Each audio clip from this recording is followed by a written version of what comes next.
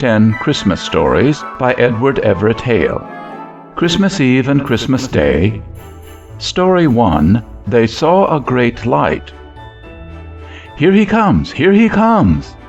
He was the postwriter, an institution now almost of the past. He rode by the house and threw off a copy of the Boston Gazette. Now, the Boston Gazette of this particular issue gave the results of the drawing of the great Massachusetts State Lottery of the Eastern Lands in the Waldo patent. Mr. Cutts, the elder, took the Gazette and opened it with a smile that pretended to be careless. But even he showed the eager anxiety which they all felt as he tore off the wrapper and unfolded the fatal sheet. Letter from London. Letter from Philadelphia, child with two heads. Thus he ran down the columns of the little page, uneasily. Here it is! Here it is! Drawing of the great state lottery. In the presence of the Honorable Treasurer of the Commonwealth and their honors the Commissioners of the Honorable Council, was drawn yesterday at the State House the first distribution of numbers. Here are the numbers. First combination, 375-1. Second, 421-7. Third, 591-6. Fourth, 594-1. Fifth, and here Mr. Cutts started off his feet, fifth, 219-7. Sybil, my darling, it is so. 219-7. See, dear child, 219-7, 219-7. Oh, my God, to think it should come so. And he fairly sat down and buried his head in his hands and cried. The others, for a full minute, did not dare break in on excitement so intense, and were silent. But in a minute more, of course, little Simeon, the youngest of the tribes, who were represented there, gained courage to pick up the paper and to spell out again the same words which his father had read with so much emotion, and with his sister Sally, who came to help him, to add to the store of information as to what prize number 5, 219-7, might bring. For this was a lottery in which there were no blanks. The old Commonwealth of Massachusetts, having terrible war debts to pay after the Revolution, had nothing but lands in Maine to pay them with. Now, lands in Maine were not very saleable, and if the simple and ordinary process of sale had been followed, the lands might not have been sold till this day. So they were distributed by these lotteries, which in that time seemed gigantic. Every ticket holder had some piece of land awarded to him, I think, but to the most, I fear, the lands were hardly worth the hunting up to settle upon. But to induce as many to buy as might, there were prizes. Number 1, I think, even had a stately mansion on the land, according to the advertisement. Number 2 had some special water power facilities. Number 5, which Mr. Cutts' ticket had drawn, was 2,000 acres on Tripp's Cove, described in the program as that well-known harbor of refuge where 50 line of battleship could lie in safety. To this cove the 2,000 acres so adjoined that the program represented them as the site of the great mercantile metropolis of the future. Samuel Cutts was too old a man, and had already tested too critically his own powers in what the world calls business by a sad satire, to give a great deal of faith to the promises of the prospectus as to the commercial prosperity of Tripp's Cove. He had come out of the Revolution a brigadier general, with an honorable record of service, with rheumatism which would never be cured, with a good deal of paper money which would never be redeemed, which the continent and the Commonwealth had paid him for his 7 years, and without that place in the world of peace which he had had when these years began. The very severest trial of the Revolution was to be found in the condition in which the officers of the army were left after it was over. They were men who had distinguished themselves in their profession and who had done their very best to make the profession unnecessary in the future. To go back to their old callings was hard. Other men were in their places, and there did not seem to be room for two. Under the wretched political system of the old Confederation, there was no such rapid spring of the material prosperity of the country as should find for them new fields and new enterprise. Peace did anything but lead in plenty. Often indeed, in history, has plenty been a little coy before she could be tempted, with her pretty tender feet, to press the stubble and the ashes left by the havoc of war. And thus it was that General Cutts had returned to his old love, whom he had married in a leave of absence just before Bunker Hill, and had begun his new life with her in old Newbury in Massachusetts, at a time when there was little opening for him, or for any man who had spent 7 years in learning how to do well what was never to be done again. And in doing what there was to do, he had not succeeded. He had just squeezed pork and potatoes and Indian meal enough out of a worn-out farm to keep Sybil, his wife, and their growing family of children alive. He had, once or twice, gone up to Boston to find what chances might be open for him there, but alas, Boston was in a bad way too, as well as Samuel Cutts. Once he had joined some old companions who had gone out to the Western Reserve in northern Ohio to see what opening might be there, but the outlook seemed unfavorable for carrying so far overland a delicate woman and 6 little children into a wilderness. If he could have scraped together a little money, he said, he would buy a share in one of the ships he saw rotting in Boston or Salem, and try some foreign adventure. But alas, the ships would not have been rotting had it been easy for any man to scrape together a little money to buy them. And so, year in and year out, Samuel Cutts and his wife dressed the children more and more plainly, bought less sugar and more molasses, brought down the family diet more strictly to pork and beans, pea soup, hasty pudding, and rye and Indian, and Samuel Cutts looked more and more sadly on the prospect before these boys and girls, and the life for which he was training them. Do not think that he was a profligate, my dear Cousin Eunice, because he had bought a lottery ticket. Please to observe that to buy lottery tickets was represented to be as much the duty of all good citizens as it was proved to be, 11 years ago, your duty to make havelocks and to knit stockings. Samuel Cutts, in the outset, had bought his lottery ticket only to encourage the others, and to do his honorable share in paying the war debt. Then, I must confess, he had thought more of the ticket than he had supposed he would. The children had made a romance about it, what they would do and what they would not do if they drew the first prize. Samuel Cutts and Sybil Cutts themselves had got drawn into the interest of the children, and many was the night when they had sat up, without any light but that of a pine torch, planning out the details of the little colony they would form at the eastward, if only one of the 10 great prizes should by any marvel fall to him. And now Tripp's Cove, which perhaps he had thought of as much as he had thought of any of the 10, had fallen to him. This was the reason why he showed so much emotion, and why he could hardly speak when he read the numbers. It was because that had come to him which represented so completely what he wanted, and yet which he had not even dared to pray for. It was so much more than he expected. It was the dream of years, indeed, made true. For Samuel Cutts had proved to himself that he was a good leader of men.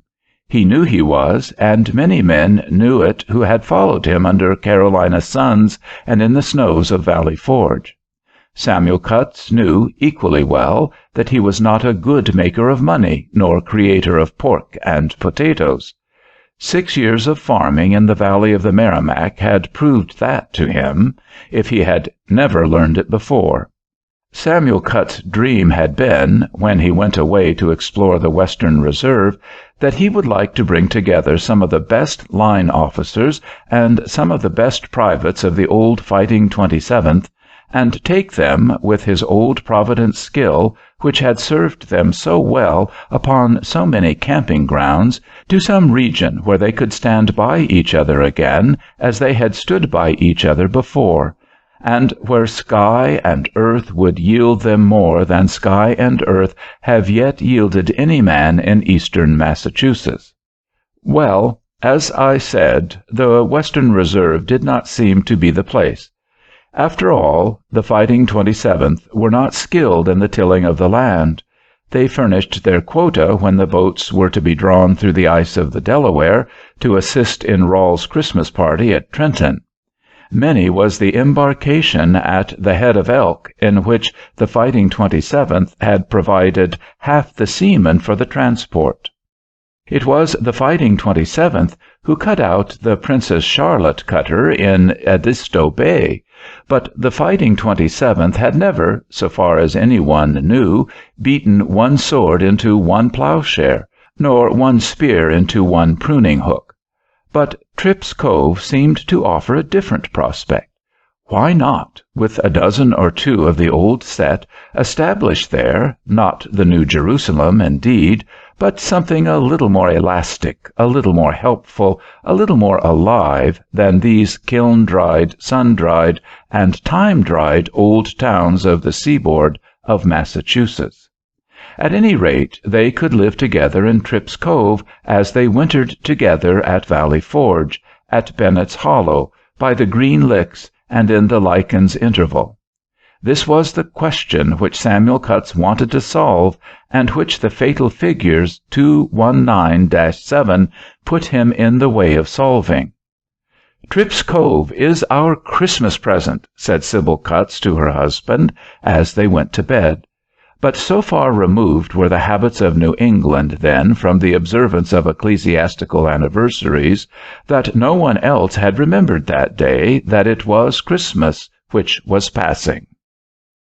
Call this a long preface, if you please, but it seems to me best to tell this story so that I may explain what manner of people those were and are who lived, live, and will live at Tripp's Cove, and why they have been, are, and will be linked together with a sort of family tie and relationship which one does not often see in the villages self-formed or formed at haphazard on the seaside, on the hillside, or in the prairies of America.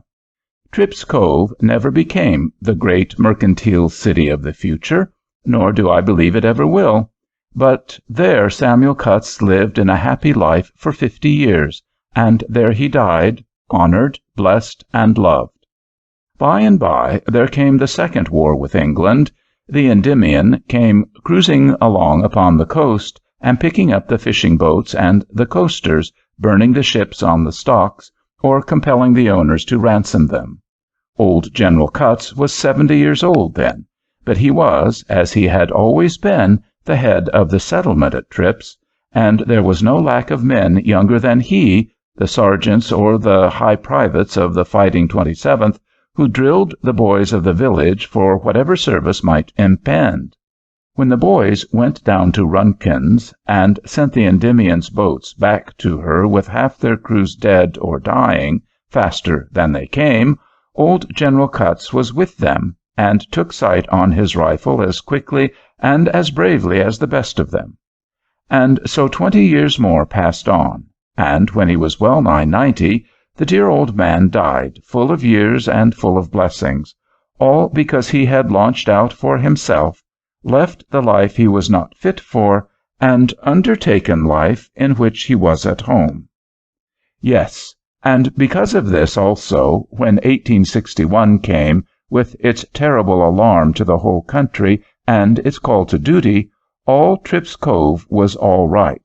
The girls were eager for service, and the boys were eager for service.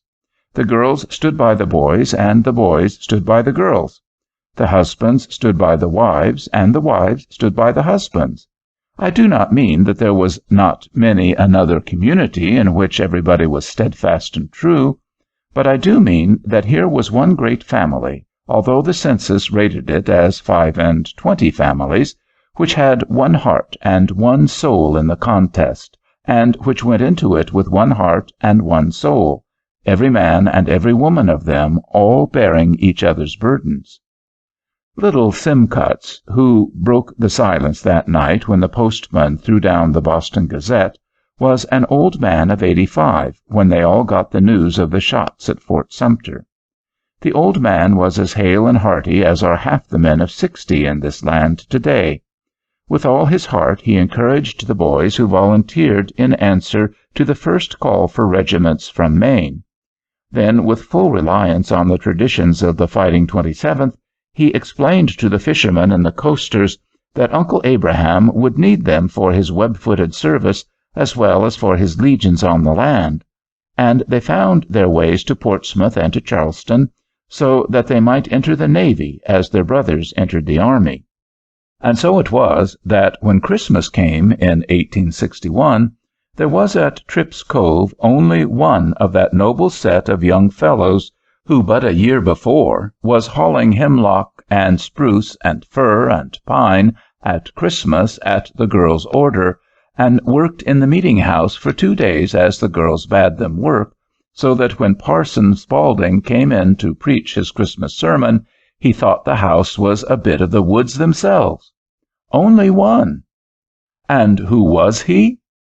How did he dare to stay among all those girls who were crying out their eyes and sewing their fingers to the bones, meeting every afternoon in one sitting-room or another, and devouring every word that came from the Army? They read the worst-spelled letter that came home from Mike Sowen, and prized it and blessed it and cried over it as heartily as the noblest description of battle that came from the pen of Carleton or of Swinton. Who was he? Ah, I have caught you, have I? That was Tom Cutts, the old general's great-grandson, Simcutts' grandson, the very noblest and bravest of them all. He got off first of all. He had the luck to be at Bull Run, and to be cut off from his regiment. He had the luck to hide under a corn-crib, and to come into Washington whole a week after the regiment. He was the first man in Maine, they said, to enlist for the 3 years' service. Perhaps the same thing is said of many others. He had come home and raised a new company, and he was making them fast into good soldiers out beyond Fairfax Courthouse, so that the brigadier would do anything Tom Cutts wanted. And when, on the first day of December, there came up to the Major General in command a request for leave of absence from Tom Cutts, respectfully referred to Colonel This, who had respectfully referred it to General That, who had respectfully referred it to Adjutant General T'other, all these dignitaries had respectfully recommended that the request be granted. For even in the sacred purlieu of the top Major General's headquarters, it was understood that Cutts was going home for no less a purpose than the being married to the prettiest and sweetest and best girl in eastern Maine. Well, for my part, I do not think that the aides and their informants were in the wrong about this. Surely that Christmas Eve, as Laura Marvel stood up with Tom Cutts in front of Parson Spaulding, in presence of what there was left of the Tripp's Cove community, I would have said that Laura was the loveliest bride I ever saw. She is tall. She is graceful. She has rather a startled look when you speak to her, suddenly or gently, but the startled look just bewitches you. Black hair, she got that from the Italian blood in her grandmother's family. Exquisite blue eyes, that is a charming combination with black hair. Perfect teeth, and matchless color. And she had it all when she was married. She was a blushing bride and not a fainting one. But then what stuff this is! Nobody knew he cared a straw for Laura's hair or her cheek. It was that she looked just lovely, and that she was just lovely. So self-forgetful in all her ways after that first start, so eager to know just where she could help, and so determined to help just there. Why, she led all the girls in the village when she was only 14 because they loved her so. She was the one who made the rafts when there was a freshet, and took them all out together on the mill pond. And when the war came, she was, of course, captain of the girls' sewing. She packed the cans of pickles and fruit for the sanitary.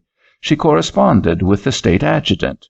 Heavens! From morning to night, everybody in the village ran to Laura, not because she was the prettiest creature you ever looked upon, but because she was the kindest, truest, most loyal, and most helpful creature that ever lived, be the same man or woman. Now, had you rather be named Laura Cutts or Laura Marvel? Marvel is a good name, a weird, miraculous sort of name. Cutts is not much of a name, but Laura had made up her mind to be Laura Cutts after Tom had asked her about it, and here they are standing before dear old Parson Spaulding to receive his exhortation, and to be made one before God and man. Dear Laura!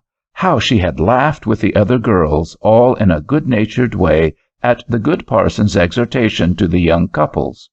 Laura had heard it 20 times, for she had stood up with 20 of the girls who had dared the enterprise of life before her.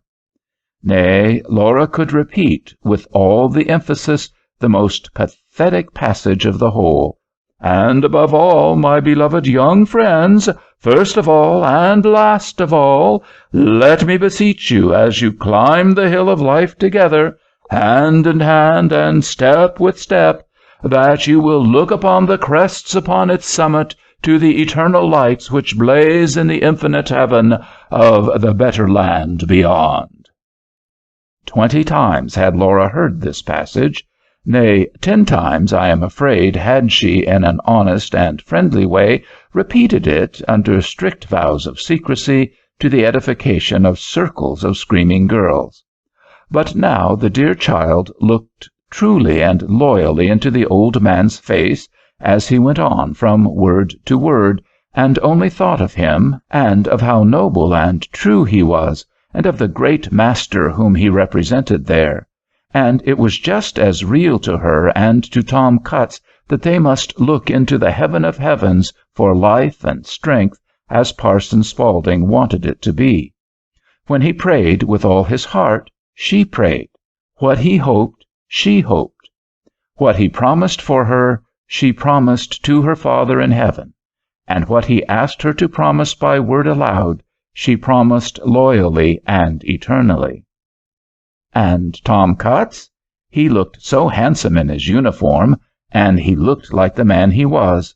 And in those days, the uniform, if it were only a flannel fatigue jacket on a private's back, was as beautiful as the flag.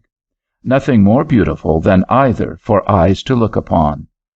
And when Parson Spaulding had said the benediction and the amen, and when he had kissed Laura, with her eyes full of tears, and when he had given Tom Cutts joy, then all the people came up in a double line, and they all kissed Laura, and they shook hands with Tom as if they would shake his hands off. And in the half-reticent methods of Tripp's Cove, every lord and lady bright that was in Moses Marvel's parlor there said, "Honored be the bravest knight, and beloved the fairest fair." And there was a bunch of laurel hanging in the middle of the room as make-believe mistletoe, and the boys who could not make believe even that they were 18, so that they had been left at home, would catch Phoebe and Sarah and Mattie and Helen when, by accident, they crossed underneath the laurel, and would kiss them for all their screaming. And soon Moses Marvel brought in a waiter with wedding cake, and Nathan Philbrick brought in a waiter with bride cake, and pretty Mattie Marvel brought in a waiter with currant wine. And Tom Cutts gave every girl a piece of wedding cake himself, and made her promise to sleep on it. And before they were all gone, he and Laura had been made to write names for the girls to dream upon, that they might draw their fortunes the next morning. And before long Moses Cutts led Mrs. Spaulding out into the great family room, and there was the real wedding supper. and after they had eaten the supper, Bangle's fiddle sounded in the parlor, and they danced, and they waltzed, and they polkaed to their heart's content. And so they celebrated the Christmas of 1861. Too bad, was it not? Tom's leave was only 20 days. It took 5 to come. It took 5 to go.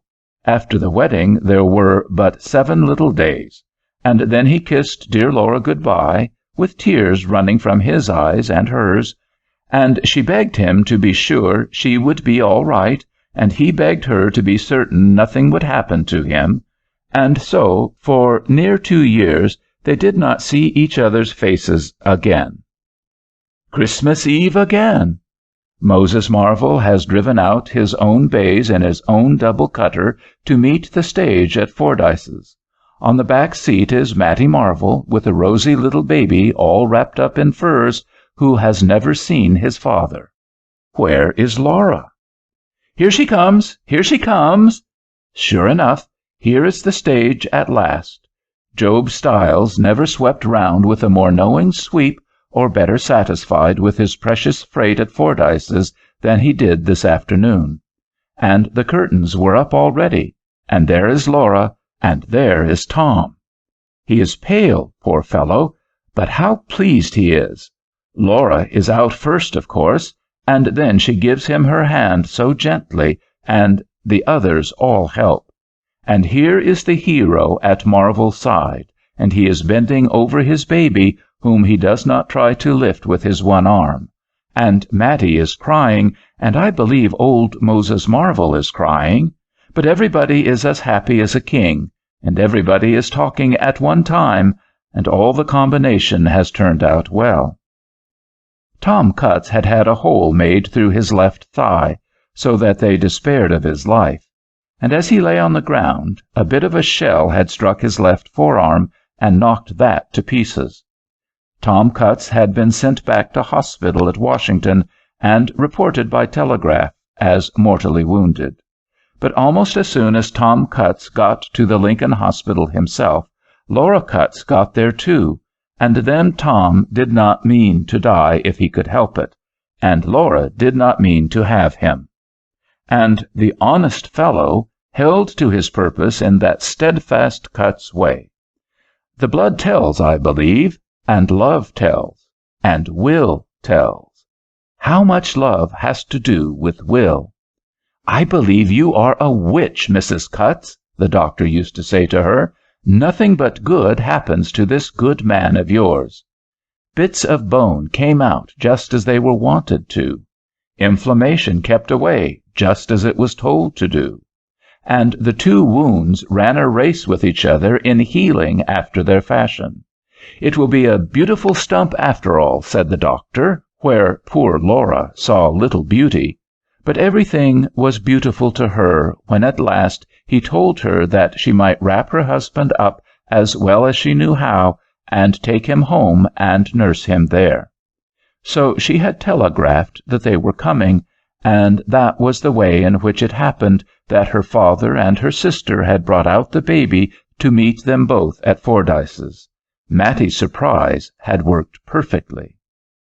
And now it was time for Laura's surprise. After she had her baby in her own arms and was on the back seat of the sleigh, after Tom was well wrapped up by her side, with his well arm just supporting the little fellow's head, and after Mattie was all tucked in by her father, and Mr. Marvel himself had looked round to say, "All ready?" then was it that Jem Marvel first stepped out from the stage and said, "Haven't you one word for me, Mattie?" Then how they screamed again, for everybody thought Jem was in the West Indies. He was cruising there on board the Grey Wing, looking after blockaders who took the southern route. Nobody dreamed of Jem's being at Christmas, and here he had stumbled on Tom and Laura in the New Haven train as they came on. Jem had been sent into New York with a prize. He had got leave and was on his way to see the rest of them. He had bidden Laura not say one word, and so he had watched one greeting from the stage before he broke in to take his part for another. Oh, what an uproarious Christmas that was when they all came home! No, Tom Cutts would not let one of them be sad. He was the cheeriest of them all. He monopolized the baby and showed immense power in the way of baby talk and of tending. Laura had only to sit on the side of the room and be perfectly happy. It was very soon known what the arrivals were. And Parson Spaulding came in, and his wife, and of course the Cuttses had been there already. Then everybody came. That is the simplest way of putting it. They all would have wanted to come, because in that community there was not one person who did not love Laura and Tom and Jem. But whether they would have come on the very first night, I am not sure. But this was Christmas Eve, and the girls were finishing off the meeting-house just as the stage and the sleigh came in. And in a minute the news was everywhere, and of course everybody felt he might just go in to get news from the fleet or the army. Nor was there one household in Tripp's Cove which was not more or less closely represented in the fleet or the army. So there was really, as the evening passed, a town meeting in Moses Marvel's sitting-room and parlor, and whether Moses Marvel were most pleased, or Mrs. Marvel, or Laura, who sat and beamed, or old General Simeon Cutts, I am sure I do not know. That was indeed a Merry Christmas. But after that I must own it was hard sledding for Tom Cutts and for pretty Laura, a hero with one blue sleeve pinned neatly together, who at the best limps as he walks, quickens all your compassion and gratitude, yes, but when you are selecting a director of your lumber works, or when you are sending to New York to buy goods, or when you are driving a line of railway through the wilderness, I am afraid you do not choose that hero to do your work for you. Or if you do, you were not standing by when Tom Cutts was looking right and looking left for something to do, so that he might keep the wolf from the door. It was sadly like the life that his great-grandfather, Samuel Cutts, led at the old farm in Old Newbury after the old war. Tom lost his place when he went to the front, and he could not find it again. Laura, sweet girl, never complained. No, nor Moses Marvel. He never complained, nor would he complain if Tom and his wife and children had lived with him till doomsday. Good luck for us, said Moses Marvel, and those were many words for him to say in one sentence. But Tom was proud, and it ground him to the dust to be eating Moses Marvel's bread when he had not earned it, and to have nothing but his major's pension to buy Laura and the babies their clothes with, and to keep the pot a-boiling. Of course, Jem joined the fleet again, nor did Jem return again till the war was over. Then he came, and came with prize money. He and Tom had many talks of going into business together with Tom's brains and Jem's money. But nothing came of this. The land was no place for Jem. He was a regular Norseman, as are almost all of the Tripp's Cove boys who have come from the loins of the fighting 27th. They sniff the tempest from afar off, and when they hear of Puget Sound, or of Alaska, or of Wilkes Antarctic continent, they fancy that they hear a voice from some long-lost home from which they have strayed away. And so Laura knew, and Tom knew, that any plans which rested on Jem staying ashore were plans which had one false element in them. The raven would be calling him, and it might be best, once for all, to let him follow the raven till the raven called no more. So Jem put his prize money into a new bark, which he found building at Bath, and they called the bark the Laura, and Tom and Laura Cutts went to the launching, and Jem superintended the rigging of her himself. And then he took Tom and Laura and the babies with him to New York, and a high time they had together there. Tom saw many of the old army boys, and Laura hunted up one or two old school friends, and they saw a booth in Iago, and screamed themselves hoarse at Niblo's, and heard Rudolphson and Johansen in the German opera. They rode in the park, and they walked in the park. They browsed in the Astor, and went shopping at Stewart's, and saw the people paint porcelain at Haworth's, and by Mr. Alden's kindness went through the wonders of Harper's. In short, for 3 weeks, all of which time they lived on board ship, they saw the lions of New York, as children of the public do, for whom that great city decks itself and prepares its wonders, albeit their existence is hardly known to its inhabitants. Meanwhile, Jem had chartered the Laura for a voyage to San Francisco, and so, before long, her cargo began to come on board, and she and Tom and the babies took a mournful farewell and came back to Tripp's Cove again, to Moses Marvel's house. And poor Tom thought it looked smaller than ever, and that he should find it harder than ever to settle down to being of no use to anybody, and to eat Moses Marvel's bread, without house or barn or bin or oven or board or bed, even the meanest of his own. Poor Tom! And this was the reward of being the first man in Maine to enter for 3 years. And then things went worse and worse. Moses Marvel was as good and as taciturn as ever, but Moses Marvel's affairs did not run as smoothly as he liked. Moses held on, upon 1 year's cutting of lumber, perfectly determined that lumber should rise, because it ought to. And Moses paid very high usury on the money he borrowed, because he would hold on. Moses was set in his way, like other persons whom you and I know, and to this lumber he held and held, till finally the bank would not renew his notes. No, and they would not discount a cent for him at Bangor, and Moses came back from a long taciturn journey he had started on in search of money, without any money, and with only the certainty that if he did not mean to have the sheriff sell his lumber, he must sell it for himself. Nay, he must sell it before the 4th of the next month, and for cash, and must sell at the very bottom of a long falling market. Poor Moses Marvel! That operation served to show that he joined all the Cut's want of luck with the Marvel obstinacy. It was a wretched 12-month, the whole of it, and it made that household, and made Tom Cutts, more miserable and more. Then they became anxious about the Laura and Jem. She made almost a clipper voyage to California. She discharged her cargo in perfect order. Jem made a capital charter for Australia and England, and knew that from England it would be easy to get a voyage home. He sailed from California, and then the letter stopped. No, Laura dear, no need in reading every word of the ship news in the semi-weekly Advertiser. The name of your namesake is not there. 8, 9, 10 months have gone by, and there is no port in Christendom which has seen Jem's face or the Laura's private signal. Do not strain your eyes over the semi-weekly more. No, dear Laura's eyes will be dimmed by other cares than the ship news.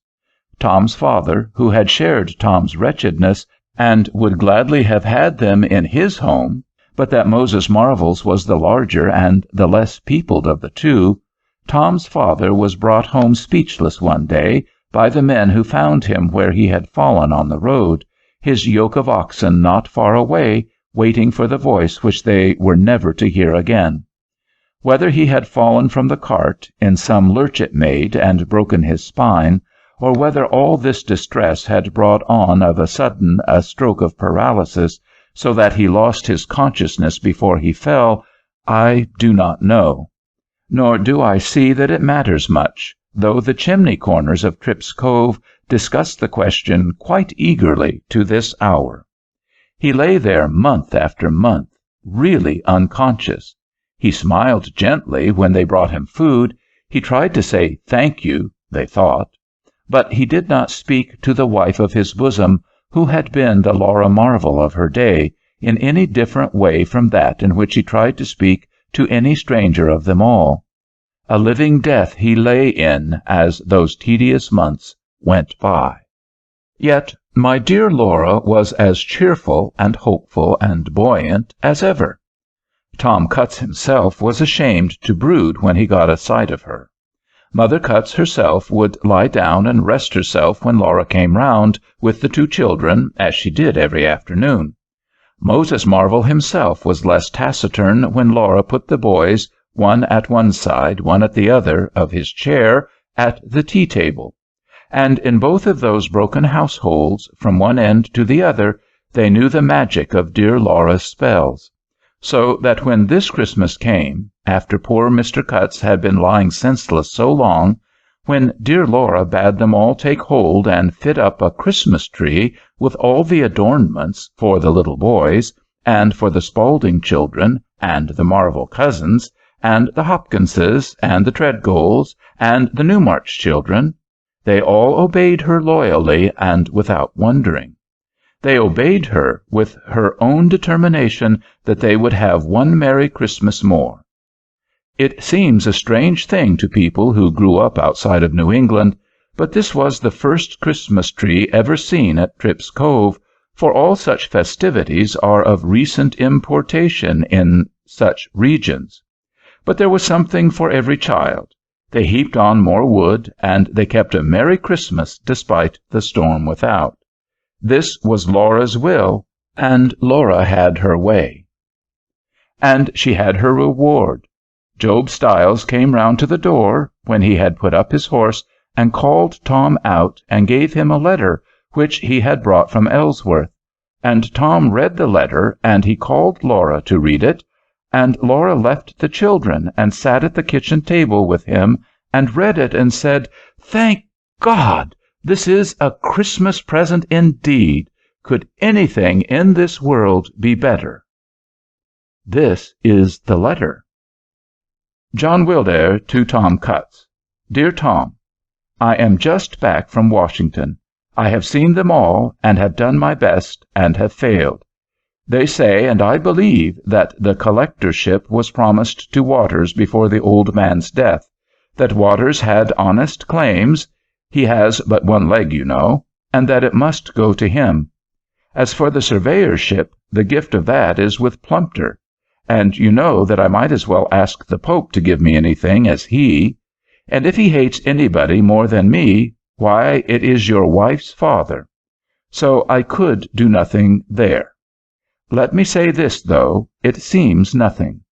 If, while we are waiting to look around, you like to take the Bell and Hammer Lighthouse, you may have the place tomorrow. Of course, I know it is exile in winter, but in summer it is lovely. You have your house, your stores, 2 men under you, they are double lights, and $1,000. I have made them promise to give it to no one till they hear from me. Though I know you ought not take any such place, I would not refuse it till I let you know. I send this to Ellsworth for the stage driver to take, and you must send your answer by special messenger, that I may telegraph to Washington at once. I am very sorry, dear Tom, to have failed you so, but I did my best, you know. Merry Christmas to Laura and the babies. Truly yours, John Wildair, Portland, December 24, 1868. That was Laura and Tom's Christmas present, an appointment as lighthouse keeper with $1,000 a year. But even if they had made Tom a turnpike keeper, they would not have made Laura a misanthrope. He, poor fellow, gladly accepted the appointment. She, sweet creature, as gladly accepted her part of it. Early March saw them on the Bell and Hammer. April saw the early flowers come, and May saw Laura with both her babies on the beach, laughing at them as they wet their feet, digging holes in the sand for them, and sending the bigger boy to run and put salt upon the tails of the peeps as they ran along the shore. And Tom Cutts, when his glass was clear to his mind, and the reflectors polished to meet even his criticism, would come down and hunt up Laura and the children, and when she had put the babies to sleep, old Mipples, who was another of the descendants of the Fighting 27th, would say, "Just you go out with the Major, Mum, and if they wake up and I can't still 'em, I'll blow the horn." Not that he ever did blow the horn. All the more certain was Laura that she could tramp over the whole island with Tom Cutts, or she could sit and knit or sew, and Tom could read to her. And these days were the happiest days of her married life, and brought back the old sunny days of the times before Fort Sumter again. Ah me, if such days of summer and such days of autumn would last forever. But they will not last forever. November came, and the little colony went into winter quarters. December came, and we were all double-banked with seaweed. The stoves were set up indoors. The double doors were put on outside, and we were all ready for the Osprey. The Osprey was the government steamer which was to bring us our supplies for the winter, chiefly of colza oil, and perhaps some coal. But the Osprey does not appear. December is half gone, and no Osprey. We can put the stove on short allowances, but not our 2 lanterns. They will only run to the 31st of January. The nights are so long if the Osprey does not come before then.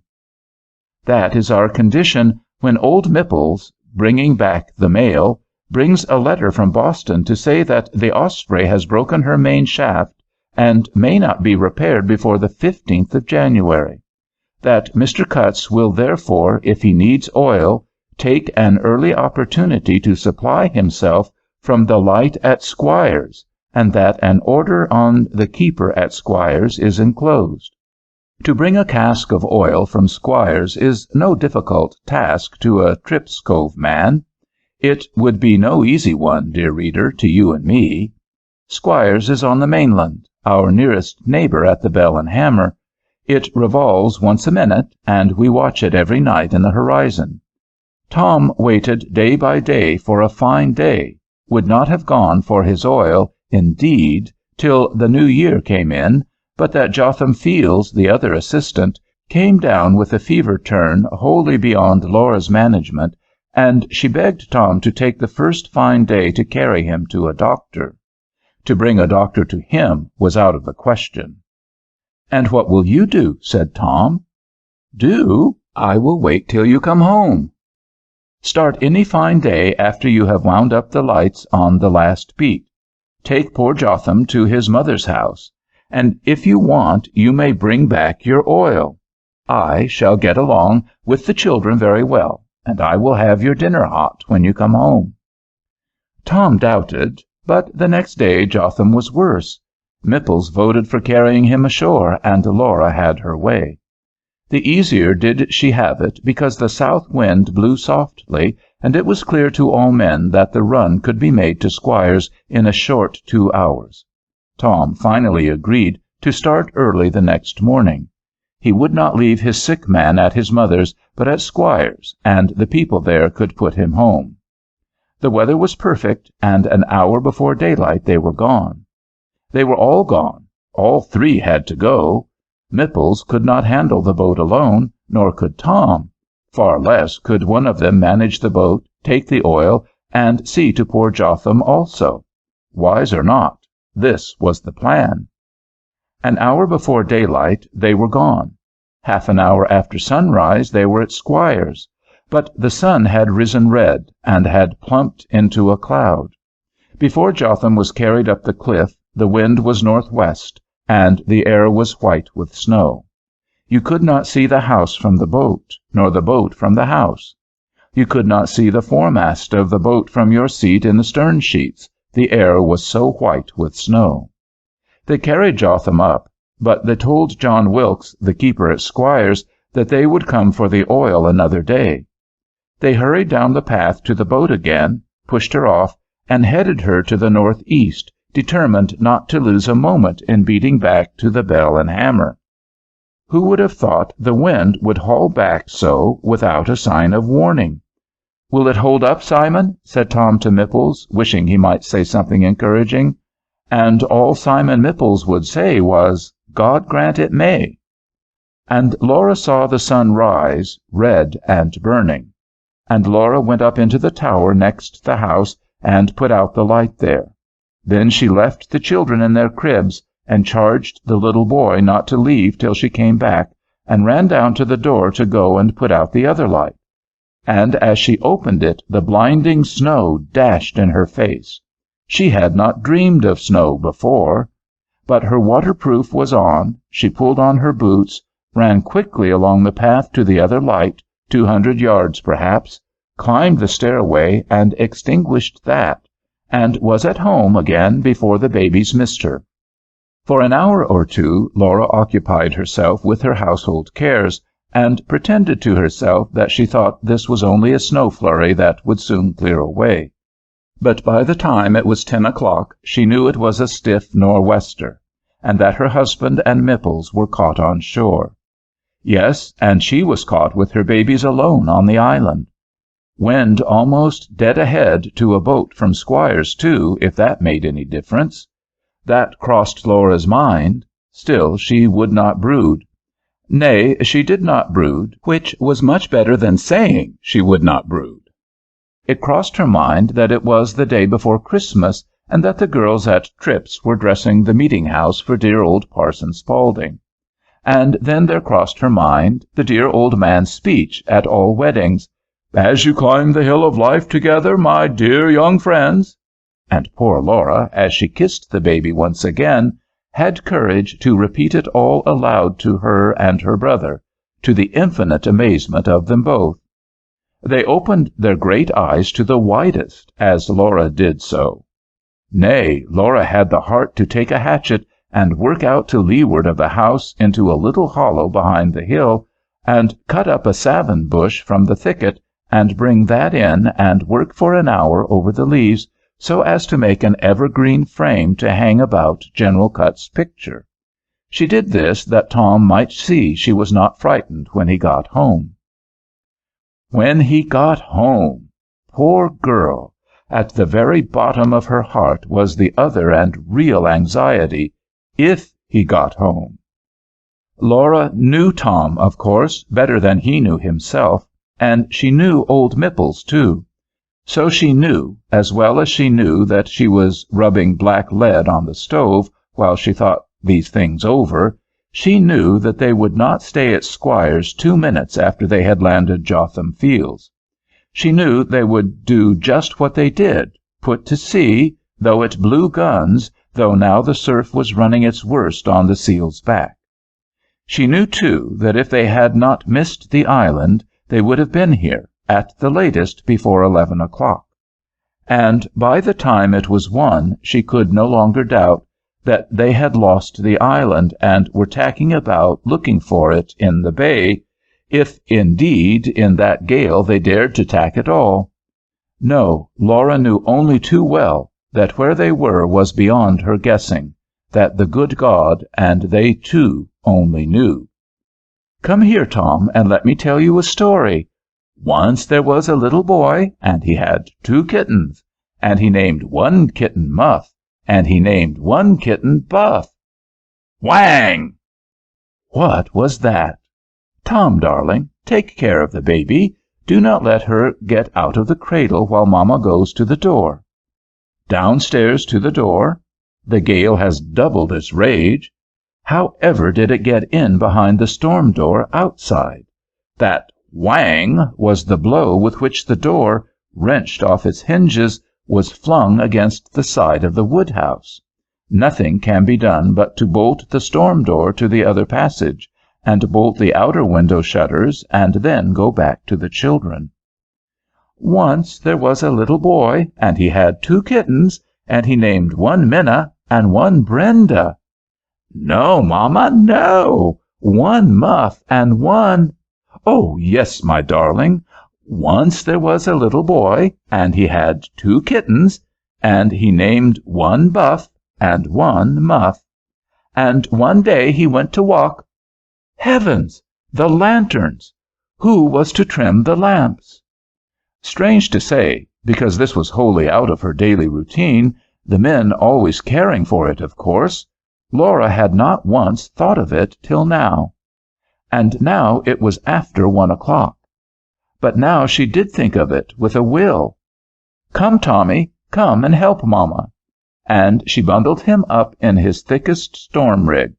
"Come up into the lantern." Here the boy had never come before. He was never frightened when he was with her. Else he might well have been frightened, and he was amazed there in the whiteness. Drifts of white snow on the lee side and the weather side, clouds of white snow on the southwest sides and northeast sides, snow, snow everywhere, nothing but whiteness wherever he looked round. Laura made short shift of those wicks which had burned all through the night before, but she had them ready. She wound up the carcels for their night's work. Again and again she drew her oil and filled up her reservoirs. And as she did so, an old text came on her, and she wondered whether Father Spaulding knew how good a text it would be for Christmas. And the fancy touched her, poor child, and as she led little Tom down into the nursery again, she could not help opening into the Bible Parson Spaulding gave her, and reading, "But the wise took oil in their vessels with their lamps, while the bridegroom tarried, and they all slumbered and slept." Dear Tommy, my own child, we will not sleep, will we? While the bridegroom tarried, oh, my dear Father in heaven, let him come. And at midnight there was a cry made, "Behold, the bridegroom cometh, go ye out to meet him." And she devoured little Tommy with kisses and cried, "We will go, my darling, we will go, if he comes at the first hour, or the second, or the third." But now Tommy must come with Mamma and make ready for his coming. For there were the other lamps to trim in the other tower, with that heavy reach of snow between, and she did not dare leave the active boy alone in the house. Little Mattie could be caged in her crib, and even if she woke, she would at best only cry. But Tom was irrepressible. So they unbolted the lee door and worked out into the snow. Then poor Laura, with the child, crept round into the storm. Heavens, how it raged and howled! Where was her poor bridegroom now? She seized up Tom and turned her back to the wind and worked along. Go, step sideway, the only way she could by step. Did it ever seem so far before? Tommy was crying. "1 minute more, dear boy. Tommy will see the other lantern, and Tommy shall carry Mamma's great scissors up the stairs. Don't cry, my darling, don't cry." Here is the door, just as she began to wonder if she were dreaming or crazy. Not so badly drifted in as she feared. At least she is under cover. Up a day, my darling, up a day. 1, 2, what a many steps for Tommy. That's my brave boy.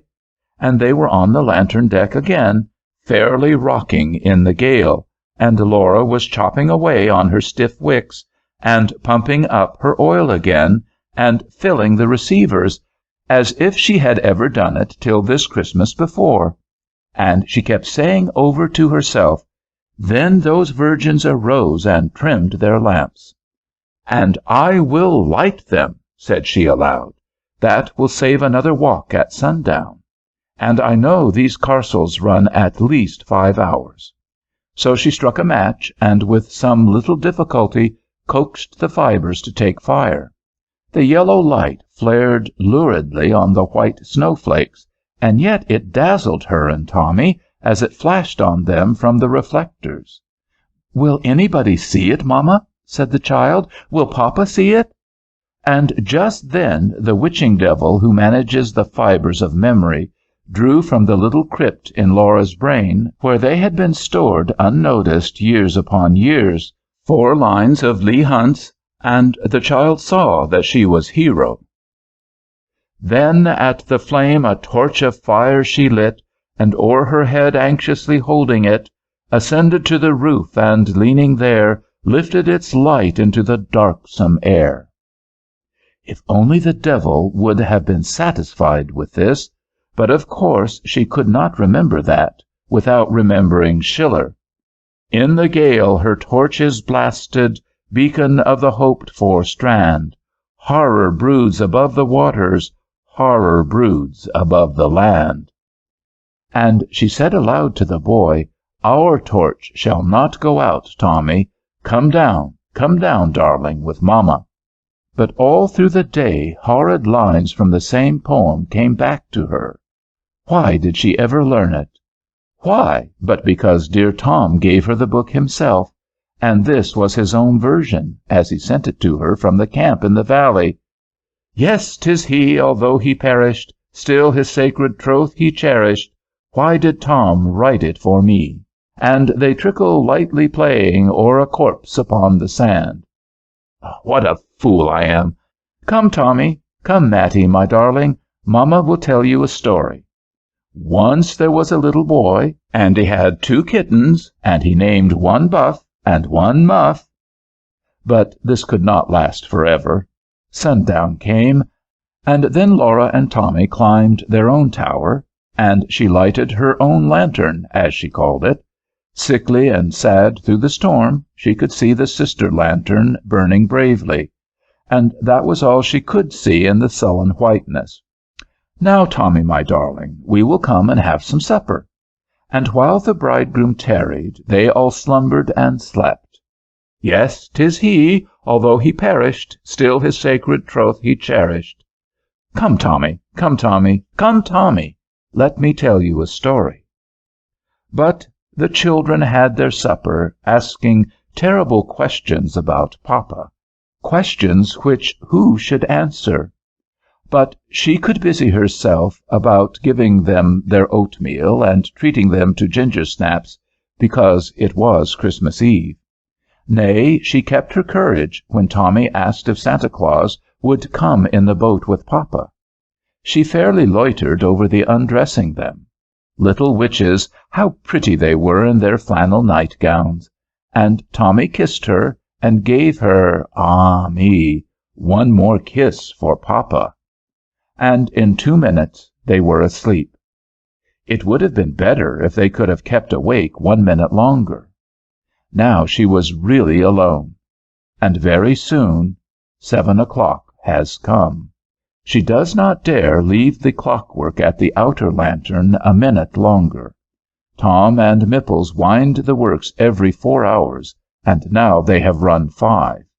One more look at her darlings. Shall she ever see them again in this world?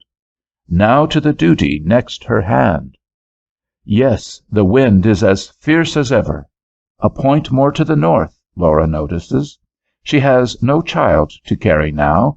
She tumbles once in the drift, but Laura has rolled in snow before. The pile at the door is 3 feet thick, but she works down to the latch, and even her poor numb hand conquers it, and it gives way.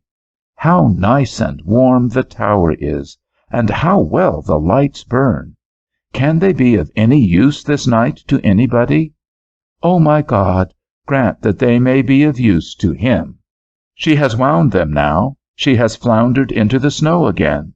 2 or 3 falls on her way home, but no danger that she loses the line of march. The light above her own house is before her, so she has only to aim at that. Home again, and now to wait for 5 hours, and then to wind that light again at midnight. And at midnight there was a cry made, "Oh dear, if he would come, I would not ask for any cry."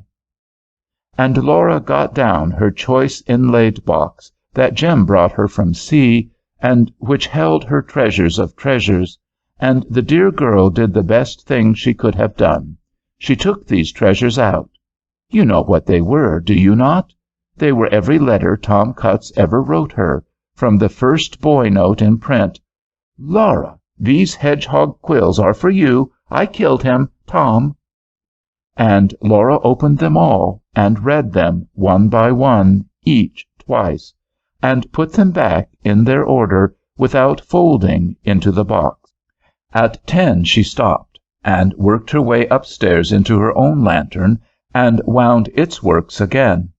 She tried to persuade herself that there was less wind, did persuade herself so, but the snow was as steady as ever.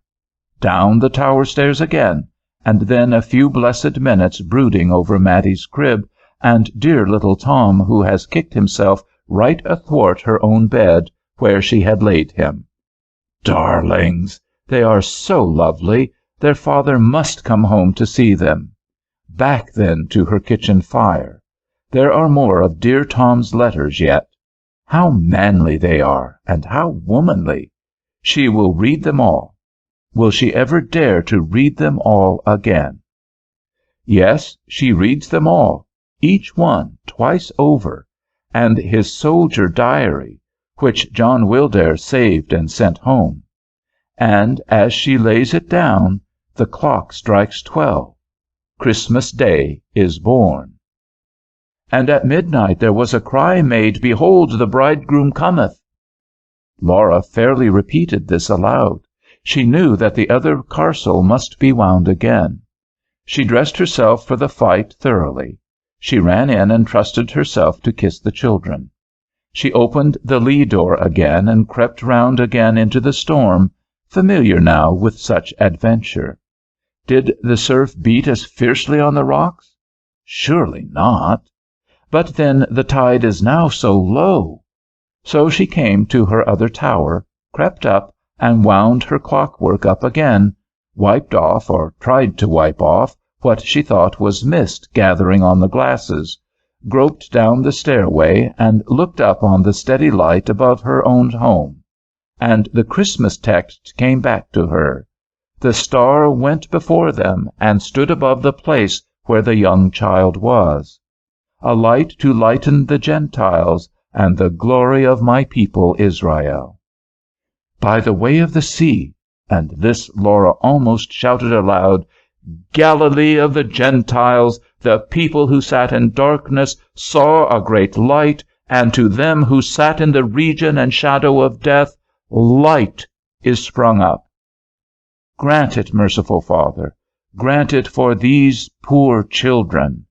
And she almost ran through the heavy drifts till she found the shelter again of her friendly tower. Her darlings had not turned in their bed since she left them there. And after this, Laura was at rest. She took down her Bible and read the Christmas chapters. It was as if she had never known before what darkness was, or what the light was when it came. She took her hymn book and read all the Christmas hymns. She took her Keble and read every poem for Advent and the hymn for Christmas morning. She knew this by heart long ago. Then she took Bishop Ken's Christian Year, which Tom had given for her last birthday present, and set herself bravely to committing his Christmas Day to memory. Celestial harps, prepare to sound your loftiest air, your choral angels at the throne, your customary hymns postpone. And thus, dear girl, she kept herself from thinking even of the wretched hero and Leander lines, till her clock struck 3. Upstairs then to her own tower, and to look out upon the night. The sister flame was steady. The wind was all hushed. But the snow was as steady, right and left, behind and before. Down again, one more look at the darlings, and then, as she walked up and down her little kitchen, she repeated the verses she had learned, and then sat down to You with your heavenly ray gild the expanse this day. You with your heavenly ray gild the expanse this day. You with your heavenly ray. Dear Laura, bless God, she is asleep. He giveth his beloved sleep. Her head is thrown back on the projecting wing of Grandmamma's tall easy-chair. Her arms are resting relaxed on its comfortable arms, her lips just open with a smile, as she dreams of something in the kingdom of God's heaven, when, as the lazy day just begins to grow gray, Tom, white with snow to his middle, holding the boat's lantern before him as he steals into her kitchen, crosses the room and looks down at her. What a shame to wake her! Bends down and kisses her. Dear child, how she started! At midnight there is a cry made, Behold, the bridegroom cometh. Why, Tom, Oh, my dearest, is it you? Have I been asleep on duty? This was her first word when she came fairly to herself. Guess not, said old Mipples. Both lanterns was burnin' when I come in. Most time to put them out, Major. Keepers must be diligent to save oil by all reasonable provision. Is the north light burning? Said poor Laura, and she looked guiltily at her telltale clock. Darling, said Tom reverently, if it were not burning, we should not be here. And Laura took her husband to see the babies, not willing to let his hand leave hers, nor he, indeed, to let hers leave his. Old Mipples thought himself one too many, and went away, wiping his eyes, to the other light. Time to extinguish it, he said. But before Tom and Laura had known he was gone, say in half an hour, that is, he was back again, hailing them from below. Major, Major, Major! An English steamer is at anchor in the cove, and is sending her boat ashore. Tom and Laura rushed to the window. The snow was all over now, and they could see the monster lying within half a mile. Where would they be, Miss Cutts, if somebody had not wound up the lamps at midnight? Guess they said Merry Christmas when they see 'em, and Laura held her breath when she thought what might have been. Tom and Mipples ran down to the beach to hail them and direct the landing. Tom and Mipples shook the hand of each man as he came ashore, and then Laura could see them hurrying to the house together. Steps on the landing, steps on the stairway, the door is open, and not Tom this time, but her dear lost brother Jem, in the flesh and in a heavy peacoat. Merry Christmas, Laura! Laura, said Jem, as they sat at their Christmas dinner, what do you think I thought of first when I heard the cable run out so like blazes? When I rushed up and saw your yellow lanterns there? How could I know, Jem? They that dwell in the shadow of death, upon them the light hath shined. But I did not think it was you, Laura. Story 2. Christmas Waits in Boston. I always give myself a Christmas present, and on this particular year the present was a carol party, which is about as good fun, all things consenting kindly, as a man can have. Many things must consent, as will appear. First of all, there must be good sleighing, and second, a fine night for Christmas Eve. Ours are not the carolings of your poor shivering little East Angles or South Mercians, where they have to plod round afoot in countries where they do not know what a sleigh ride is. I had asked Harry to have 16 of the best voices in the chapel school to be trained to 8 or 10 good carols without knowing why.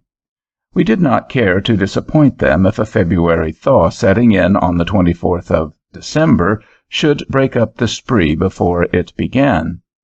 Then I had told Howland that he must reserve for me a span of good horses and a sleigh that I could pack 16 small children into, tight stowed.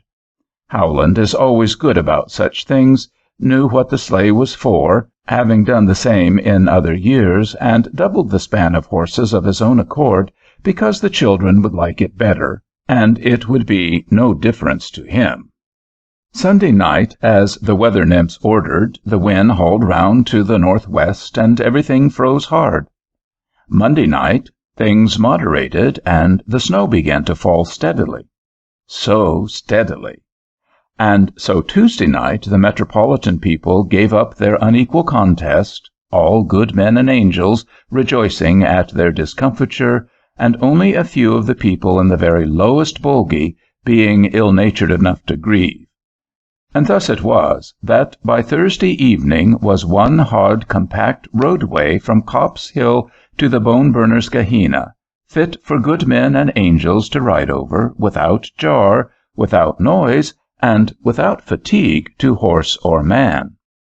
So it was that when I came down with Lycidas to the chapel at 7 o'clock, I found Harry had gathered there his 8 pretty girls and his 8 jolly boys, and had them practicing for the last time, "Carol, carol, Christians, carol joyfully, carol for the coming of Christ's nativity."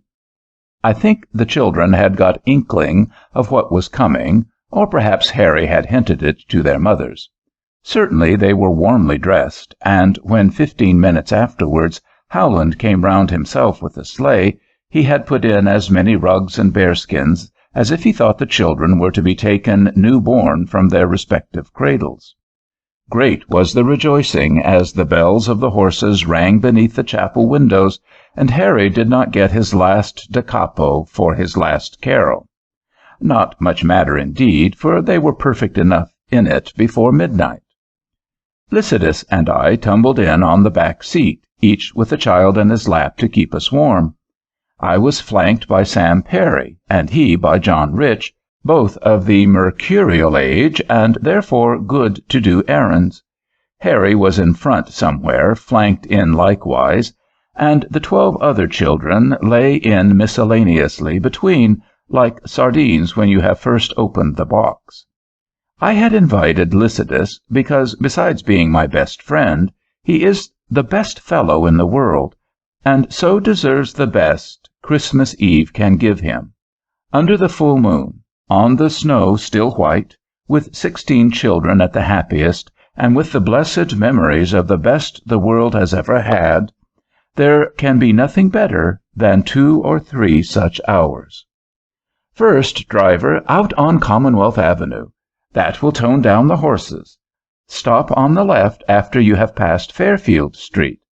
So we dashed up to the front of Halliburton's palace, where he was keeping his first Christmastide, and the children, whom Harry had hushed down for a square or two, broke forth with good full voice under his strong lead in "Shepherd of Tender Sheep," singing with all that unconscious pathos with which children do sing, and starting the tears in your eyes in the midst of your gladness.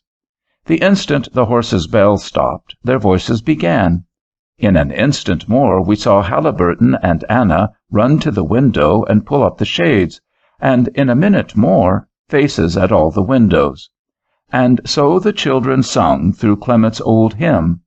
Little did Clement think of bells and snow as he taught it in his Sunday school there in Alexandria. But perhaps today, as they pin up the laurels and the palm in the chapel at Alexandria, they are humming the words, not thinking of Clement more than he thought of us. As the children closed with "Swell the triumphant sound to Christ our King," Halliburton came running out and begged me to bring them in. But I told him no, as soon as I could hush their shouts of "Merry Christmas," that we had a long journey before us and must not alight by the way, and the children broke out with "Hail to the night, hail to the day," rather a favorite, quicker and more to the childish taste perhaps than the other, and with another "Merry Christmas" we were off again. Off the length of Commonwealth Avenue to where it crosses the Brooklyn branch of the mill dam, dashing along with the gayest of the sleighing parties as we came back into town, up Chestnut Street, through Louisburg Square. We ran the sleigh into a bank on the slope of Pinckney Street in front of Walter's house, and before they suspected there that anyone had come, the children were singing "Carol, carol, Christians, carol joyfully." Kisses flung from the window, kisses flung back from the street. "Merry Christmas," again with a good will, and then one of the girls began, "When Anna took the baby and pressed his lips to hers," and all of them fell in so cheerily. Oh, dear me, it is a scrap of old Ephraim the Syrian, if they did but know it. And when, after this, Harry would fain have driven on, because 2 carols at one house was the rule, how the little witches begged that they might sing just one song more there, because Mrs. Alexander had been so kind to them when she showed them about the German stitches. And then up the hill and over to the north end, and as far as we could get the horses up into Moon Court, that they might sing to the Italian image man who gave Lucy the boy and dog in plaster when she was sick in the spring. For the children had, you know, the choice of where they would go, and they select their best friends, and will be more apt to remember the Italian image man than Chrysostom himself, though Chrysostom should have made a few remarks to them 17 times in the chapel. Then the Italian image man heard for the first time in his life, "Now is the time of Christmas come," and "Jesus and his babes abiding." And then we came up Hanover Street and stopped under Mr. Jerry's chapel, where they were dressing the walls with their evergreens, and gave them "Hail to the night, hail to the day," and so down State Street, and stopped at the Advertiser office, because when the boys gave their literary entertainment, Mr. Hale put in their advertisement for nothing. And up in the old attic there, the compositors were relieved to hear "Nor war nor battle sound," and "The waiting world was still." Even the leading editor relaxed from his gravity, and the In General man from his more serious views, and the Daily the next morning wished everybody a Merry Christmas with even more unction, and resolved that in coming years it would have a supplement, large enough to contain all the good wishes.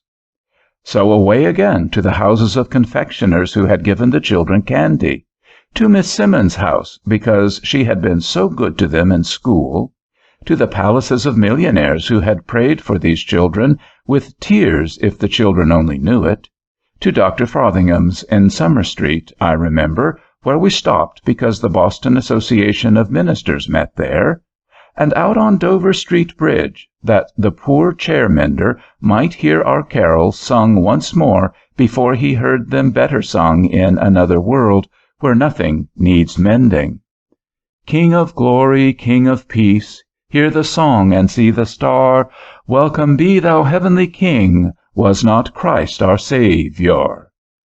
And all the others, rung out with order or without order, breaking the hush directly as the horses' bells were stilled, thrown into the air with all the gladness of childhood, selected sometimes as Harry happened to think best for the hearers, but more often as the jubilant and uncontrolled enthusiasm of the children bade them break out in the most joyous, least studied, and purely lyrical of all.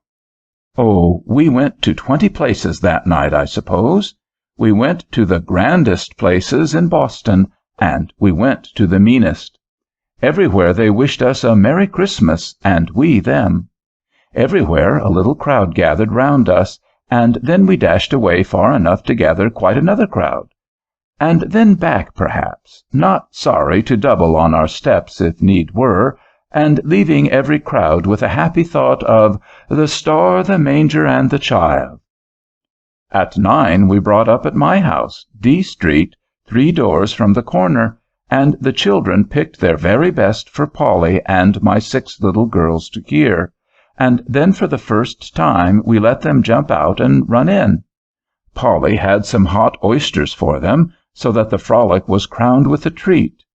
There was a Christmas cake cut into 16 pieces, which they took home to dream upon, and then hoods and muffs on again, and by 10 o'clock, or a little after, we had all the girls and all the little ones at their homes. 4 of the big boys, our 2 flankers and Harry's right and left-hand men, begged that they might stay till the last moment. They could walk back from the stable, and rather walk than not, indeed. To which we assented, having gained parental permission, as we left younger sisters in their respective homes. Lycidas and I both thought, as we went into these modest houses to leave the children, to say they had been good, and to wish a Merry Christmas ourselves to fathers, mothers, and to guardian aunts, that the welcome of those homes was perhaps the best part of it all. Here was the great, stout sailor boy whom we had not seen since he came back from sea. He was a mere child when he left our school years on years ago for the East, on board Perry's vessel, and had been round the world. Here was brave Mrs. Masury. I had not seen her since her mother died. Indeed, Mr. Ingham, I got so used to watching then that I cannot sleep well yet o' nights. I wish you knew some poor creature that wanted me tonight, if it were only in memory of Bethlehem." "You take a great deal of trouble for the children," said Campbell as he crushed my hand in his, "but you know they love you, and you know I would do as much for you and yours." Which I knew was true. "What can I send to your children?" said Dalton, who was finishing sword blades.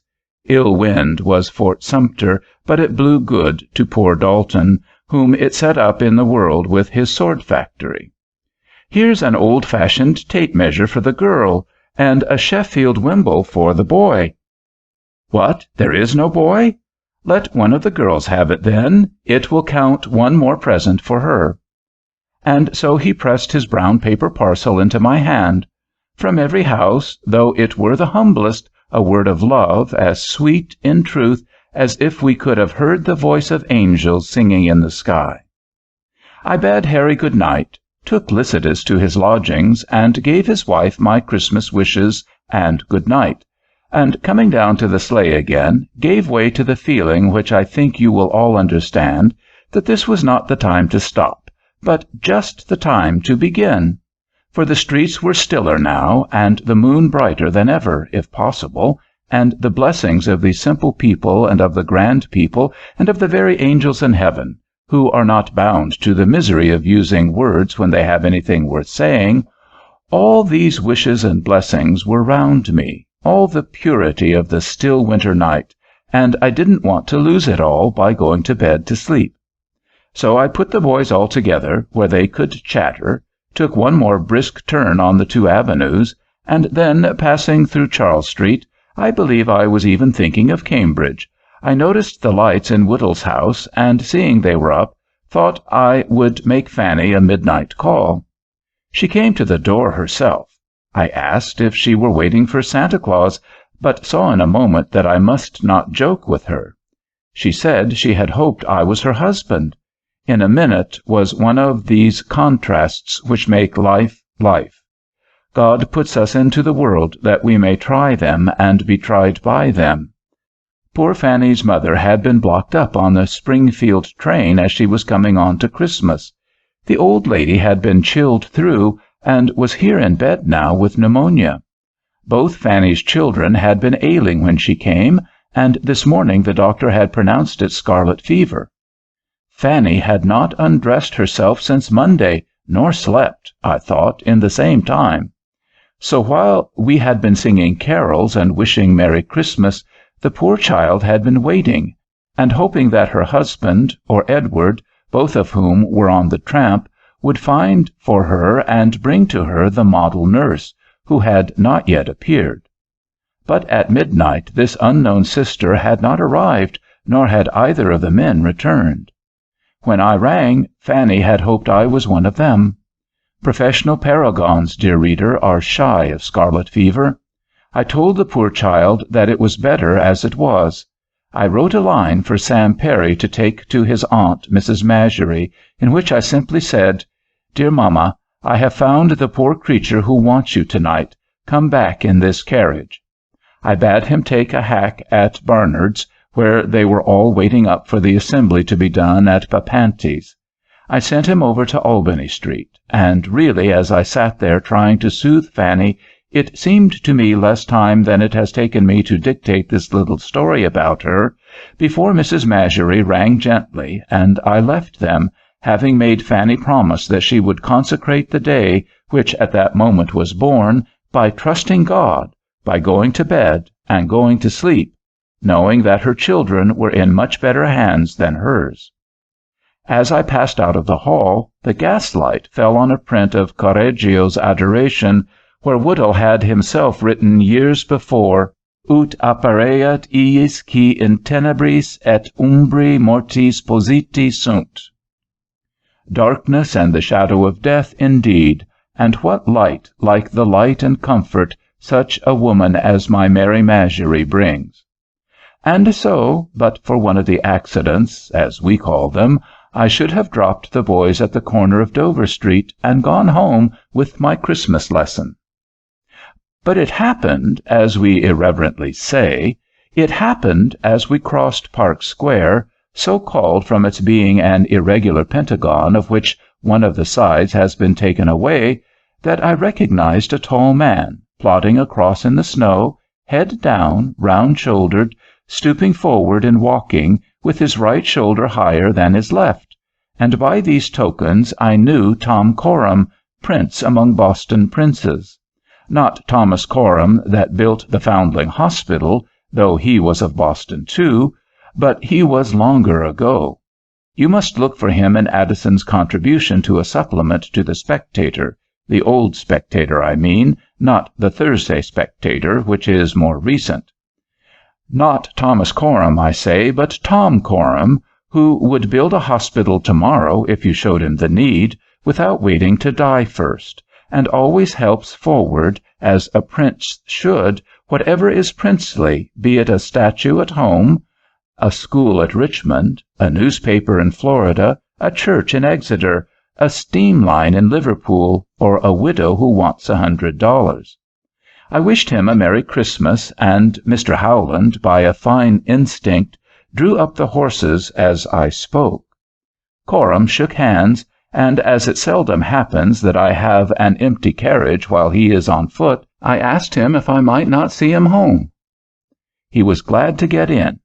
We wrapped him up with spoils of the bear, the fox, and the bison, turned the horses' heads again, 5 hours now since they started on this entangled errand of theirs, and gave him his ride. "I was thinking of you at the moment," said Coram, "thinking of old college times, of the mystery of language as unfolded by the Abbé Faria to Edmond Dantes in the depths of the Château d'If. I was wondering if you could teach me Japanese if I asked you to a Christmas dinner." I laughed. Japan was really a novelty then, and I asked him since when he had been in correspondence with the sealed country. It seemed that their house at Shanghai had just sent across there their agents for establishing the first house in Idomo in Japan under the new treaty. Everything looked promising, and the beginnings were made for the branch which has since become Dot and Trevelyan there. Of this he had the first tidings in his letters by the mail of that afternoon. John Coram, his brother, had written to him, and had said that he enclosed for his amusement the Japanese bill of particulars as it had been drawn out, on which they had founded their orders for the first assorted cargo ever to be sent from America to Idomo. Bill of particulars there was, stretching down the long tissue paper in exquisite chirography. But by some freak of the total depravity of things, the translated order for the assorted cargo was not there. John Coram, in his care to fold up the Japanese writing nicely, had left on his own desk at Shanghai the more intelligible English. "And so I must wait," said Tom philosophically, "till the next East India mail for my orders, certain that 7 English houses have had less enthusiastic and philological correspondence than my brother." I said I did not see that I could not teach him to speak the Taglian dialects so well that he could read them with facility before Saturday, but I could do a good deal better. Did he remember writing a note to old Jack Percival for me 5 years ago? No, he remembered no such thing. He knew Jack Percival, but never wrote a note to him in his life. Did he remember giving me $50 because I had taken a delicate boy, whom I was going to send to sea, and I was not quite satisfied with the government outfit? No, he did not remember that, which was not strange, for that was a thing he was doing every day. Well, I don't care how much you remember, but the boy about whom you wrote to Jack Percival, for whose mother's ease of mind you provided the $500, is back again, strong, straight, and well. What is more to the point, he had the whole charge of Perry's commissariat on shore at Yokohama, was honorably discharged out there, reads Japanese better than you read English, and if it will help you at all, he shall be here at your house at breakfast. for as I spoke we stopped at Coram's door. "Ingham," said Coram, "if you were not a parson, I should say you were romancing." "My child," said I sometimes write a parable for the Atlantic, but the words of my lips are verity, as all those of the Sandemanians. Go to bed. Do not even dream of the Taglian dialects. Be sure that the Japanese interpreter will breakfast with you, and the next time you are in a scrape, send for the nearest minister. George, tell your brother Ezra that Mr. Coram wishes him to breakfast here tomorrow morning at 8 o'clock. Don't forget the number, Pemberton Square, you know." "Yes, sir," said George, and Thomas Coram laughed, said Merry Christmas, and we parted. It was time we were all in bed, especially these boys. But glad enough am I, as I write these words, that the meeting of Coram set us back that dropped stitch in our night's journey. There was one more delay. We were sweeping by the old State House, the boys singing again, "Carol, Carol, Christians," as we dashed along the still streets, when I caught sight of Adams Todd, and he recognized me. He had heard us singing when we were at the Advertiser office.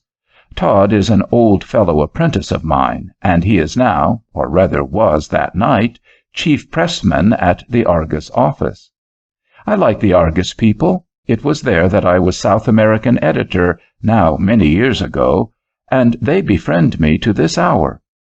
Todd hailed me, and once more I stopped. "What sent you out from your warm steam boiler?" "Steam boiler, indeed," said Todd. "2 rivets loose, steam room full of steam, police frightened, neighborhood in a row, and we had to put out the fire. She would have run a week without hurting a fly, only a little puff in the street sometimes. But there we are, Ingham. We shall lose the early mail as it stands. 78 tokens to be worked now." They always talked largely of their edition at the Argus. Saw it with many eyes, perhaps, but this time, I am sure, Todd spoke true. I caught his idea at once. In younger and more muscular times, Todd and I had worked the Adams press by that fly wheel for full 5 minutes at a time, as a test of strength, and in my mind's eye I saw that he was printing his paper at this moment with relays of grinding stevedores. He said it was so. "But think of it tonight," said he. "It is Christmas Eve, and not an Irishman to be hired, though one paid him ingots. Not a man can stand the grind 10 minutes." I knew that very well from old experience, and I thanked him inwardly for not saying the demnition grind with Mantellini. "We cannot run the press half the time," said he, "and the men we have are giving out now.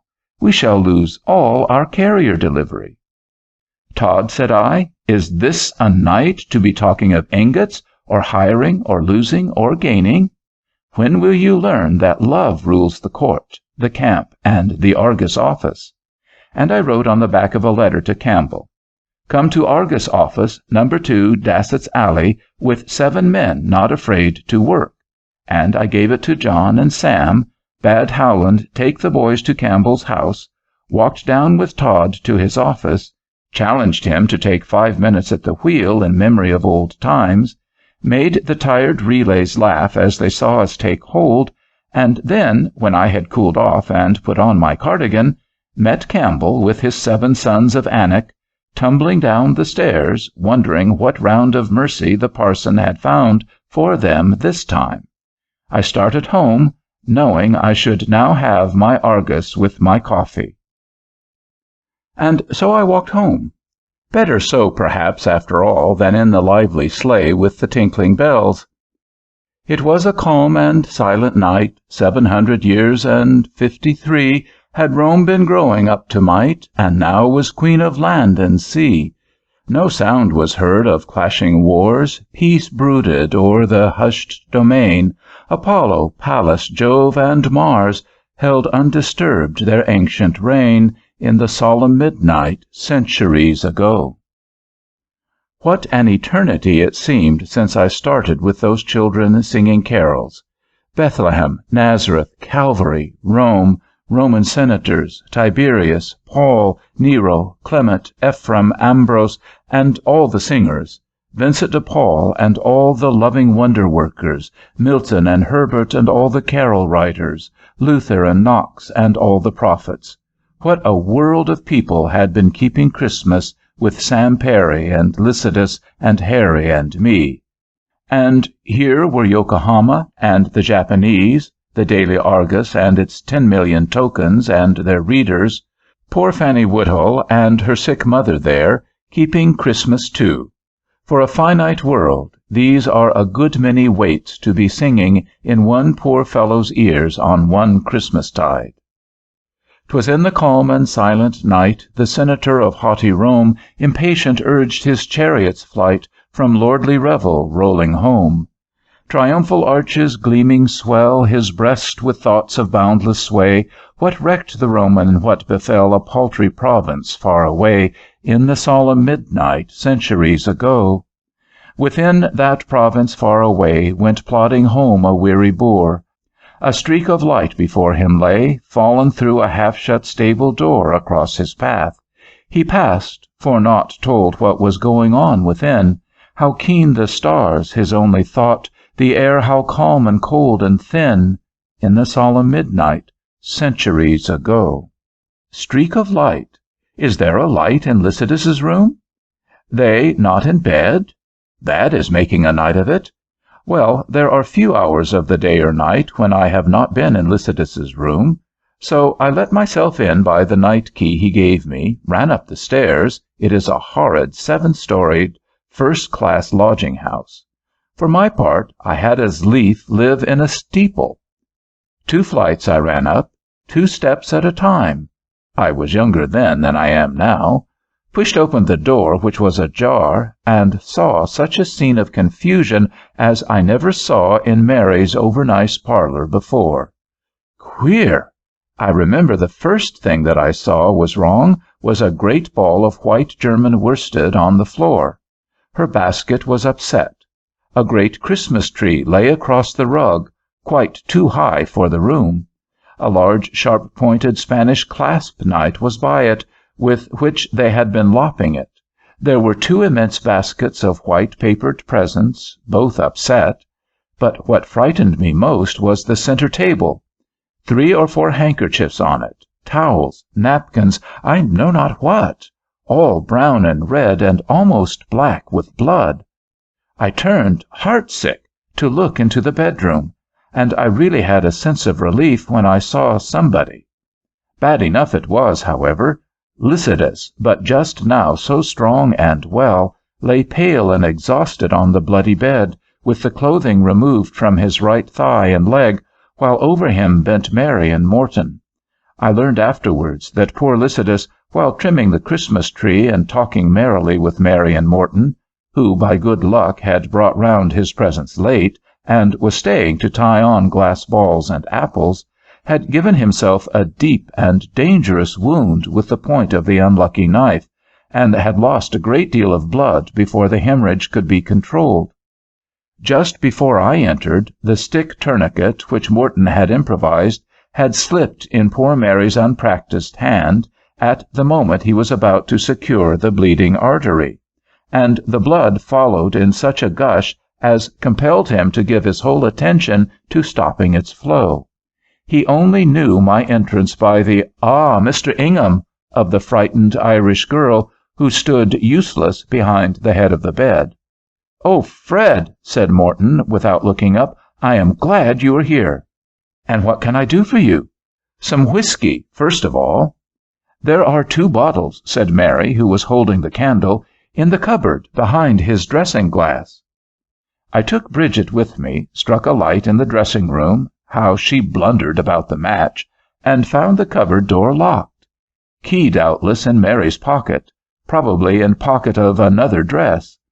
I did not ask, took my own bunch, willed tremendously that my account-book drawer key would govern the lock, and it did. If it had not, I should have put my fist through the panels. Bottle of bedbug poison, bottle marked bay rum, another bottle with no mark, 2 bottles of Saratoga water. Set them all on the floor, Bridget. A tall bottle of cologne, bottle marked in MS. What in the world is it? Bring that candle, Bridget. Eau distillée, Marron, Montreal. What in the world did Lycidas bring distilled water from Montreal for? And then Morton's clear voice in the other room. As quick as you can, Fred. Yes, in one moment. Put all these on the floor, Bridget. Here they are at last. Bourbon whiskey. Corkscrew, Bridget. Indade, sir, and where is it? Where? I don't know. Run down as quick as you can and bring it. His wife cannot leave him. So Bridget ran, and the first I heard was the rattle as she pitched down the last 6 stairs of the first flight headlong. Let us hope she has not broken her leg. I, meanwhile, am driving a silver-pronged fork into the bourbon corks, and the blade of my own penknife on the other side. Now, Fred, from George within. We call Morton George. Yes, in one moment, I replied. Penknife blade breaks off. Cork pulls right out. 2 crumbs of cork come with it. Will that girl never come? I turned round. I found a goblet on the washstand. I took Lycidas's heavy clothes-brush and knocked off the neck of the bottle. Did you ever do it, reader, with one of those pressed glass bottles they make now?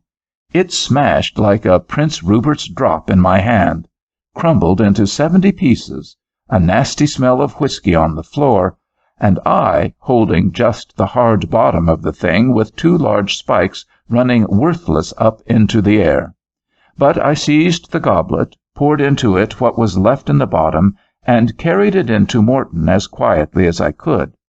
He bade me give Lycidas as much as he could swallow, then showed me how to substitute my thumb for his and compress the great artery. When he was satisfied that he could trust me, he began his work again silently, just speaking what must be said to that brave Mary, who seemed to have 3 hands because he needed them.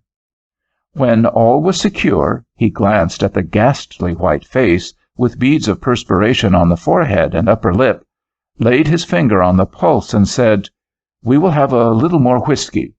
No, Mary, you are overdone already. Let Fred bring it." The truth was that poor Mary was almost as white as Lycidas. She would not faint. That was the only reason she did not, and at the moment I wondered that she did not fall. I believe George and I were both expecting it, now the excitement was over. He called her Mary and me Fred, because we were all together every day of our lives. Bridget, you see, was still nowhere.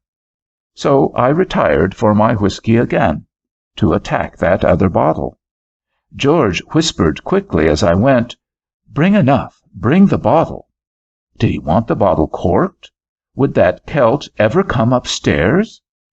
I passed the bell rope as I went into the dressing-room, and rang as hard as I could ring.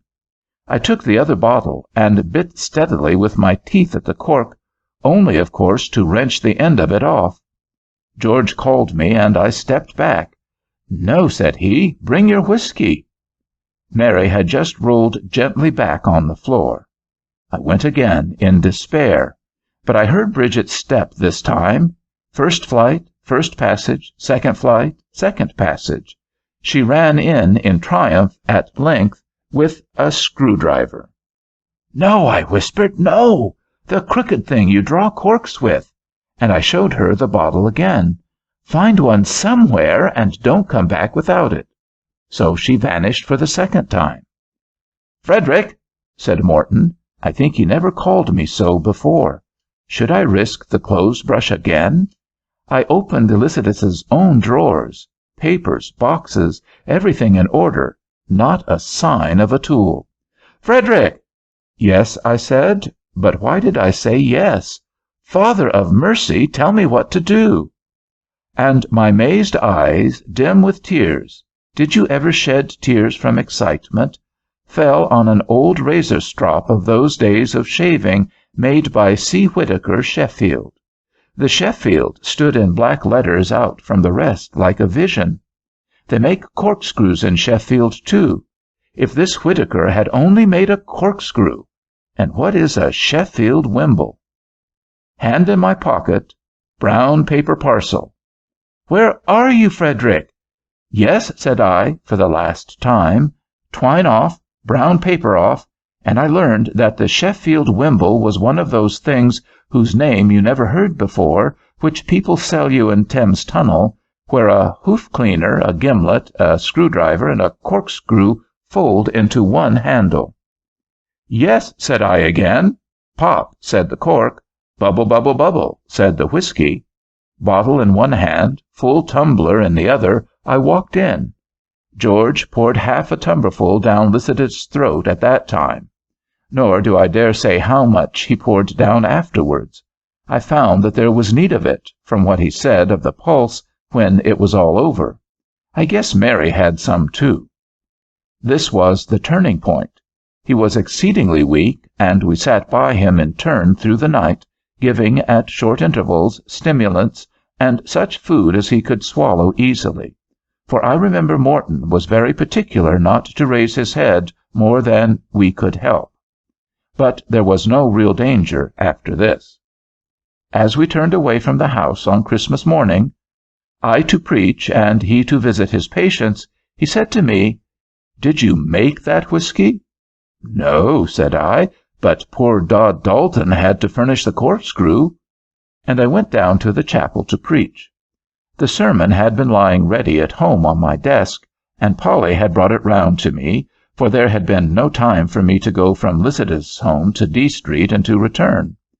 There was the text, all as it was the day before.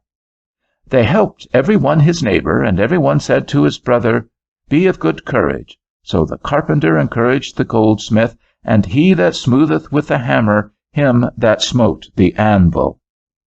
And there were the pat illustrations, as I had finished them yesterday, of the comfort Mary Magdalene gave Joanna, the court lady, and the comfort the court lady gave Mary Magdalene after the mediator of a new covenant had mediated between them, how Simon the Cyrenian and Joseph of Arimathea and the beggar Bartimaeus comforted each other, gave each other strength, common force, comfort, when the one life flowed in all their veins, how on board the ship the tent-maker proved to be captain and the centurion learned his duty from his prisoner, and how they all came safe to shore because the new life was there.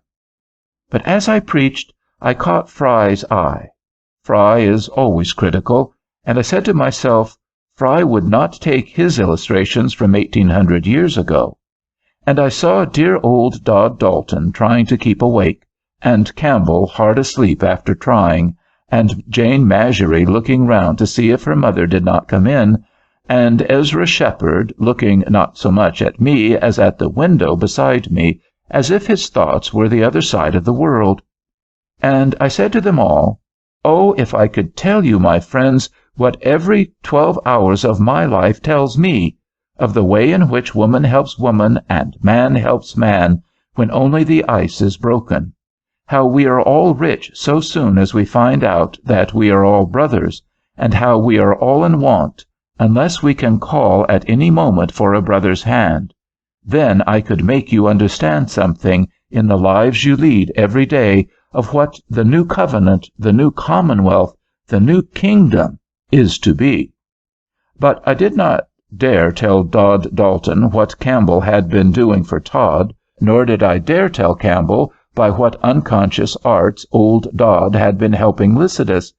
Perhaps the sermon would have been better had I done so. But when we had our tree in the evening at home, I did tell all this story to Polly and the bairns, and I gave Alice her measuring tape, precious with a spot of Lycidas's blood, and Bertha her Sheffield wimble. "Papa," said old Clara, who is the next child, "all the people gave presents, did not they, as they did in the picture in your study?" "Yes," said I, though they did not all know they were giving them. "Why do they not give such presents every day?" said Clara. "Oh, child," I said, "it is only for 36 hours of the 365 days that all people remember that they are all brothers and sisters, and those are the hours that we call, therefore, Christmas Eve and Christmas Day.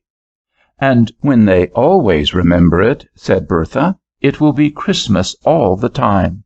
What fun!" "What fun, to be sure! But, Clara, what is in the picture?" "Why, an old woman has brought eggs to the baby in the manger, and an old man has brought a sheep. I suppose they all brought what they had." "I suppose those who came from Sharon brought roses," said Bertha. And Alice, who is 11 and goes to the Lincoln School, and therefore knows everything, said, "Yes, and the Damascus people brought Damascus wimbles." "This is certain," said Polly, "that nobody tried to give a straw, but the straw, if he really gave it, carried a blessing." Story 3. Alice's Christmas Tree. Alice McNeil had made the plan of this Christmas tree all by herself and for herself. She had a good estimate of those manufactured trees which hard-worked Sabbath schools get up for rewards of merit for the children who have been regular and at the last moment have saved attendance tickets enough. Nor did Alice McNeil sit in judgment on these. She had a due estimate of them. But for her Christmas tree she had two plans not included in those more meritorious buddings and burgeoning of the winter. First, she meant to get it up without any help from anybody, and secondly, she meant that the boys and girls who had anything from it should be regular laners and by-wayfarers. They were to have no tickets of respectability. They were not in any way to buy their way in. But for once, those were to come in to a Christmas tree who happened to be ragged and in the streets when the Christmas tree was ready. So Alice asked Mr. Williams, the minister, if she could have one of the rooms in the vestry when Christmas Eve came, and he, good saint, was only too glad to let her. He offered gently his assistance in sifting out the dirty boys and girls, intimating to Alice that there was dirt and dirt, and that even in those lowest depths which she was plunging into, there were yet lower deeps which she might find it wise to shun. But here Alice told him frankly that she would rather try her experiment fairly through. Perhaps she was wrong, but she would like to see that she was wrong in her own way. Anyway, on Christmas Eve she wanted no distinctions. That part of her plan went bravely forward. Her main difficulty came on the other side, that she had too many to help her. She was not able to carry out the first part of her plan, and make or buy all her presents herself, for everybody was pleased with this notion of a truly Catholic or universal tree, and everybody wanted to help. Well, if anybody would send her a box of dominoes, or a jackknife, or an open-eye, shut-eye doll, who was Alice to say it should not go on the tree? And when Mrs. Hesperides sent round a box of file oranges, who was Alice to say that the children should not have oranges? And when Mr. Gorham Parsons sent in well-nigh a barrel full of Hubbardson Nonsuch apples, who was Alice to say they should not have apples? So the tree grew and bore more and more fruit, till it was clear that there would be more than 80 reliable presents on it, besides apples and oranges, almonds and raisins galore. Now you see, this was a very great enlargement of Alice's plan, and it brought her to grief, as you shall see. She had proposed a cozy little tree for 15 or 20 children. Well, if she had held to that, she would have had no more than she and Lily and Mr. Williams and Mr. Gilmore and John Flagg and I could have managed easily, particularly if Mamma was there too. There would have been room enough in the chapel parlor, and it would have been, as I believe, just the pretty and cheerful Christmas jollity that Alice meant it should be. But when it came to 80 presents and a company of 80 of the unwashed and unticketed, it became quite a different thing. For now Alice began to fear that there would not be children enough in the highways and byways, so she started herself, as evening drew on, with George, the old faithful black major domo, and she walked through the worst streets she knew anything of, of all those near the chapel, and whenever she saw a brat particularly dirty or a group of brats particularly forlorn, she sailed up gallantly, and though she was frightened to death, she invited them to the tree. She gave little admittance cards that said 7 o'clock, Christmas Eve, 507 Livingston Avenue, for fear the children would not remember. And she told Mr. Flagg that he and Mr. Gilmore might take some cards and walk out toward Williamsburg and do the same thing, only they were to be sure that they asked the dirtiest and most forlorn children they saw. There was a friendly policeman with whom Alice had been brought into communication by the boys in her father's office, and he also was permitted to give notice of the tree. But he was also to be at the street door, armed with the strong arm of the people of New York, and when the full quota of 80 had been admitted, he was to admit no more. Ah me! My poor Alice issued her cards only too freely. Better indeed, it seemed, she had held to her original plan. At least she thought so, and thinks so to this day. But I am not so certain. A hard time she had of it, however. 7:15 found the little Arabs in crowds around the door, with hundreds of others who thought they also were to find out what a free lunch was. The faithful officer Purdy was in attendance also. He passed in all who had the cards. He sent away legions, let me say, who had reason to dread him. But still there assembled a larger and larger throng about the door. Alice and Lily and the young gentleman and Mrs. McNeil were all at work upstairs, and the tree was a perfect beauty at last. They lighted up, and nothing could have been more lovely. "Let them in," said John Flagg, rushing to the door, where expectant knocks had been heard already. "Let them in. The smallest girls first." Smallest girls, indeed! The door swung open, and a tide of boy and girl, girl and boy big to hobbledehoydom, and girl big to young womandom, came surging in, wildly screaming, scolding, pushing, and pulling. Omitting the profanity, these are the Christmas carols that fell on Alice's ear. "Out of that! Take that, then! Who are you? Hold your jaw! Can't you behave decent? You lie! Get out of my light! Oh, dear, you killed me! Who's killed?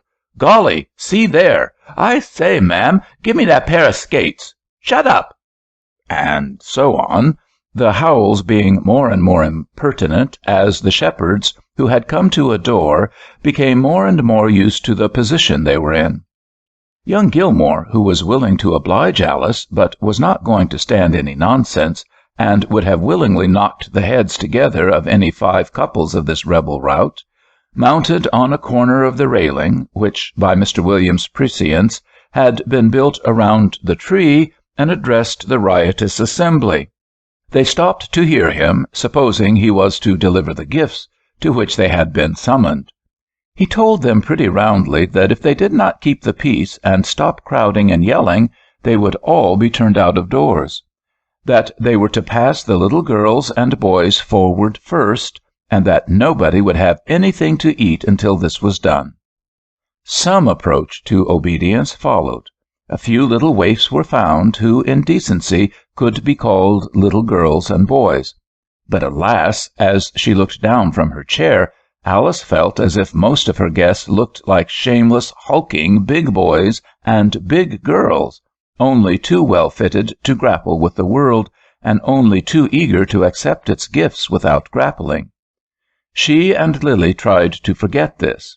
They kissed a few little girls, and saw the faintest gleam of pleasure on 1 or 2 little faces. But there also the pleasure was almost extinct, in fear of the big boys and big girls howling around. So the howling began again as the distribution went forward. "Give me that jackknife." "I say, mister, I'm as big as he is. He had one before and hid it." "Be down, Tom Mulligan. Get off that fence or I'll hide you." "I don't want the book. Give me them skates." "You shan't have the skates. I'll have 'em myself." And so on. John Flagg finally knocked down Tom Mulligan, who had squeezed round behind the tree in an effort to steal something, and had the satisfaction of sending him bellowing from the room, with his face covered with blood from his nose. Gilmore, meanwhile, was rapidly distributing an orange and an apple to each, which, while the oranges were sucked, gave a moment's quiet. Alice and the ladies, badly frightened, were stripping the tree as fast as they could, and at last announced that it was all clear, with almost as eager joy as half an hour before they had announced that it was all full. "There's a candy horn on top. Give me that. Give me that little apple. Give me the old sheep. Hurrah for the old sheep!" This of a little lamb which had been placed as an appropriate ornament in front. Then began a howl about oranges. "I want another orange. Bill's got some, and I've got none. I say, mister, give me an orange." To which Mr. replied by opening the window and speaking into the street, "I say, Purdy, call 4 officers and come up and clear this room." The room did not wait for the officers. It cleared itself very soon on this order, and was left a scene of wreck and dirt. Orange peel trampled down on the floor, cake thrown down and mashed to mud, intermixed with that which had come in on boots, and the water which had been slobbered over from hasty mugs, the sugar plums which had fallen in scrambles, and little sprays of green, too, trodden into the mass, all made an aspect of filth like a market sidewalk. And poor Alice was half crying and half laughing. Poor Lily was wholly crying. Gilmore and Flagg were explaining to each other how gladly they would have thrashed the whole set. The thought uppermost in Alice's mind was that she had been a clear, out-and-out fool, and that probably is the impression of the greater part of the readers of her story, or would have been the impression of anyone who only had her point of view. Perhaps the reader is willing to take another point of view. As the group stood there talking over the riot, as Mrs. McNeil called it, as John Flagg tried to make Alice laugh by bringing her a half-piece of frosted pound cake, and proving to her that it had not been on the floor, as she said, her eyes streaming with tears, "I tell you, John, I am a fool, and I know I am, and nobody but a fool would have started such a row." As all this happened, Patrick Crehore came back for his little sister's orange, which he had wrapped in her handkerchief and left on one of the book racks in the room. Patrick was alone now, and was therefore sheepish enough, and got himself and his orange out of the room as soon as he well could. But he was sharp enough to note the whole position, and keen enough to catch Alice's words as she spoke to Mr. Flagg. Indeed, the general look of disappointment and chagrin in the room, and the contrast between this filthy ruin and the pretty elegance of half an hour ago, were distinct enough to be observed by a much more stupid boy than Patrick Crehore. He went downstairs and found Bridget waiting, and walked home with the little toddler, meditating rather more than was his wont on Alice's phrase, "I tell you I am a fool." Meditating on it, he hauled Bridget up 5 flights of stairs and broke in on the little room, where a table spread with a plentiful supply of tea, baker's bread, butter, cheese, and cabbage waited their return. Jerry Crehore, his father, sat smoking, and his mother was tidying up the room. "And had ye a good time, me darlin'? And you've brought home your orange and a doll, too, and mittens, too, and what did you have, Pat?" So Pat explained, almost sulkily, that he had a checkerboard and a set of checkermen, which he produced, but he put them by as if he hated the sight of them, and for a minute dropped the subject while he helped little Biddy to cabbage. He ate something himself, drank some tea, and then delivered his rage with much unction, a little profanity, great incoherency, but to his own relief. "It's a mean thing, it is, all of it," said he. "I'll be hanged, but it is. I don't know who the lady is, but we've made her cry bad. I know that. And the boys acted like Nick. They knew that as well as I do. The man there had to knock one of the fellows down, bedad, and served him right, too. I say the fellows fought and hollered and stole, and sure you'd thought you was driving pigs down the 8th Avenue, and I was as bad as the worst of 'em. That's what the boys did when a lady asked them to Christmas." "That was a mean thing to do," said Jerry, taking his pipe from his mouth for a longer speech than he had ever been known to make while smoking. Mrs. Crehore stopped in her dish-wiping, sat down, and gave her opinion. She did not know what a Christmas tree was, having never seed one or heerd o' one. But she did know that those who went to see a lady should show manners and behave like gentlemen, or not go at all. She expressed her conviction that Tom Mulligan was rightly served, and her regret that he had not 2 black eyes instead of 1.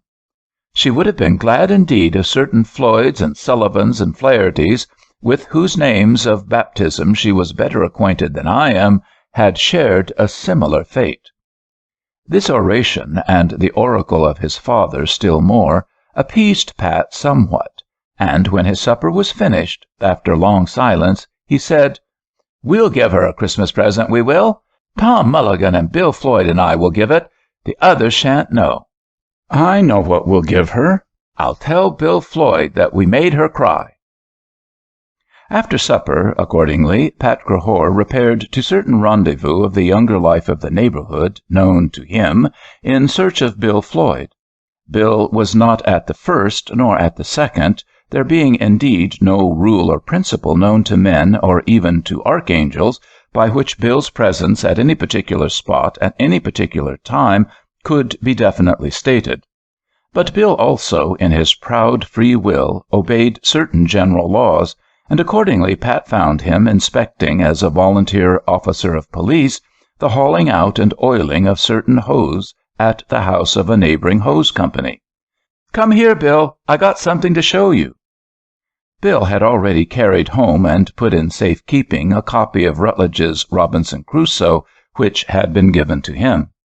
He left the hose inspection willingly, and hurried along with Pat past many attractive groups, not even stopping where a brewer's horse had fallen on the ground, till Pat brought him in triumph to the gaudy window of a shoe shop, lighted up gaily and full of the wares by which even shoe shops lure in customers for Christmas.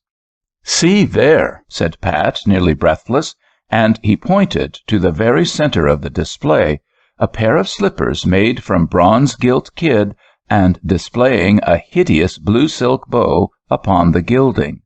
For what class of dancers or of maskers these slippers may have been made, or by what canon of beauty, I know not. Only they were the center of decoration in the shoe-shop window. Pat looked at them with admiration, as he had often done, and said again to Bill Floyd, "See there, ain't them handsome?" "Golly," said Bill, "I guess so." "Bill, let's buy them little shoes and give 'em to her." "Give 'em to who?" said Bill, from whose mind the Christmas tree had for the moment faded under the rivalry of the hose company, the brewer's horse, and the shop window. "Give 'em to who?" "Why, her. I don't know who she is. The gal that made the what-do-you-call-it, the tree, you know, and give us the oranges where old Purdy was. I say, Bill, it was a mean dirty shame to make such a row there when we was bid to a party, and I want to make the gal a present, for I see her crying, Bill, crying 'cause it was such a row." Again I omit certain profane expressions which did not add any real energy to the declaration. "They is handsome," said Bill meditatingly.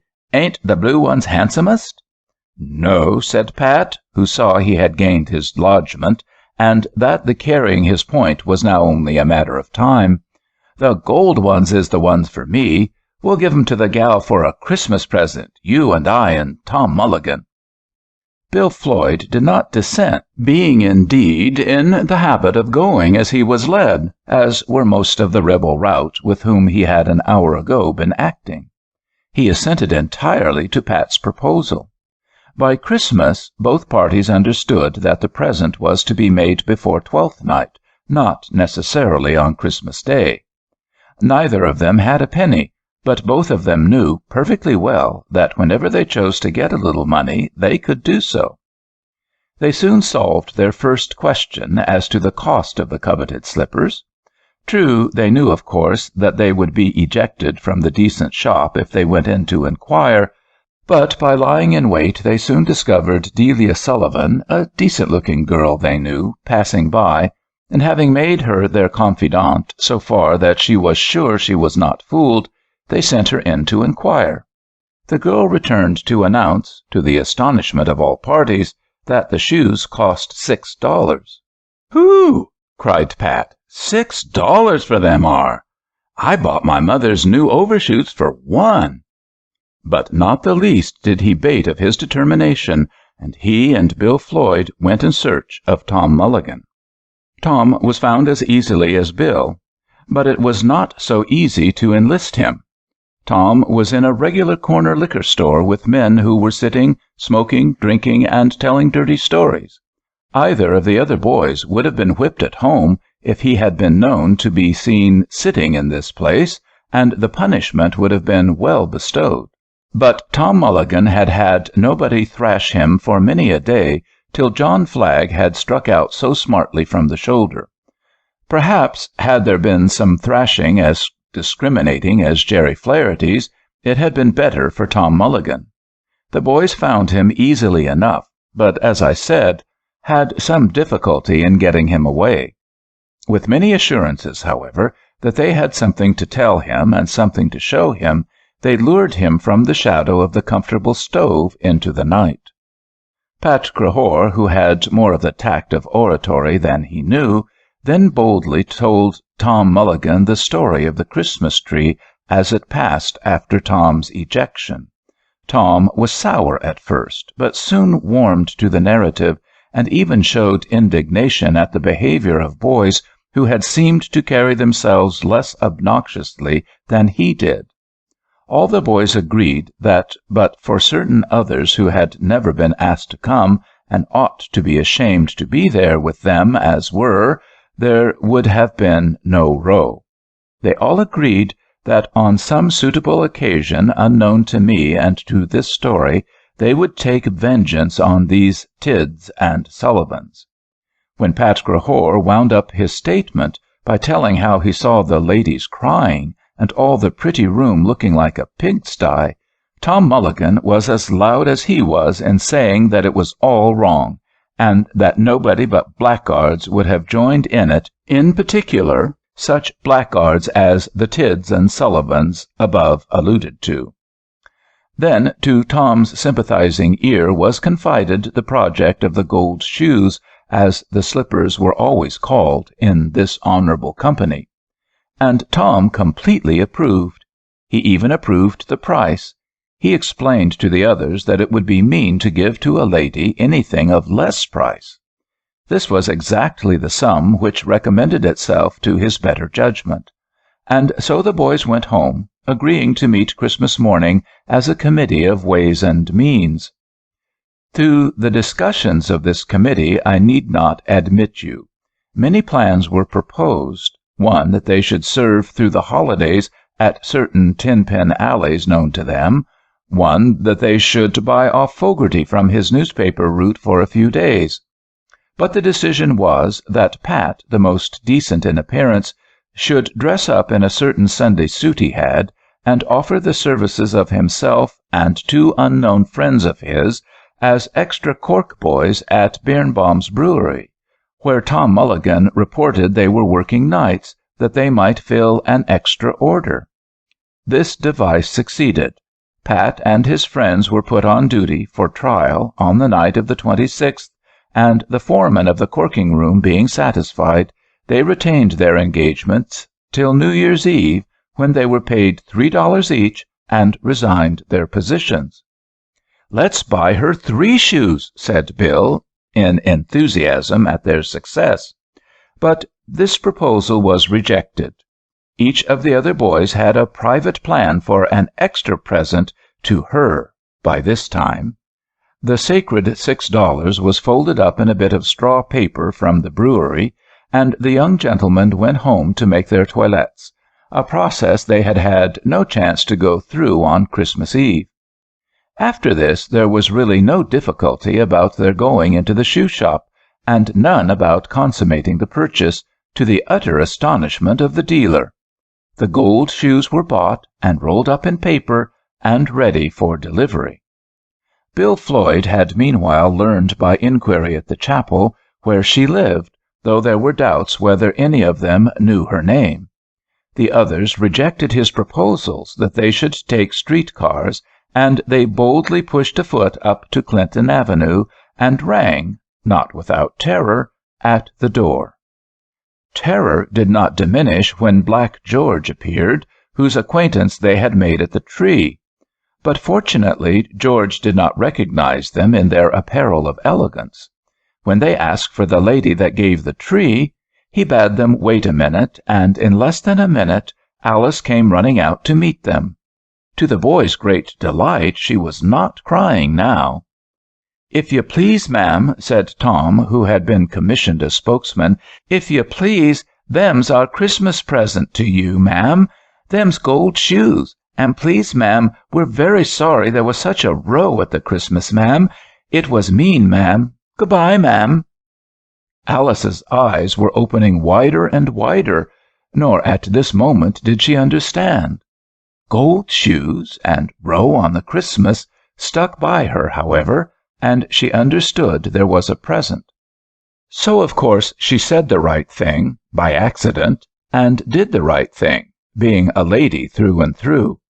"No, you must not go away. Come in, boys, come in. I did not know you, you know," as how should she? "Come in and sit down." "Can't you take off your hat?" said Tom in an aside to Pat, who had neglected this reverence as he entered, and Tom was thus a little established in his own esteem. And Alice opened the parcel, and had her presence of mind by this time, and amazed as she was at the gold shoes, showed no amazement, nay, even slipped off her own slipper, and showed that the gold shoe fitted, to the delight of Tom, who was trying to explain that the man would change them if they were too small. She found an apple for each boy, thanked and praised each one separately, and the interview would have been perfect had she not innocently asked Tom what was the matter with his eye. Tom's eye! Why, it was the black eye John Flagg gave him. I am sorry to say Bill Floyd sniggered, but Pat came to the front this time and said a man hurt him. Then Alice produced some mittens which had been left, and asked whose those were, but the boys did not know. "I say, fellers, I'm going down to the riding school at the Union," said Pat, when they got into the street, and all of them being in the mood that conceals emotion. "I say, let's all go." To this they agreed. "I say, I went there last week Monday with Meg McManus. I say, fellers, it's a real good fun."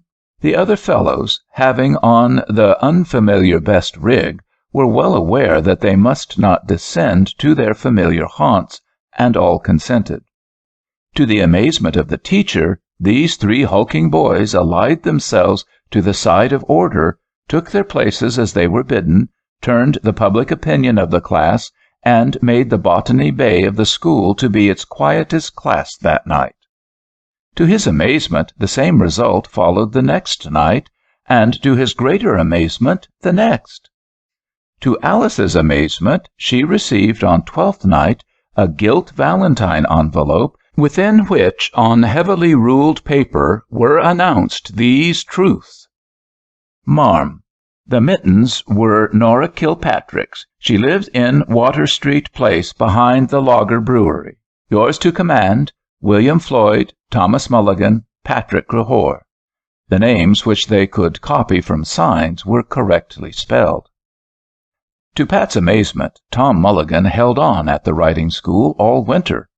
When it ended, he wrote the best hand of any of them. To my amazement, one evening when I looked in at Longman's, 2 years to a day after Alice's tree, a bright, black-eyed young man, who had tied up for me the copy of Masson's Milton, which I had given myself for Christmas present, said, "You don't remember me." I owned innocence. "My name is Mulligan, Thomas Mulligan." Would you thank Mr. John Flagg, if you meet him, for a Christmas present he gave me 2 years ago at Miss Alice McNeil's Christmas tree? It was the best present I ever had, and the only one I ever deserved. And I said I would do so. I told Alice afterward never to think she was going to catch all the fish there were in any school. I told her to whiten the water with ground bait enough for all, and to thank God if her heavenly fishing were skillful enough to save one. Story 4. Daily Bread. A Question of Nourishment. "And how is he?" said Robert, as he came in from his day's work, in every moment of which he had thought of his child. He spoke in a whisper to his wife, who met him in the narrow entry at the head of the stairs, and in a whisper she replied, "He is certainly no worse," said Mary. "The doctor says maybe a shade better." "At least," she said, sitting on the lower step and holding her husband's hand, and still whispering, "at least he said that the breathing seemed to him a shade easier, one lung seemed to him a little more free, and that it is now a matter of time and nourishment." Nourishment? Yes, nourishment, and I own my heart sunk as he said so. Poor little thing, he loathes the slops, and I told the doctor so. I told him the struggle and fight to get them down his poor little throat gave him more flush and fever than anything. And then he begged me not to try that again, asked if there were really nothing that the child would take, and suggested everything so kindly. But the poor little thing, weak as he is, seems to rise up with supernatural strength against them all. I am not sure, though, but perhaps we may do something with the old milk and water. That is really my only hope now, and that is the reason I spoke to you so cheerfully.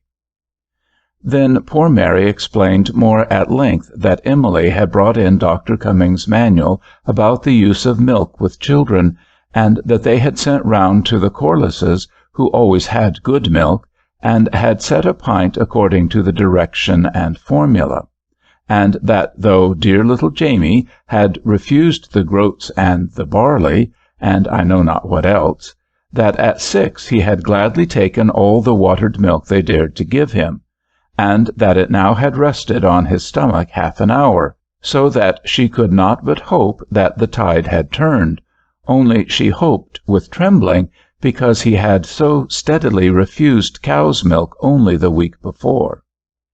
This rapid review in her entry of the bulletins of a day is really the beginning of this Christmas story. No matter which day it was a little before Christmas, and one of the shortest days, but I have forgotten which. Enough that the baby, for he was a baby still, just entering his 13th month, enough that he did relish the milk, so carefully measured and prepared, and hour by hour took his little dole of it, as if it had come from his mother's breast. Enough that 3 or 4 days went by so, the little thing lying so still on his back in his crib, his lips still so blue, and his skin of such deadly color against the white of his pillow, and that twice a day, as Dr. Morton came in and felt his pulse and listened to the panting, he smiled and looked pleased and said, "We are getting on better than I dared expect." Only every time he said, "Does he still relish the milk?" and every time was so pleased to know that he took to it still, and every day he added a teaspoonful or two to the hourly dole, and so poor Mary's heart was lifted day by day. This lasted till St. Victoria's Day. Do you know which day that is?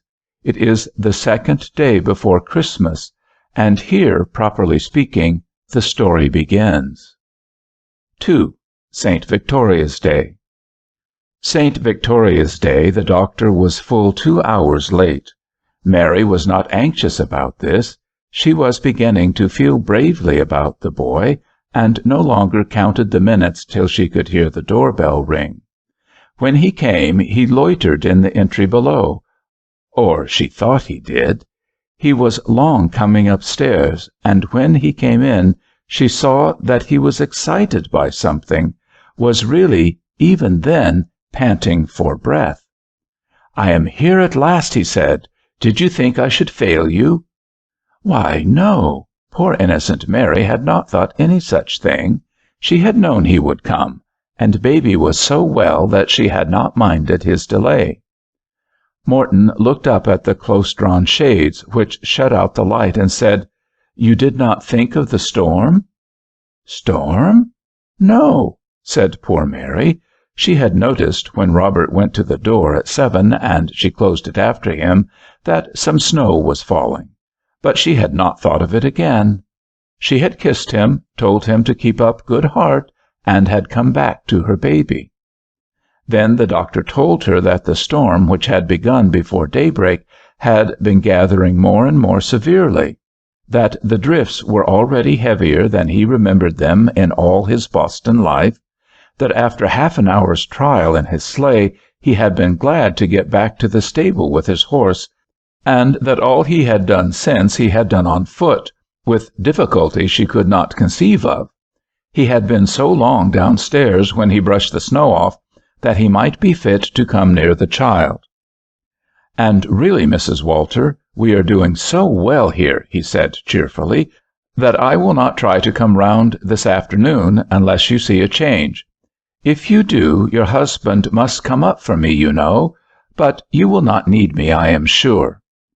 Mary felt quite brave to think that they should not need him really for 24 hours, and said so, and added, with the first smile he had seen for a fortnight, "I do not know anybody to whom it is of less account than to me whether the streets are blocked or open. Only I am sorry for you." Poor Mary! How often she thought of that speech before Christmas Day went by. But she did not think of it all through St. Victoria's Day. Her husband did not come home to dinner. She did not expect him. The children came from school at 2, rejoicing in the long morning session and the half-holiday of the afternoon which had been earned by it. They had some story of their frolic in the snow, and after dinner went quietly away to their little playroom in the attic. And Mary sat with her baby all the afternoon, nor wanted other company. She could count his breathing now, and knew how to time it by the watch, and she knew that it was steadier and slower than it was the day before. And really he almost showed an appetite for the hourly dole. Her husband was not late. He had taken care of that, and had left the shop an hour early. And as he came in and looked at the child from the other side of the crib, and smiled so cheerfully on her, Mary felt that she could not enough thank God for his mercy. 3. St. Victoria's Day in the country. 25 miles away was another mother, with a baby born the same day as Jamie. Mary had never heard of her, and never has heard of her, and unless she reads this story, never will hear of her till they meet together in the other home, look each other in the face, and know as they are known. Yet their two lives, as you shall see, are twisted together, as indeed are all lives, only they do not know it, as how should they? A great day for Huldah Stevens was this St. Victoria's Day, not that she knew its name more than Mary did. Indeed, it was only of late years that Huldah Stevens had cared much for keeping Christmas Day. But of late years they had all thought of it more, and this year on Thanksgiving Day, at old Mr. Stevens, after great joking about the young people's housekeeping, it had been determined, with some banter, that the same party should meet with John and Huldah on Christmas Eve, with all Huldah's side of the house besides, to a late dinner or early supper, as the guests might please to call it. Little difference between the meals, indeed, was there ever in the profusion of these country homes. The men folks were seldom at home at the noonday meal, call it what you will, for they were all in the milk business, as you will see. And what with collecting the milk from the hill farms on the one hand, and then carrying it for delivery at the 3 o'clock morning milk train on the other hand, Any hours which you, dear reader, might consider systematic or of course in country life were certainly always set aside. But after much conference, as I have said, it had been determined at the Thanksgiving party that all hands in both families should meet at John and Huldah's as near 3 o'clock as they could the day before Christmas, and then and there Huldah was to show her powers in entertaining at her first state family party. So this St. Victoria's Day was a great day of preparation for Huldah, if she had only known its name, as she did not, for she was of the kind which prepares in time, not of the kind that is caught out when the company come with the work half done. And as John started on his collection beat that morning at about the hour Robert in town kissed Mary good-bye, Huldah stood on the step with him and looked with satisfaction on the gathering snow, because it would make better sleighing the next day for her father and mother to come over. She charged him not to forget her box of raisins when he came back, and to ask at the express if anything came up from town, bade him good-bye, and turned back into the house, not wholly satisfied to be almost alone. She washed her baby, gave him his first lunch, and put him to bed.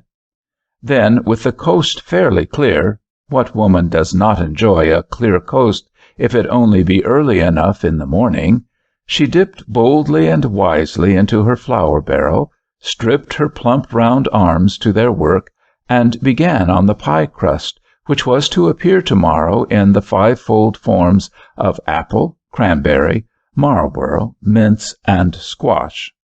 Careful and discriminating in the nice chemistry of her mixture and the nice manipulations of her handicraft, but in no wise dreading the issue. A long, active, lively morning she had of it.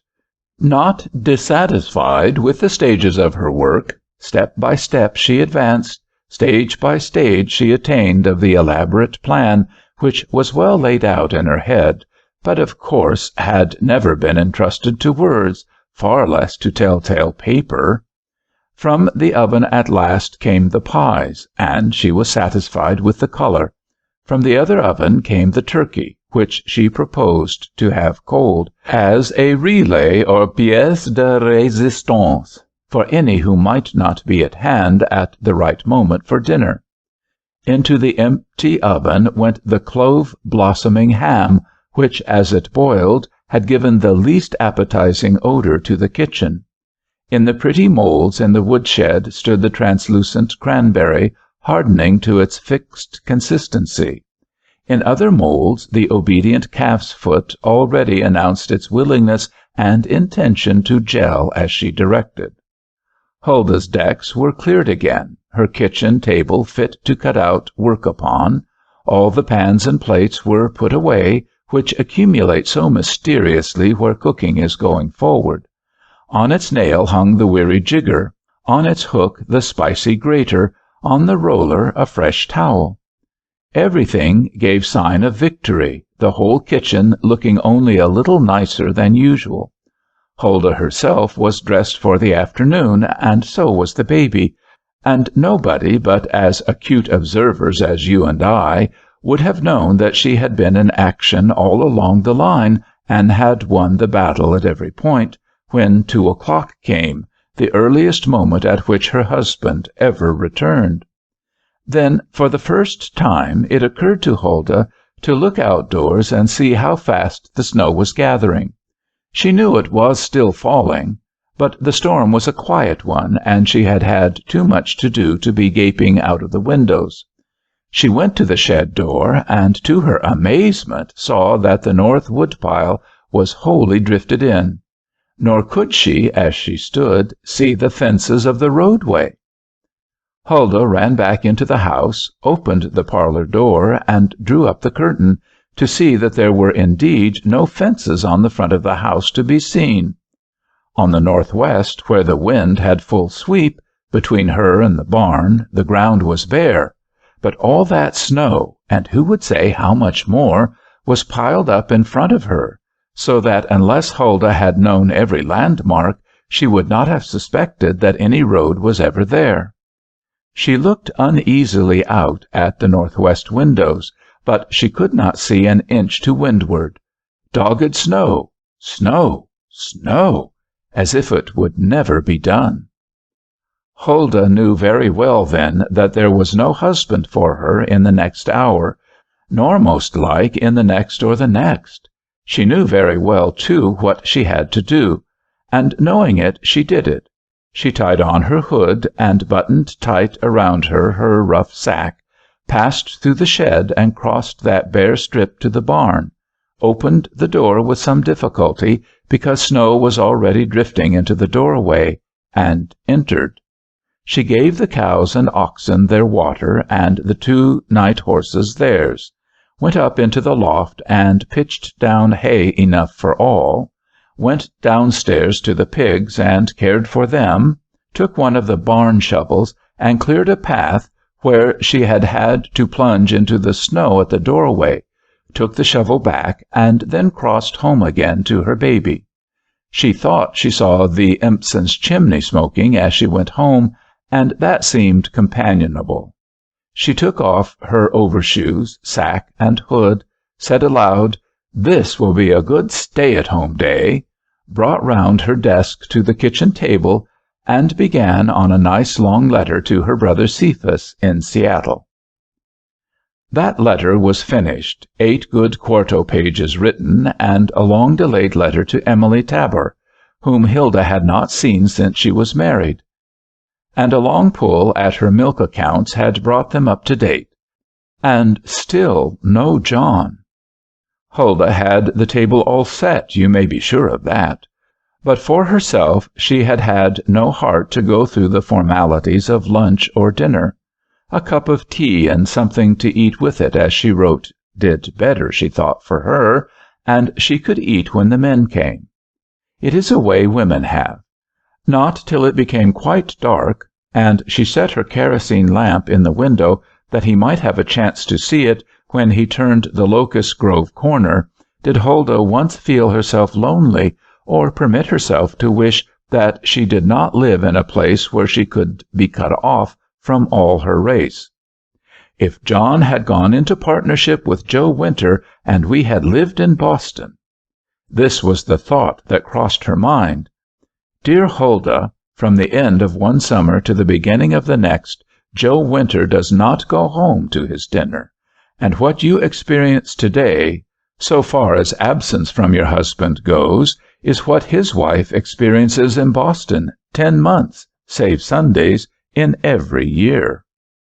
I do not mean that Huldah winced or whined, not she, only she did think if.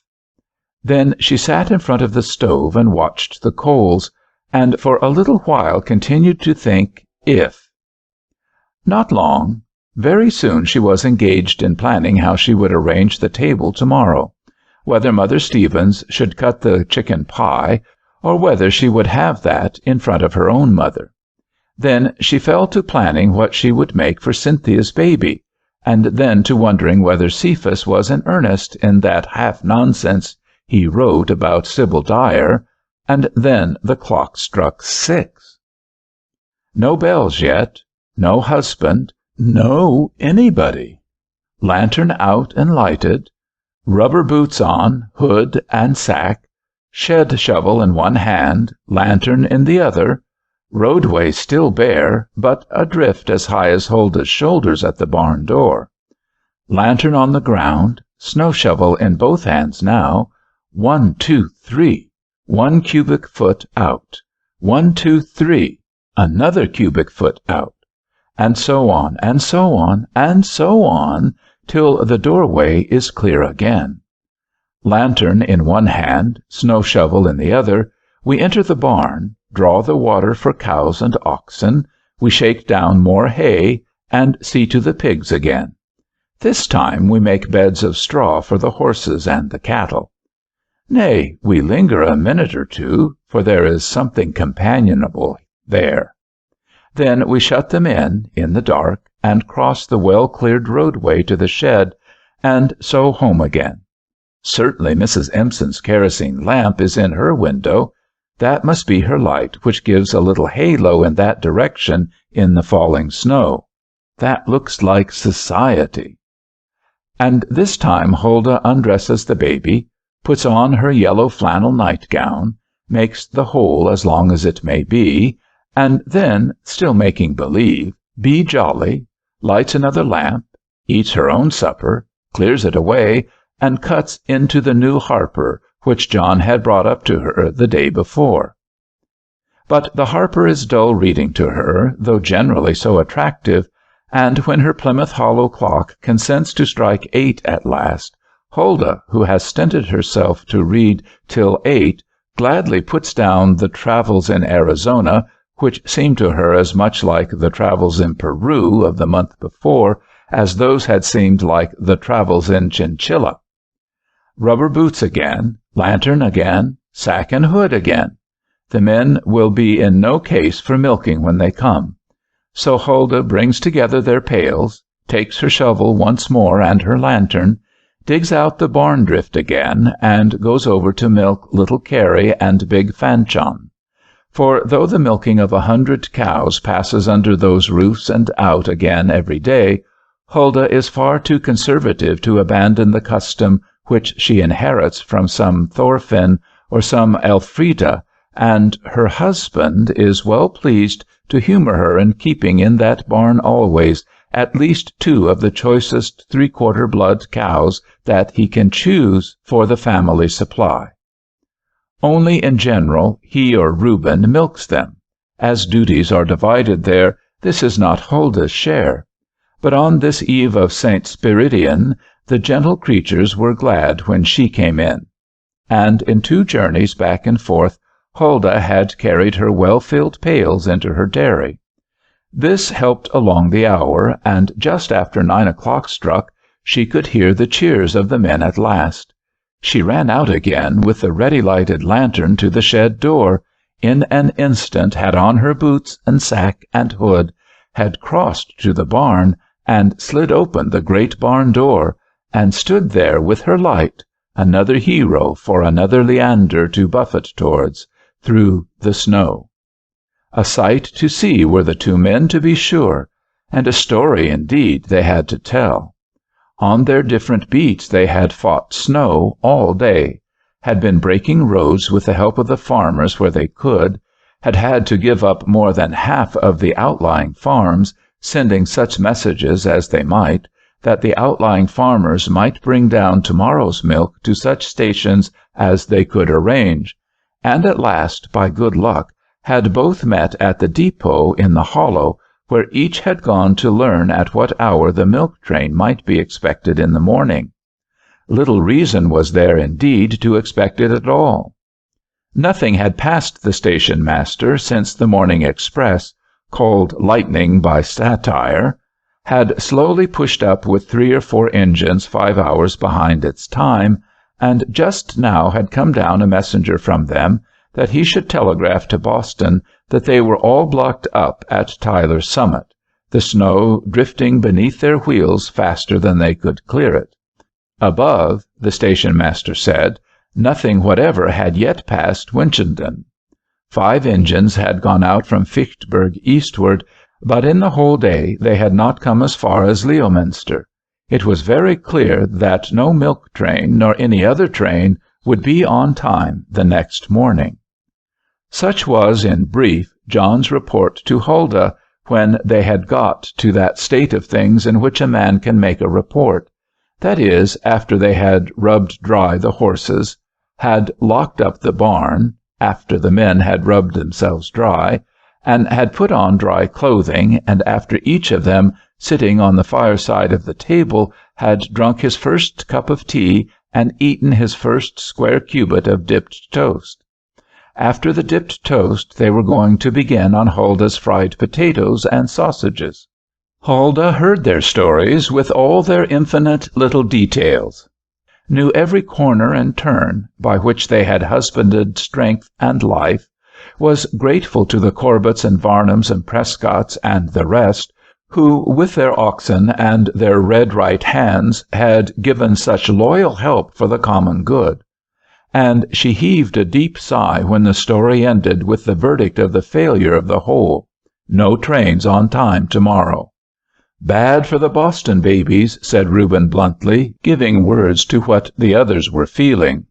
"Poor little things," said Huldah. "Alice has been so pretty all day." And she gulped down just one more sigh, disgusted with herself, as she remembered that "if" of the afternoon. If John had only gone into partnership with Joe Winter. 4. How they broke the blockade. 3 o'clock in the afternoon saw Huldah's fire burning in the stove, her water boiling in the kettle, her slices of ham broiling on the gridiron, and 3:15 saw the men come across from the barn, where they had been shaking down hay for the cows and horses, and yoking the oxen for the terrible onset of the day. It was bright starlight above, thank heaven for that. This strip of 300,000 square miles of snow cloud, which had been drifting steadily cast over a continent, was, it seemed, only 20 hours wide, say 200 miles more or less, and about midnight its last flecks had fallen, and all the heaven was washed black and clear. The men were well rested by those 5 hours of hard sleep. They were fitly dressed for their great encounter, and started cheerily upon it, as men who meant to do their duty, and to both of whom, indeed, the thought had come that life and death might be trembling in their hands. They did not take out the pungs today, nor of course the horses. Such milk as they had collected on St. Victoria's Day they had stored already at the station, and at Stacy's. And the best they could do today would be to break open the road from the Four Corners to the station, that they might place as many cans as possible there before the down train came.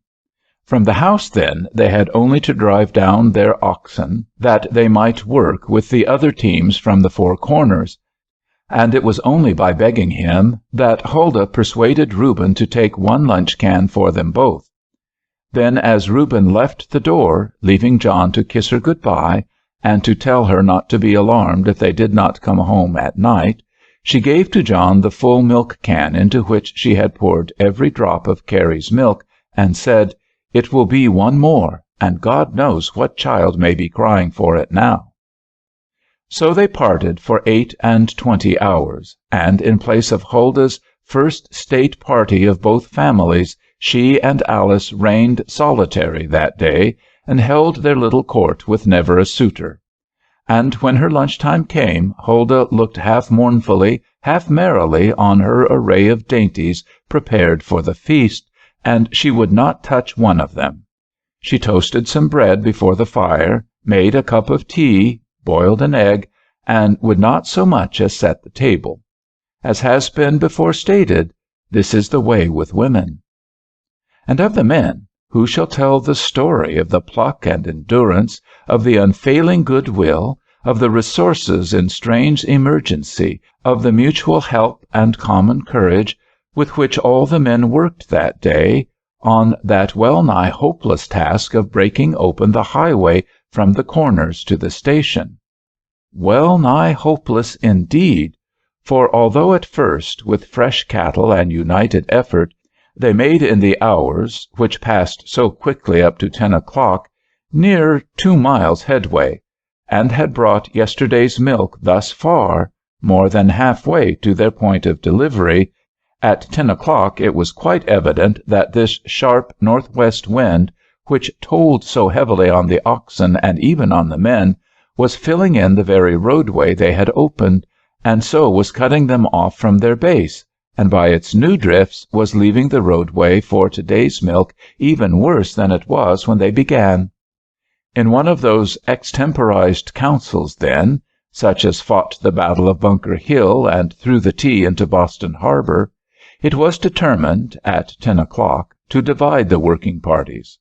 The larger body would work back to the Four Corners, and by proper relays keep the trunk line of road open if they could, while 6 yoke, with their owners still pressing forward to the station, should make a new base at Lovejoy's, where, when these oxen gave out, they could be put up at his barn. It was quite clear indeed to the experts that that time was not far distant. And so indeed it proved.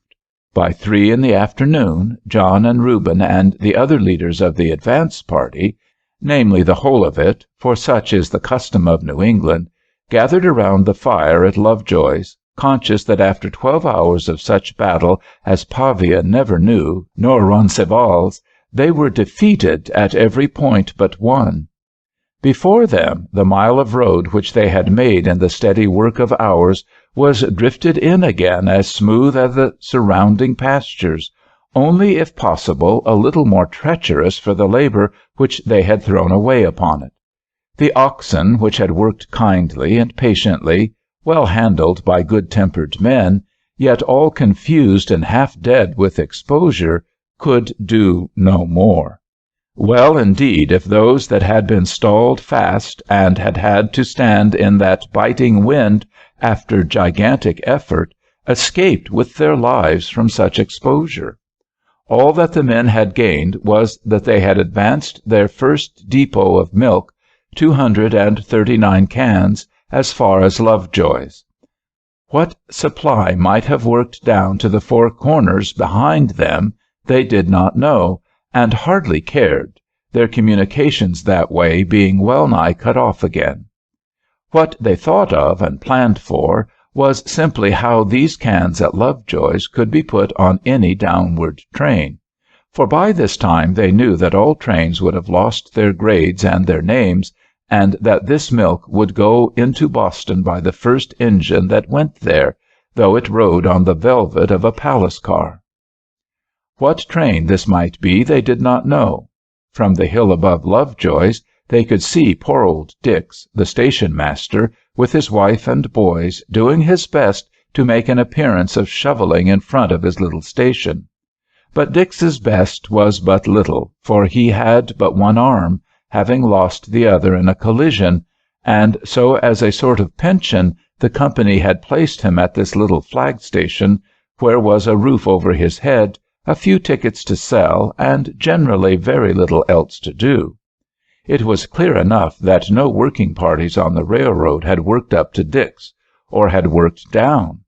Nor was it very likely that any would before night, unless the railroad people had better luck with their drifts than our friends had found. But as to this, who should say? Snowdrifts are mighty uncertain. The line of that road is in general northwest, and today's wind might have cleaned out its gorges as persistently as it had filled up our crosscuts. From Lovejoy's barn they could see that the track was now perfectly clear for the half-mile where it crossed the Prescott meadows. I am sorry to have been so long in describing thus the aspect of the field after the first engagement, but it was on this condition of affairs that, after full conference, the enterprises of the night were determined.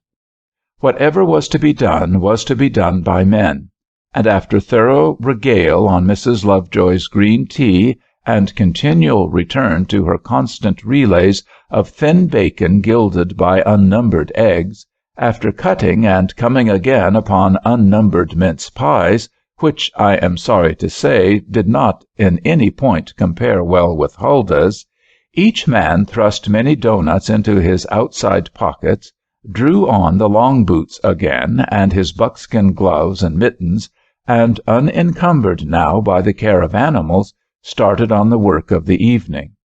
The sun was just taking his last look at them from the western hills, where Reuben and John could see Huldah's chimney smoking. The plan was, by taking a double hand sled of Lovejoy's, and by knocking together 2 or 3 more, jumper fashion, to work their way across the meadow to the railroad causeway, and establish a milk depot there, where the line was not half a mile from Lovejoy's. By going and coming often, following certain tracks well known to Lovejoy on the windward side of walls and fences, these 8 men felt quite sure that by midnight they could place all their milk at the spot where the old farm crossing strikes the railroad. Meanwhile, Silas Lovejoy, a boy of 14, was to put on a pair of snowshoes, go down to the station, state the case to old Dix, and get from him a red lantern and permission to stop the first train where it swept out from the Pitman Cut upon the causeway. Old Dix had no more right to give this permission than had the humblest street sweeper in Ipswich, and this they all knew, but the fact that Silas had asked for it would show a willingness on their part to submit to authority, if authority there had been. This satisfied the New England love of law on the one hand. On the other hand, the train would be stopped, and this satisfied the New England determination to get the thing done anyway. To give additional force to Silas, John provided him with a note to Dix, and it was generally agreed that if Dix wasn't ugly, he would give the red lantern and the permission. Silas was then to work up the road and station himself as far beyond the curve as he could, and stop the first down train. He was to tell the conductor where the men were waiting with the milk, was to come down to them on the train, and his duty would be done. Lest Dix should be ugly, Silas was provided with Lovejoy's only lantern, but he was directed not to show this at the station until his interview was finished. Silas started cheerfully on his snowshoes, John and Lovejoy at the same time, starting with the first hand sled of the cans. First of all into the sled, John put Huldah's well-known can, a little shorter than the others, and with a different handle. Whatever else went to Boston, he said, that can was bound to go through. They established the basis of their pyramid, and met the 3 new jumpers with their makers as they went back for more. This party enlarged the base of the pyramid, and as they worked, Silas passed them cheerfully with his red lantern. Old Dix had not been ugly, had given the lantern and all the permission he had to give, and had communicated some intelligence also. The intelligence was that an accumulated force of 7 engines, with a large working party, had left Groton Junction downward at 3. Nothing had arrived upward at Groton Junction, and from Boston Dix learned that nothing more would leave there until early morning. No trains had arrived in Boston from any quarter for 24 hours. So long the blockade had lasted already. On this intelligence it was clear that with good luck the down train might reach them at any moment. Still the men resolved to leave their milk while they went back for more, relying on Silas and the large working party to put it on the cars if the train chanced to pass before any of them returned. So back they fared to Lovejoy's for their next relay, and met John and Reuben working in successfully with their second. But no one need have hurried, for as trip after trip they built their pyramid of cans higher and higher, no welcome whistle broke the stillness of the night, and by 10 o'clock, when all these cans were in place by the rail, the train had not yet come. John and Reuben then proposed to go up into the cut and to relieve poor Silas, who had not been heard from since he swung long ago so cheerfully like an Excelsior boy on his way up the Alps.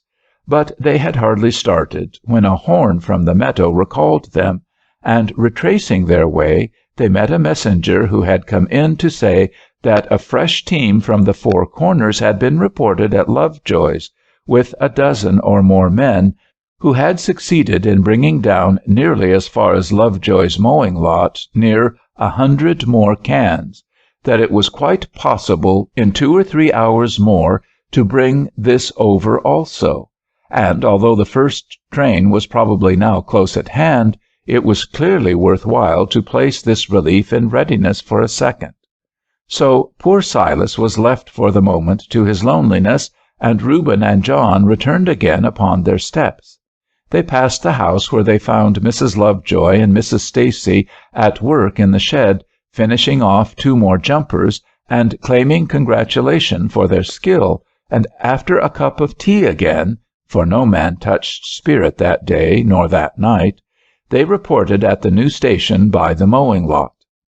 And Silas Lovejoy, who had turned the corner into the Pitman cut, and so shut himself out from sight of the station light, or his father's windows, or the lanterns of the party at the Pyramid of Cans, Silas Lovejoy held his watch there, hour by hour, with such courage as the sense of the advance gives boy or man.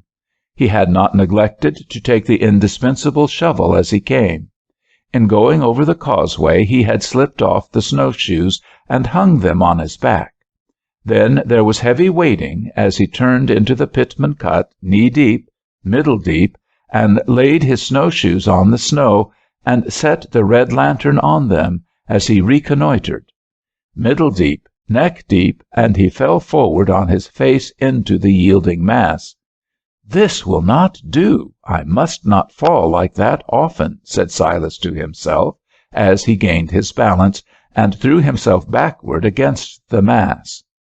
Slowly he turned round, worked back to the lantern, worked out to the causeway, and fastened on the shoes again.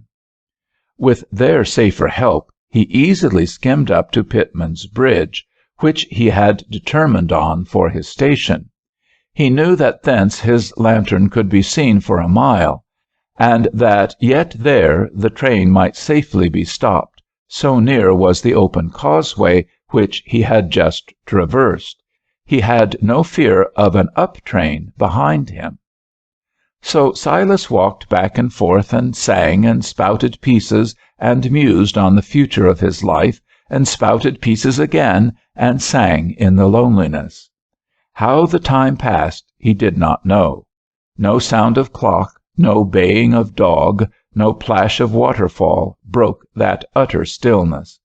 The wind, thank God, had at last died away, and Silas paced his beat in a long oval he made for himself, under and beyond the bridge, with no sound but his own voice when he chose to raise it. He expected, as they all did, that every moment the whistle of the train, as it swept into sight a mile or more away, would break the silence. So he paced and shouted and sang.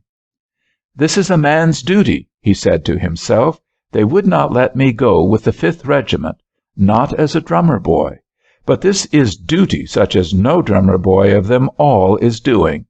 Company, march!" And he stepped forward smartly with his left foot.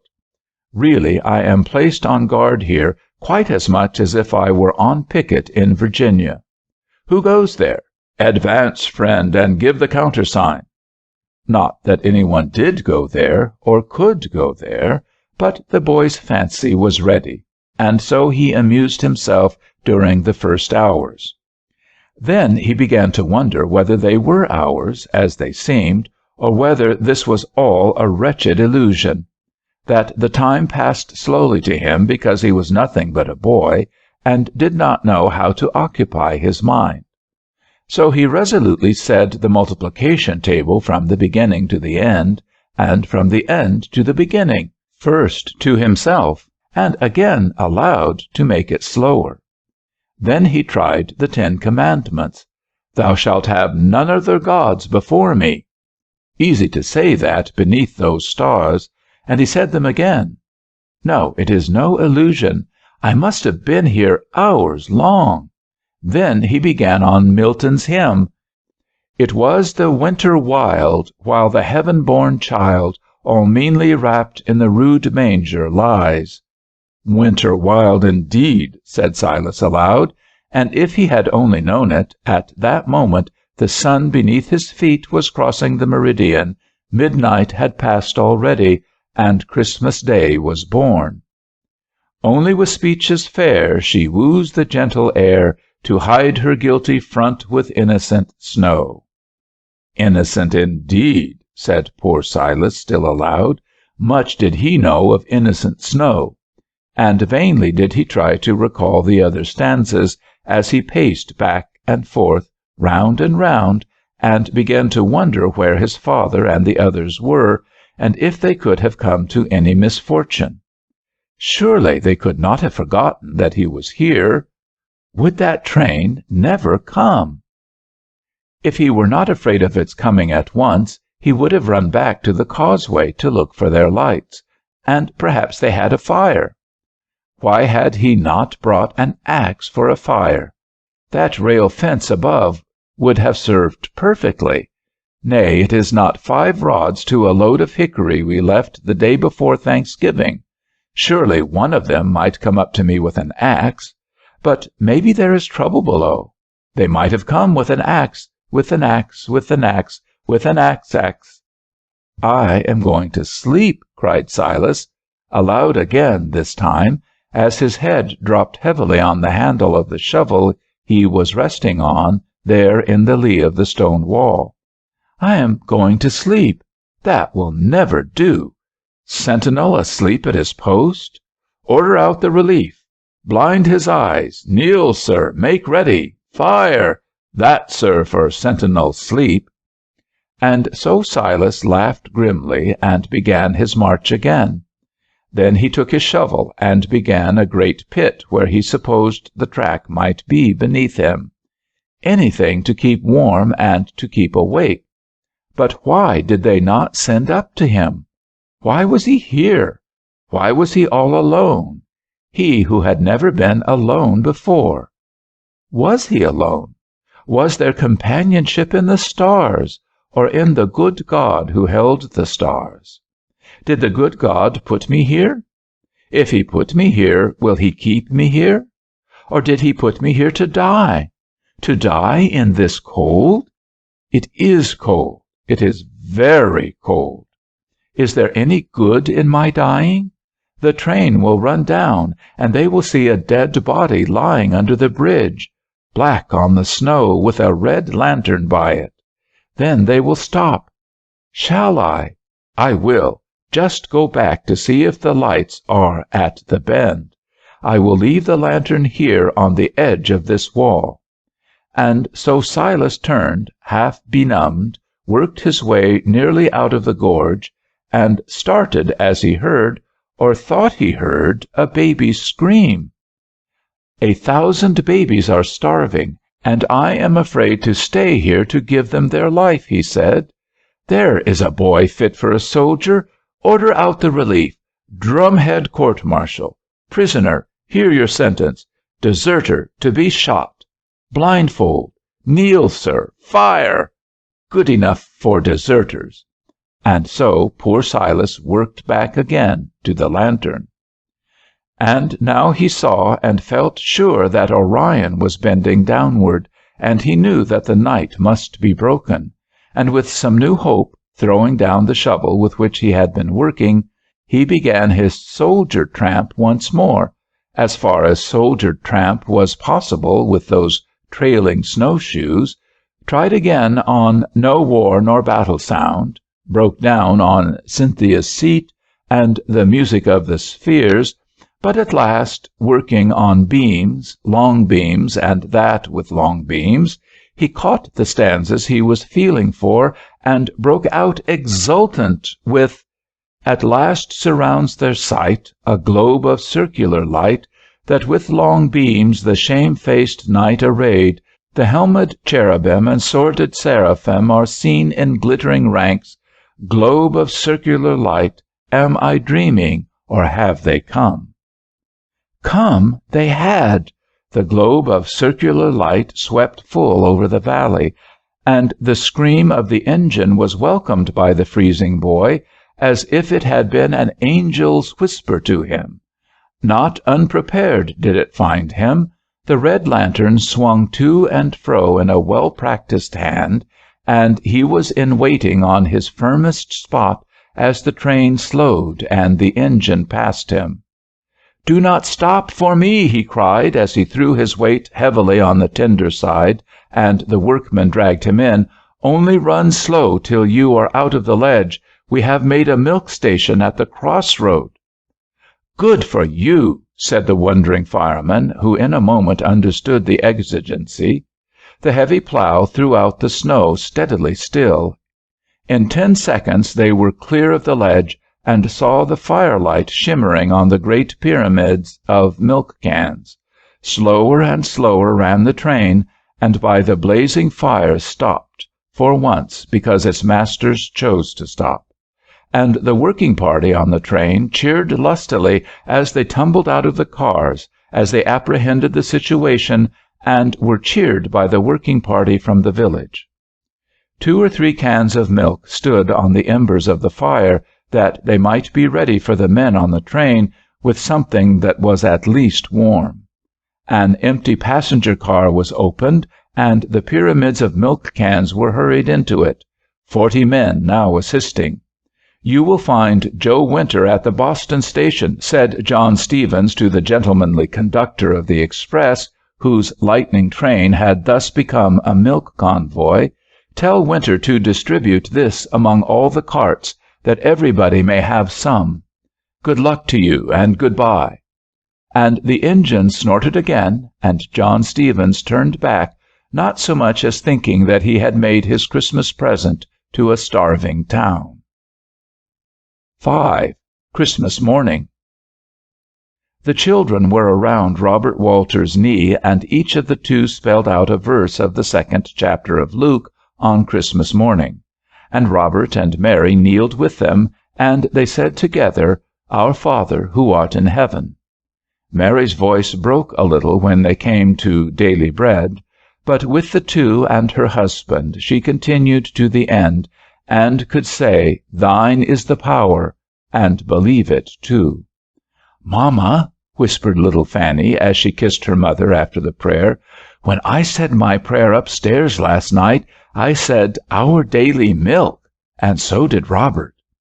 This was more than poor Mary could bear. She kissed the child, and she hurried away. For last night at 6 o'clock it was clear that the milk was sour, and little Jamie had detected it first of all. Then, with every one of the old wiles, they had gone back over the old slops, but the child, with that old weird strength, had pushed them all away. Christmas morning broke, and poor Robert, as soon as light would serve, had gone to the neighbors all, their nearest intimates they had tried the night before, and from all had brought back the same reply. One friend had sent a wretched sample, but the boy detected the taint and pushed it, untasted, away. Dr. Morton had the alarm the day before. He was at the house earlier than usual with some condensed milk, which his wife's store had furnished, but that would not answer. Poor Jamie pushed this by. There was some smoke or something, who should say what? It would not do. The doctor could see in an instant how his patient had fallen back in the night. That weird, anxious, entreating look, as his head lay back on the little pillow, had all come back again. Robert and Robert's friends, Gaysford and Warren, had gone down to the old colony, to the Worcester and to the Hartford stations. Perhaps their trains were doing better. The doorbell rang yet again. "Mrs. Appleton's love to Mrs. Walter, and perhaps her child will try some fresh beef tea." As if poor Jamie did not hate beef tea. Still Morton resolutely forced 3 spoonfuls down. Half an hour more, and Mrs. Dudley's compliments. Mrs. Dudley heard that Mrs. Walter was out of milk, and took the liberty to send round some very particularly nice Scotch groats, which her brother had just brought from Edinburgh. "Do your best with it, Fanny," said poor Mary, but she knew that if Jamie took those Scotch groats, it was only because they were a Christmas present. Half an hour more. 3 more spoonfuls of beef tea after a fight. Doorbell again. Carriage at the door. Would Mrs. Walter come down and see Mrs. Fitch? It was really very particular. Mary was half dazed and went down, she did not know why. "Dear Mrs. Walter, you do not remember me," said this eager girl, crossing the room and taking her by both hands. "Why, no, yes, do I?" said Mary, crying and laughing together. "Yes, you will remember. It was at church, at the baptism. My Jenny and your Jamie were christened the same day. And now I hear, we all know how low he is, and perhaps he will share my Jenny's breakfast. "Dear Mrs. Walter, do let me try." "Dear Mrs. Walter, do let me try." Then Mary saw that the little woman's cloak and hat were already thrown off, which had not seemed strange to her before, and the two passed quietly upstairs together. And Julia Fitch bent gently over him, and cooed to him, and smiled to him, but could not make the poor child smile. And they lifted him so gently on the pillow, but only to hear him scream. And she brought his head gently to her heart, and drew back the little curtain that was left, and offered to him her life. But he was frightened, and did not know her, and had forgotten what it was she gave him, and screamed again. And so they had to lay him back gently upon the pillow. And then, as Julia was saying she would stay, and how they could try again, and could do this and that, then the door-bell rang again, and Mrs. Coleman had herself come round with a little white pitcher, and herself ran upstairs with it, and herself knocked at the door. The blockade was broken, and the milk had come. Mary never knew that it was from Huldah Stevens' milk can that her boy drank in the first drop of his new life. Nor did Huldah know it. Nor did John know it, nor the paladins who fought that day at his side, nor did Silas Lovejoy know it. But the good God and all good angels knew it. Why ask for more? And you and I, dear reader, if we can forget that always our daily bread comes to us because 1,000 brave men and 1,000 brave women are at work in the world, praying to God and trying to serve Him, we will not forget it as we meet at breakfast on this blessed Christmas Day. Story 5. Stand and Wait. Christmas Eve. "They've come! They've come!" This was the cry of little Herbert as he ran in from the square stone which made the large doorstep of the house. Here he had been watching, a self-posted sentinel, for the moment when the carriage should turn the corner at the bottom of the hill.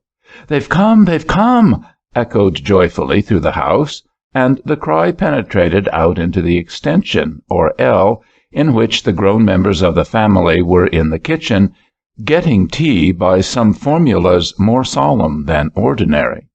"Have they come?" cried Grace, and she set her skillet back to the quarter-deck, or after part of the stove, lest its white contents should burn while she was away.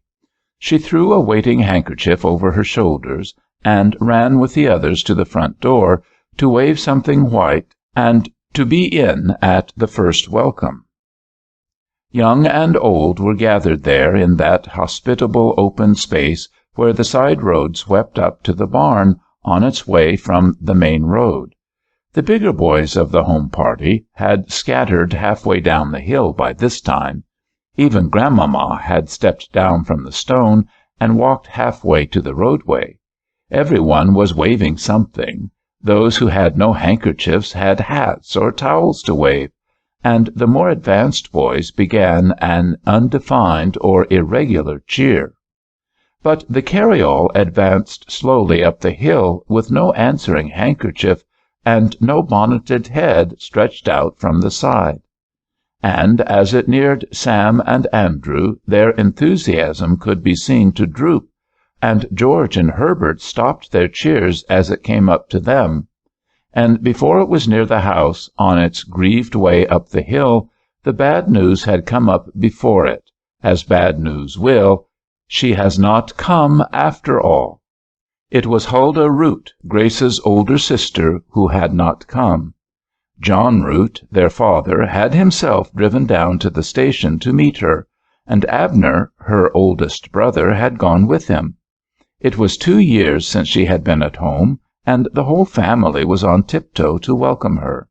Hence the unusual tea preparation, hence the sentinel on the doorstep, hence the general assembly in the yard, and, after all, she had not come. It was a wretched disappointment.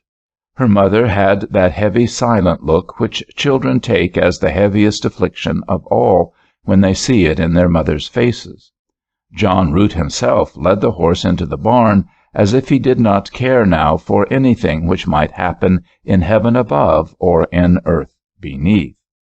The boys were voluble in their rage. "It is too bad!" and "Grandmamma, don't you think it is too bad?" and "It is the meanest thing I ever heard of in all my life," and "Grace, why don't you say anything? Did you ever know anything so mean?" As for poor Grace herself, she was quite beyond saying anything. All the treasured words she had laid up to say to Huldah, all the doubts and hopes and guesses which were secret to all but God, but which were to be poured out in Huldah's ear as soon as they were alone, were coming up one by one as if to choke her. She had waited so long for this blessed fortnight of sympathy, and now she had lost it. Grace could say nothing, and poor Grandmamma, on whom fell the stilling of the boys, was at heart as wretched as any of them. Somehow something got itself put on the supper table, and when John Root and Abner came in from the barn, they all sat down to pretend to eat something. What a miserable contrast to the Christmas Eve party which had been expected! The observance of Christmas is quite a novelty in the heart of New England among the lords of the manor. Winslow and Brewster, above Plymouth Rock, celebrated their first Christmas by making all hands work all day in the raising of their first house. It was in that way that a Christian empire was begun. They builded better than they knew. They and theirs, in that hard day's work, struck the keynote for New England for 2 centuries and a half. And many a New Englander, still in middle life, remembers that in childhood, though nurtured in Christian homes, he could not have told, if he were asked, on what day of the year Christmas fell. But as New England, in the advance of the world, has come into the general life of the world, she has shown no inaptitude for a greater enjoyment of life, and with the true Catholicity of her great congregational system, her people and her churches seize, one after another, all the noble traditions of the loftiest memories. And so in this matter which we have in hand, it happened that the Roots, in their hillside home, had determined that they would celebrate Christmas as never had Roots done before, since Josiah Root landed at Salem from the Hercules with other Kentish people in 1635. Abner and Gershom had cut and trimmed a pretty fir balsam from the edge of the Hotchkiss clearing, and it was now in the best parlor. Grace, with Mary Bickford, her firm ally and other self, had gilded nuts and rubbed lady apples and strung popped corn, and the tree had been dressed in secret, the youngsters all locked and warned out from the room. The choicest turkeys of the drove, and the tenderest geese from the herd, and the plumpest fowls from the barnyard had been sacrificed on consecrated altars. And all this was but as accompaniment and side illustration of the great glory of the celebration, which was that Huldah, after her 2 years' absence, Huldah was to come home. And now she had not come, nay, was not coming. As they sat down at their Barmecide feast, how wretched the assemblage of unrivaled dainties seemed. John Root handed to his wife their daughter's letter. She read it and gave it to Grace, who read it and gave it to her grandmother. No one read it aloud. To read aloud in such trials is not the custom of New England. Boston, December 24, 1848. Dear Mother and Father, it is dreadful to disappoint you all, but I cannot come. I am all ready, and this goes by the carriage that was to take me to the cars. But our dear little Horace has just been brought home. I am afraid, dying. But we cannot tell, and I cannot leave him. You know there is really no one who can do what I can. He was riding on his pony. First the pony came home alone, and in 5 minutes after, 2 policemen brought the dear child in a carriage. His poor mother is very calm, but cannot think yet or do anything. We have sent for his father, who is downtown. I try to hope that he may come to himself, but he only lies and draws long breaths on his little bed. The doctors are with him now, and I write this little scrawl to say how dreadfully sorry I am. A Merry Christmas to you all. Do not be troubled about me. Your own loving Huldah. P.S. I have got some little presents for the children, but they are all in my trunk, and I cannot get them out now. I will make a bundle Monday. Goodbye. The man is waiting. This was the letter that was passed from hand to hand, of which the contents slowly trickled into the comprehension of all parties, according as their several ages permitted them to comprehend. Sam, as usual, broke the silence by saying, "It is a perfect shame. She might as well be a nigger slave. I suppose they think they have bought her and sold her.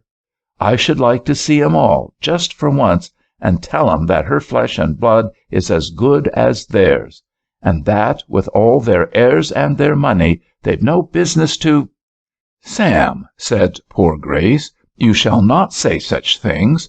Huldah has stayed because she chose to stay, and that is the worst of it.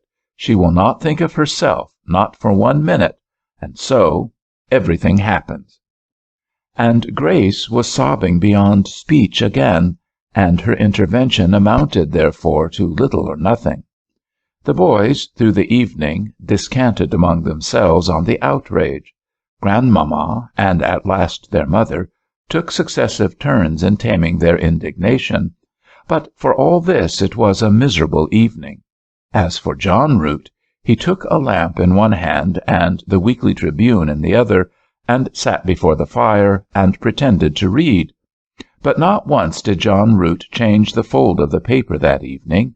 It was a wretched Christmas Eve, and at 8:30 every light was out, and every member of the household was lying stark awake in bed.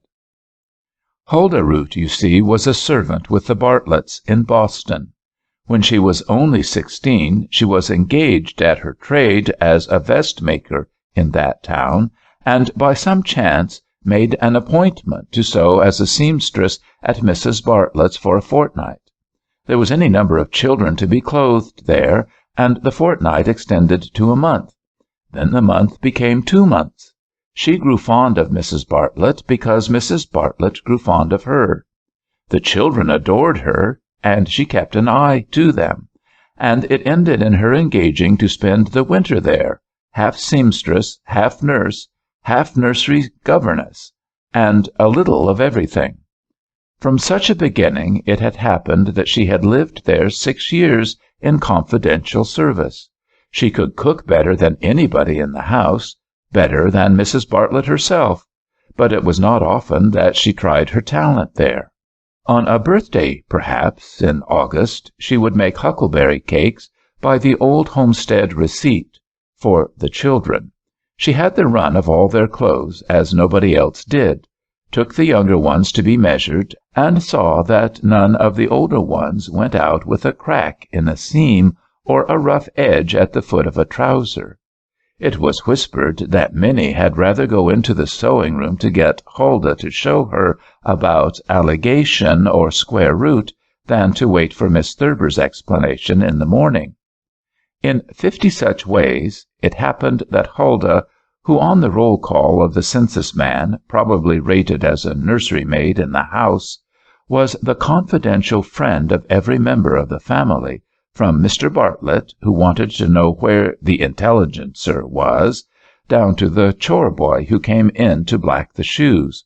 And so it was that when poor little Horace was brought in with his skull knocked in by the pony, Huldah was, and modestly knew that she was, the most essential person in the stunned family circle. While her brothers and sisters were putting out their lights in New Durham, heartsick and wounded, Huldah was sitting in that still room where only the rough, broken breathing of poor Horace broke the sound. She was changing, once in 10 minutes, the ice-water cloths, was feeling of his feet sometimes, wetting his tongue once or twice in an hour, putting her finger to his pulse with a native sense which needed no second hand to help it, and all the time, with the thought of him, was remembering how grieved and hurt and heartbroken they were at home. Every half hour or less, a pale face appeared at the door, and Huldah just slid across the room and said, "He is really doing nicely. Pray lie down," or "His pulse is surely better. I will certainly come to you if it flags," or "Pray trust me. I will not let you wait a moment if he needs you," or "Pray get ready for tomorrow. An hour's sleep now will be worth everything to you then." And the poor mother would crawl back to her baby and her bed, and pretend to try to sleep, and in half an hour would appear again at the door. 1 o'clock, 2 o'clock, 3 o'clock. How companionable Dr. Lowell's clock seems when one is sitting up so, with no one else to talk to. 4 o'clock at last. It is really growing to be quite intimate. 5 o'clock. If I were in dear Durham now, one of the roosters would be calling. 6 o'clock. Poor Horace stirs, turns, flings his arm over. "Mother! Oh, Huldah, is it you? How nice that is!" And he is unconscious again. But he had sense enough to know her. What a blessed Christmas present that is, to tell that to his poor mother when she slides in at daybreak and says, "You shall go to bed now, dear child. You see I am very fresh, and you must rest yourself, you know. Do you really say he knew you? Are you sure he knew you? Why, Huldah, what an angel of peace you are!" So opened Huldah's Christmas morning. Days of doubt, nights of watching. Every now and then the boy knows his mother, his father, or Huldah. Then will come this heavy stupor, which is so different from sleep. At last the surgeons have determined that a piece of the bone must come away. There is the quiet gathering of the most skilful at the determined hour. There is the firm table for the little fellow to lie on. Here is the ether and the sponge, and of course, here and there and everywhere is Huldah.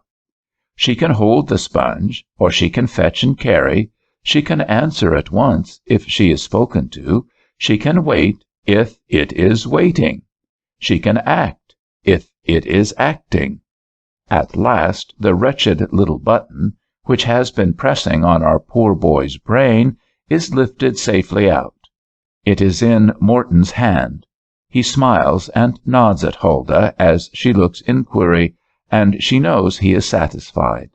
And does not the poor child himself, even in his unconscious sleep, draw his breath more lightly than he did before? All is well. "Who do you say that young woman is?" says Dr. Morton to Mr. Bartlett, as he draws on his coat in the doorway after all is over. "Could we not tempt her over to the General Hospital?" "No, I think not. I do not think we can spare her." The boy Horace is new born that day, a New Year's gift to his mother. So pass Huldah's holidays. 2. Christmas again. 14 years make of the boy whose pony has been too much for him a man equal to any prank of any pony. 14 years will do this, even to boys of 10. Horace Bartlett is the colonel of a cavalry regiment, stationed just now in West Virginia, and as it happens, this 24-year-old boy has an older commission than anybody in that region, and is the post commander at Talbot, C.H., and will be, most likely, for the winter. The boy has a vein of foresight in him, a good deal of system, and what is worth while to have, by the side of system, some knack of order.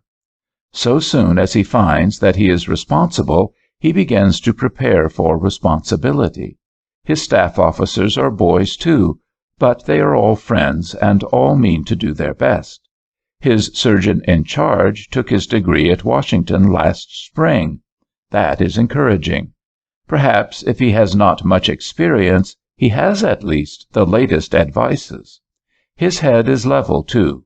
He means to do his best, such as it is. And indeed, all hands in that knot of boy counselors will not fail for laziness or carelessness. Their very youth makes them provident and grave. So, among 100 other letters, as October opens, Horace writes this: Talbot Courthouse, Virginia, October 3, 1863. Dear Huldah, here we are still, as I have been explaining to Father, and as you will see by my letter to him, here we are like to stay. Thus far we are doing sufficiently well. As I have told him, if my plans had been adopted, we should have been pushed rapidly forward up the valley of the Yellow Creek. Badger's corps would have been withdrawn from before Winchester. Wilcox and Steele together would have threatened Early, and then, by a rapid flank movement, we should have pounced down on Longstreet, not the great Longstreet, but Little Longstreet, and compelled him to uncover Lynchburg. We could have blown up the dams and locks on the canal, made a freshet to sweep all the obstructions out of James River, and then, if they had shown half as much spirit on the Potomac, all of us would be in Richmond for our Christmas dinner. But my plans, as usual, were not asked for, far less taken. So, as I said, here we are.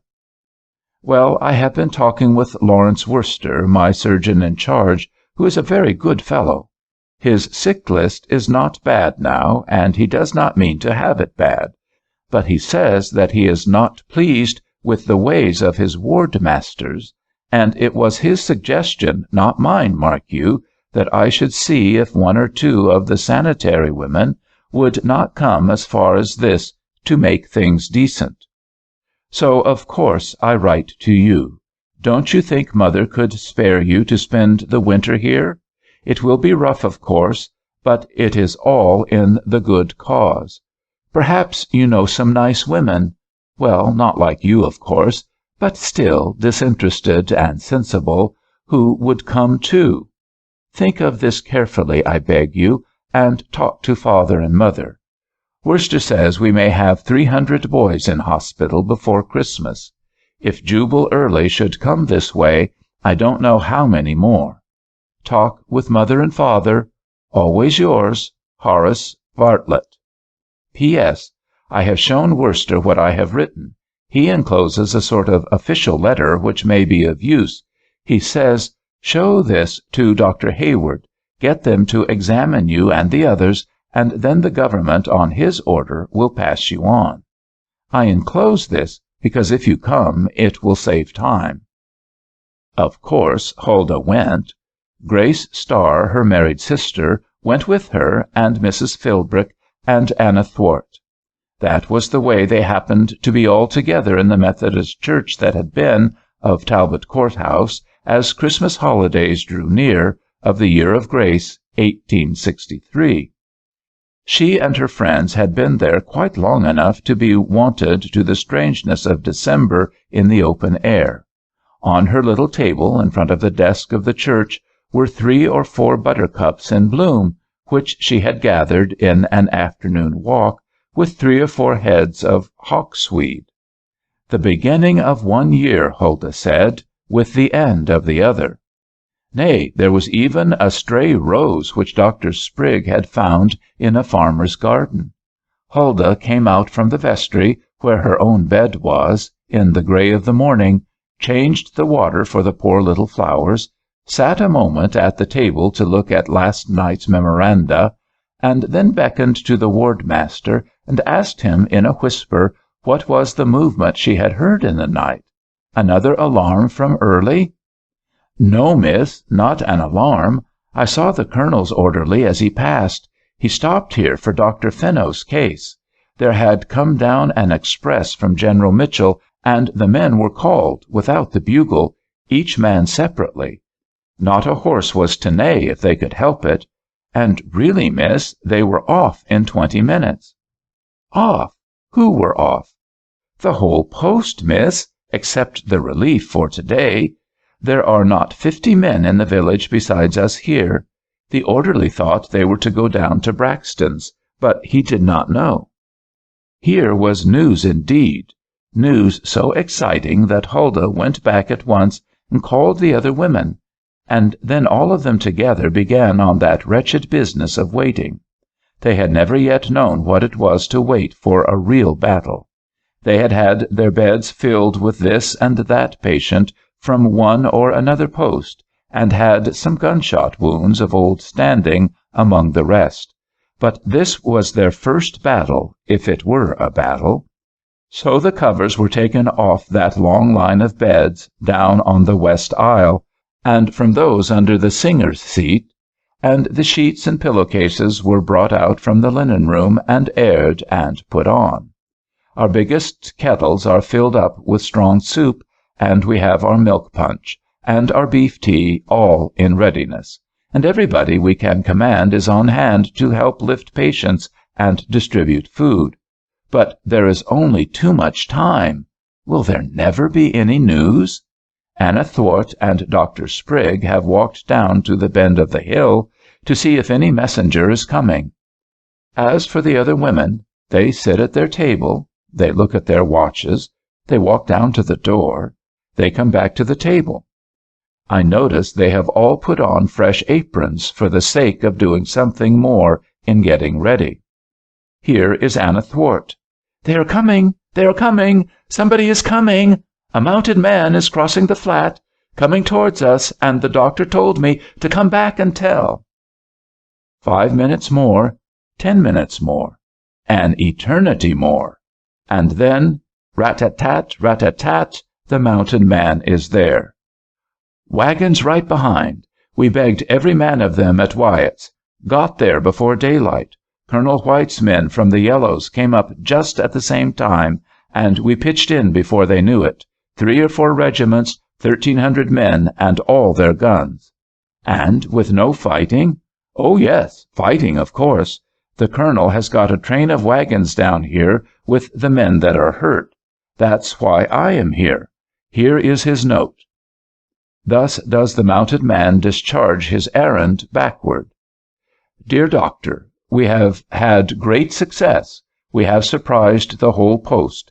The company across the brook tried hard to get away, and a good many of them and of Sykes' men are hit.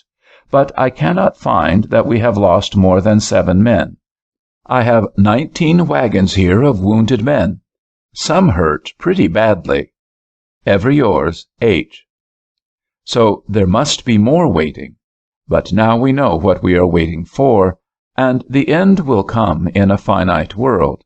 Thank God, at 3:30, here they are. Tenderly, gently. Hush, Sam. Hush, Caesar. You talk too much. Gently, tenderly. 27 of the poor fellows, with everything the matter, from a burnt face to a heart stopping its beat for want of more blood. Huldah, come here. This is my old classmate, Barthow. Sat next me at prayers 4 years. He is a major in their army, you see. His horse stumbled and pitched him against a stone wall, and he has not spoken since. Don't tell me he is dying, but do as well for him, Huldah. And the handsome boy smiled. Do as well for him as you did for me. So they carried Barthow, senseless as he was, tenderly into the church, and he became E27 on an iron bedstead. Not half our soup was wanted, nor our beef tea, nor our punch. So much the better. Then came day and night, week in and out, of army system and womanly sensibility, that quiet, cheerful, homish hospital life in the quaint surroundings of the whitewashed church, the pointed arches of the windows and the faded moreen of the pulpit, telling that it is a church in a reminder not unpleasant. 2 or 3 weeks of hopes and fears, failures and successes, bring us to Christmas Eve. It is the surgeon-in-chief who happens to give our particular Christmas dinner. I mean the one that interests you and me. Huldah and the other ladies had accepted his invitation. Horace Bartlett and his staff and some of the other officers were guests, and the doctor had given his own permit that Major Barthow might walk up to his quarters with the ladies. Huldah and he were in advance, he leaning, with many apologies, on her arm. Dr. Sprigg and Anna Thwart were far behind. The two married ladies, as needing no escort, were in the middle. Major Barthow enjoyed the emancipation, was delighted with his companion, could not say enough to make her praise the glimpses of Virginia, even if it were West Virginia. "What a party it is, to be sure," said he. "The doctor might call on us for our stories, as one of Dickens's chiefs would do at a Christmas feast.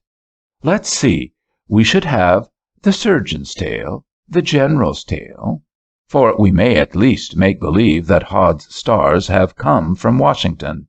Then we must call in that one-eyed servant of his, and we will have the orderly's tale. Your handsome friend from Wisconsin will tell the German's tale. I shall be encouraged to tell the prisoner's tale. And you—" "And I," said Huldah, laughing, because he paused, "you shall tell the saint's tale."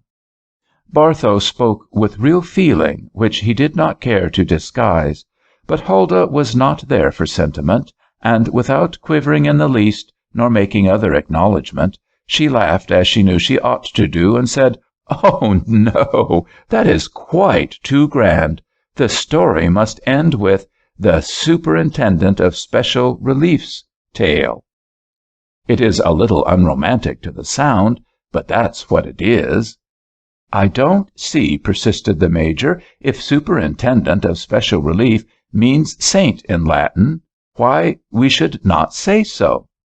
"Because we are not talking Latin," said Huldah. "Listen to me, and before we come to dinner I will tell you a story pretty enough for Dickens, or any of them, and it is a story not 15 minutes old. Have you noticed that black-whiskered fellow under the gallery by the north window? Yes, the same. He is French, enlisted, I think, in New London. I came to him just now, managed to say étrennes et Noël to him, and a few other French words, and asked if there were nothing we could do to make him more at home. Oh, no, there was nothing. Madame was too good, and everybody was too good, and so on. But I persisted. I wished I knew more about Christmas in France, and I stayed by. No, madam, nothing. There is nothing. But since you say it, if there were 2 drops of red wine, du vin de mon pays, madam, but you would not here in Virginia. Could not I? A superintendent of special relief has long arms. There was a box of claret, which was the first thing I saw in the storeroom the day I took my keys. The doctor was only too glad the man had thought of it, and you should have seen the pleasure that red glass, as full as I could pile it, gave him. The tears were running down his cheeks. Anna there had another Frenchman, and she sent some to him. And my man is now humming a little song about the vin rouge of Bourgogne. Would not Mr. Dickens make a pretty story of that for you? The Frenchman story? Barthow longed to say that the great novelist would not make so pretty a story as she did, but this time he did not dare. You are not going to hear the 8 stories.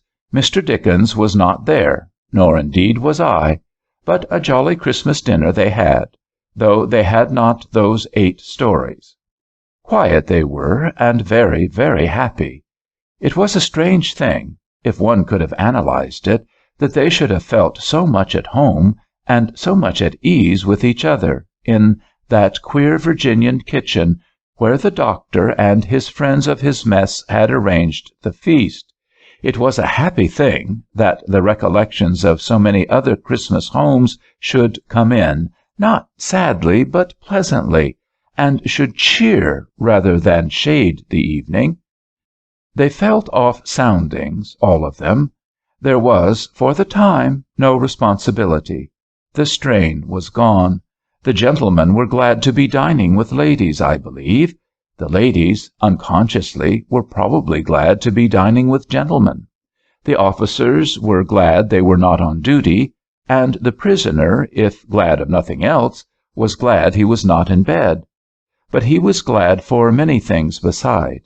You see, it was but a little post. They were far away, and they took things with the ease of a detached command. "Shall we have any toasts?" said the doctor, when his nuts and raisins and apples at last appeared. "Oh, no, no toast. Nothing so stiff as that."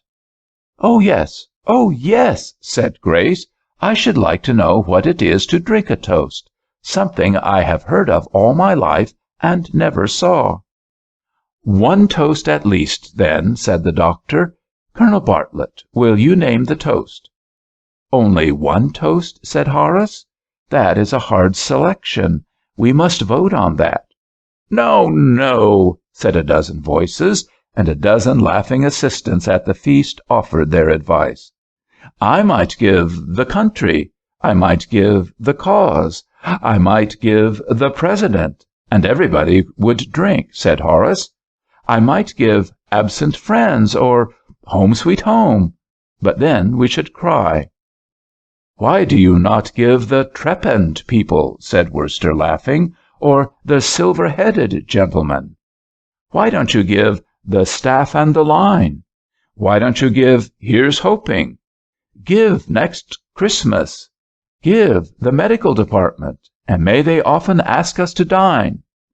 "Give Saints and Sinners," said Major Barthow, after the first outcry was hushed.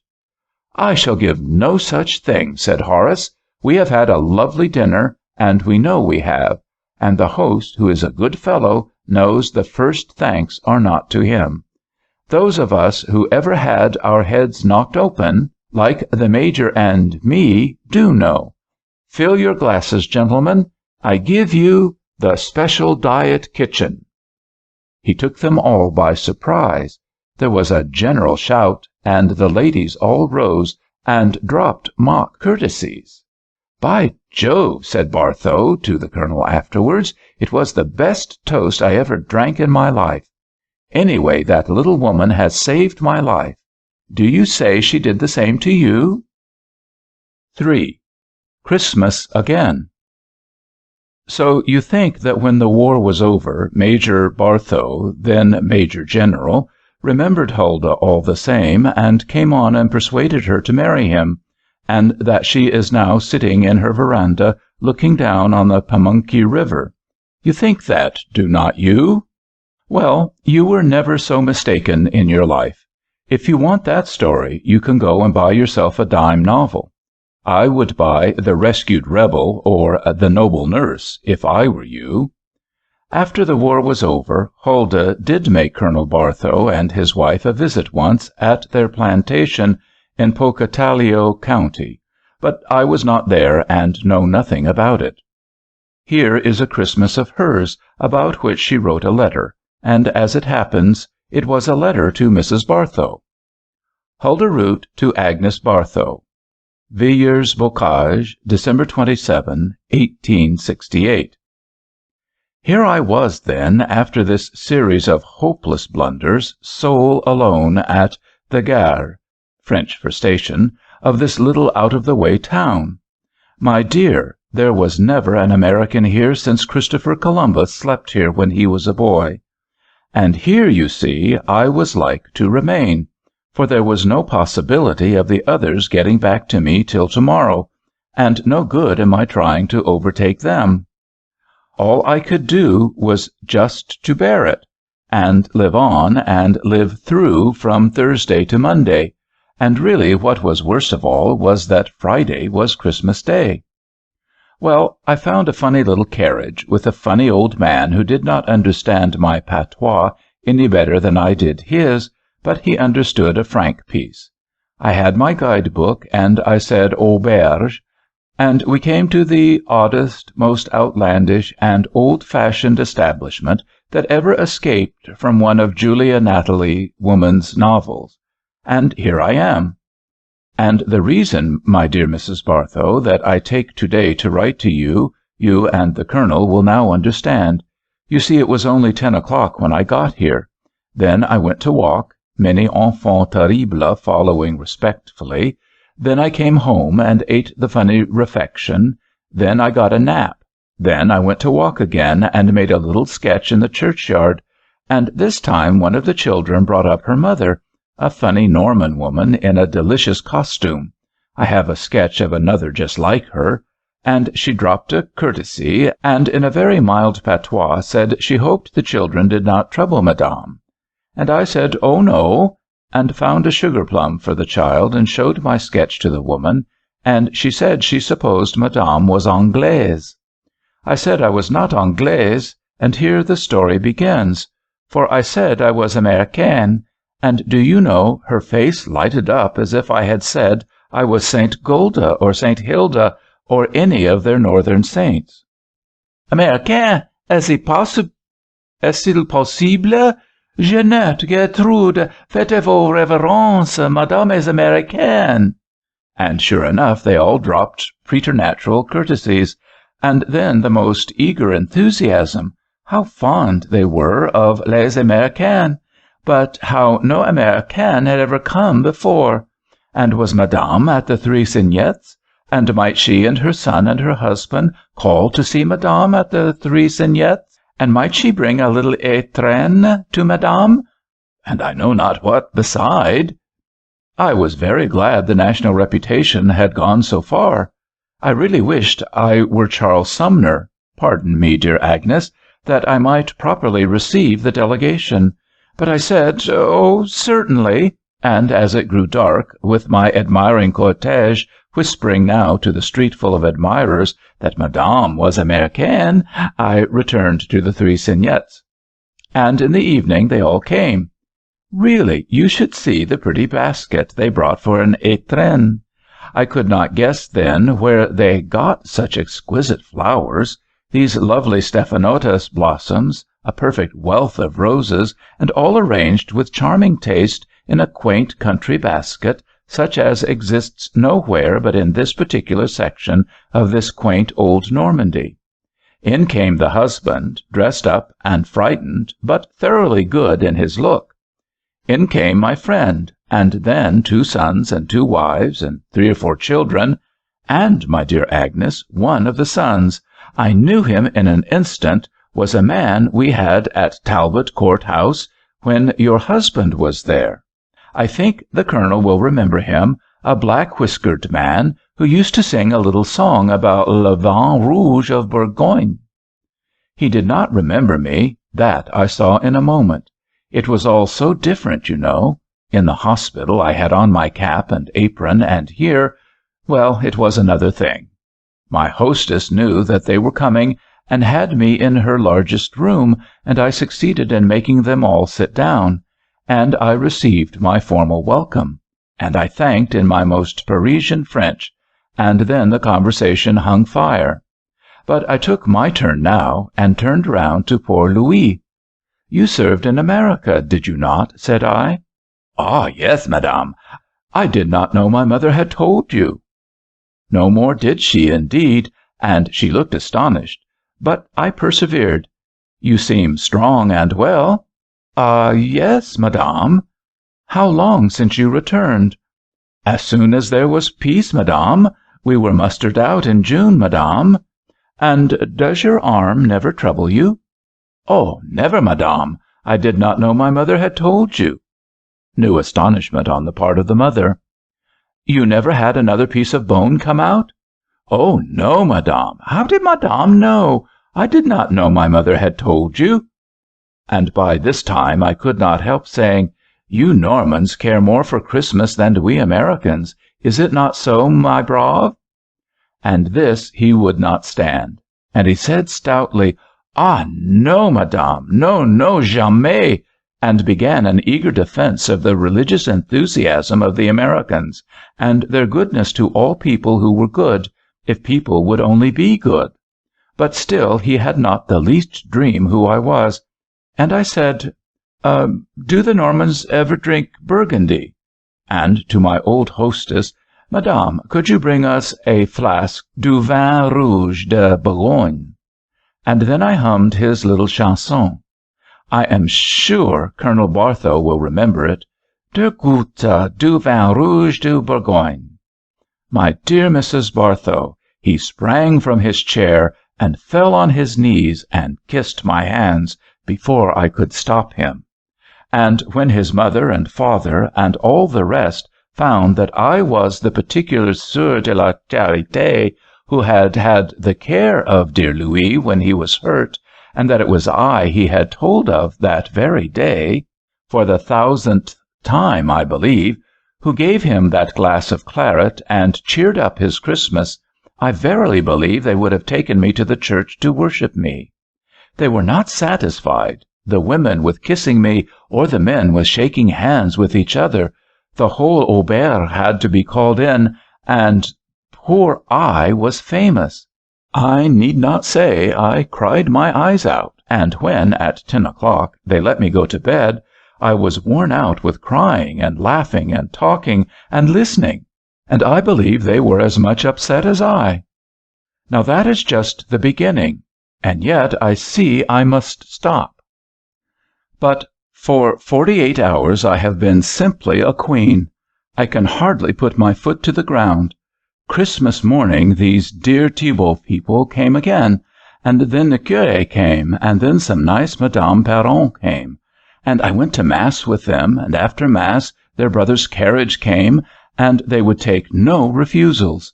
But with many apologies to my sweet old hostess at the Three Cygnets, I was fain to come up to Monsieur Firmin's lovely chateau here, and make myself at home till my friends shall arrive. It seems the poor Thibaults had come here to beg the flowers for the étrenne. It is really the most beautiful country residence I have seen in France, and they live on the most patriarchal footing with all the people round them. I am sure I ought to speak kindly of them. It is the most fascinating hospitality. So here I am, waiting with my little sac de nuit to make me espèdebile, and here I ate my Christmas dinner.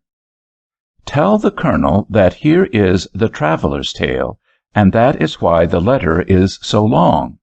Most truly yours, Huldah Root. 4. One Christmas More. This last Christmas party is Huldah's own. It is hers, at least, as much as it is anyone's. There are 5 of them, nay 6, with equal right to precedence in the John O'Groat's house, where she has settled down. It is one of those comfortable houses which are still left 3 miles out from the old State House in Boston. It is not all on one floor. That would be perhaps too much like the golden courts of heaven. There are 2 stories, but they are connected by a central flight of stairs of easy tread, designed by Charles Cummings, so easy and so stately withal, that, as you pass over them, you always bless the builder, and hardly know that you go up or down. 5 large rooms on each floor give ample room for the 5 heads of the house, if indeed there be not 6, as I said before. Into this Saint's Rest there have drifted together, by the eternal law of attraction, Huldah and Ellen Philbrick, who was with her in Virginia and in France, and has been indeed but little separated from her, except on duty, for 20 years, and with them 3 other friends. These women, well, I cannot introduce them to you without writing 3 stories of true romance, 1 for each. This quiet, strong, meditative, helpful saint, who is coming into the parlor now, is Helen Turow.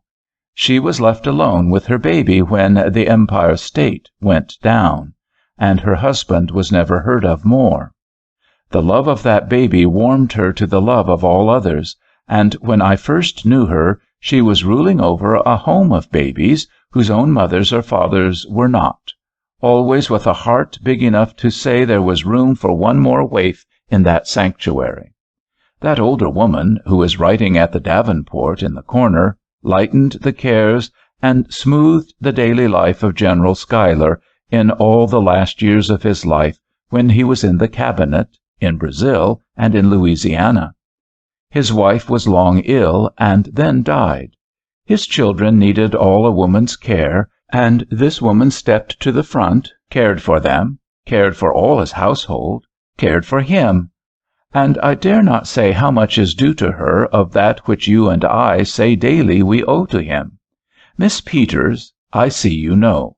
She served in another regiment, was at the head of the sweetest, noblest, purest school that ever trained, in 25 years, 500 girls to be the queens in 500 happy and strong families. All of these 5 are Huldah, and Mrs. Philbrick, too, you have seen before. All of them have been in the service. All of them have known that perfect service is perfect freedom. I think they know that perfect service is the highest honor. They have together taken this house, as they say, for the shelter and home of their old age. But Huldah, as she plays with your Harry there, does not look to me as if she were superannuated yet. But you said there were 6 in all. Did I? I suppose there are. Mrs. Philbrick, are there 5 captains in your establishment, or 6? My dear Mr. Hale, why do you ask me? You know there are 5 captains and 1 general. We have persuaded Seth Corbett to make his home here. Yes, the same who went round the world with Mrs. Craddock. Since her death he has come home to Boston, and he reports to us and makes his headquarters here. He sees that we are all right every morning, and then he goes his rounds to see every grandchild of old Mr. Craddock, and to make sure that every son and daughter of that house is all right. Sometimes he is away overnight.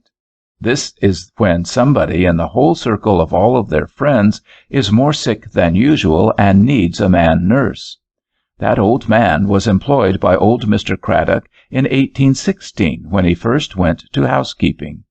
He has had all the sons and all the daughters of that house in his arms, and now that the youngest of them is 25, and the oldest 50, I suppose he is not satisfied any day until he has seen that they and theirs, in their respective homes, are well.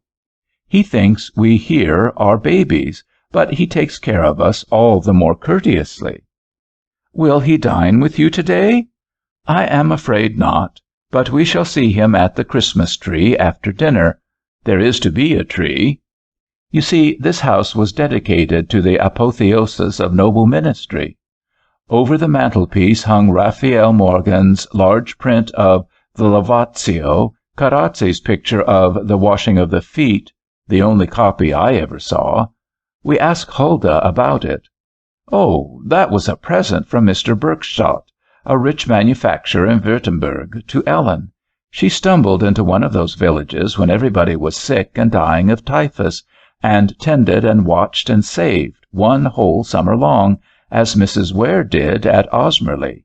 And this Mr. Bergstadt wanted to do something, and he sent her this in acknowledgment. On the other side was Kaulbach's own study of Elizabeth of Hungary, dropping her apron full of roses. Oh, what a sight the apron discloses! The viands are changed to real roses. When I asked Huldah where that came from, she blushed and said, "Oh, that was a present to me," and led us to Steinler's exquisite Good Shepherd in a larger and finer print than I had ever seen. 6 or 8 gentlemen in New York, who, when they were dirty babies from the gutter, had been in Helen Turo's hands, had sent her a portfolio of beautiful prints, each with this same idea of seeking what was lost. This one she had chosen for the sitting-room, and on the 4th side was that dashing group of Horace Vernet's Gideon Crossing Jordan, with the motto wrought into the frame, "Faint, yet pursuing." These 4 pictures are all presents to the girls, as I find I still call them, and on the easel Miss Peters had put her copy of the tribute money. There were other pictures in the room, but these 5 unconsciously told its story. The 5 girls were always all together at Christmas, but in practice each of them lived here only 2/5 of her time. "We make that a rule," said Ellen, laughing. "If anybody comes for anybody when there are only 2 here, those 2 are engaged to each other, and we stay. not but what they can come and stay here if we cannot go to them. In practice, if any of us in the immense circles which these saints had befriended were in a scrape, as if a mother was called away from home and there were some children left, or if scarlet fever got into a house, or if the children had nobody to go to Mount Desert with them, or if the new house were to be set in order and nobody knew how, in any of the trials of well-ordered families, why, we rode over to the Saints' Rest to see if we could not induce one of the 5 to come and put things through, so that in practice there were seldom more than 2 on the spot there. But we do not get to the Christmas dinner. There were covers for 24, and all the children besides were in a room upstairs, presided over by Maria Munro, who was in her element there. Then our party of 24 included men and women of 1,000 romances who had learned and had shown the nobility of service. 1 or 2 of us were invited as novices, in the hope perhaps that we might learn. Scarcely was the soup served when the doorbell rang. Nothing else ever made Huldah look nervous. Bartlett, who was there, said in an aside to me that he had seen her more calm when there was volley firing within hearing of her storeroom. Then it rang again. Helen Turo talked more vehemently, and Mrs. Bartlett at her end started a great laugh. But when it rang the 3rd time, something had to be said, and Huldah asked one of the girls, who was waiting, if there were no one attending at the door. "Yes'm, Mr. Corbett." But the bell rang a 4th time and a 5th. "Isabel, you can go to the door. Mr. Corbett must have stepped out." So Isabel went out, but returned with a face as broad as a soup plate. "Mr. Corbett is there, ma'am." 6th doorbell peal, 7th and 8th. "Mary, I think you had better see if Mr. Corbett has gone away."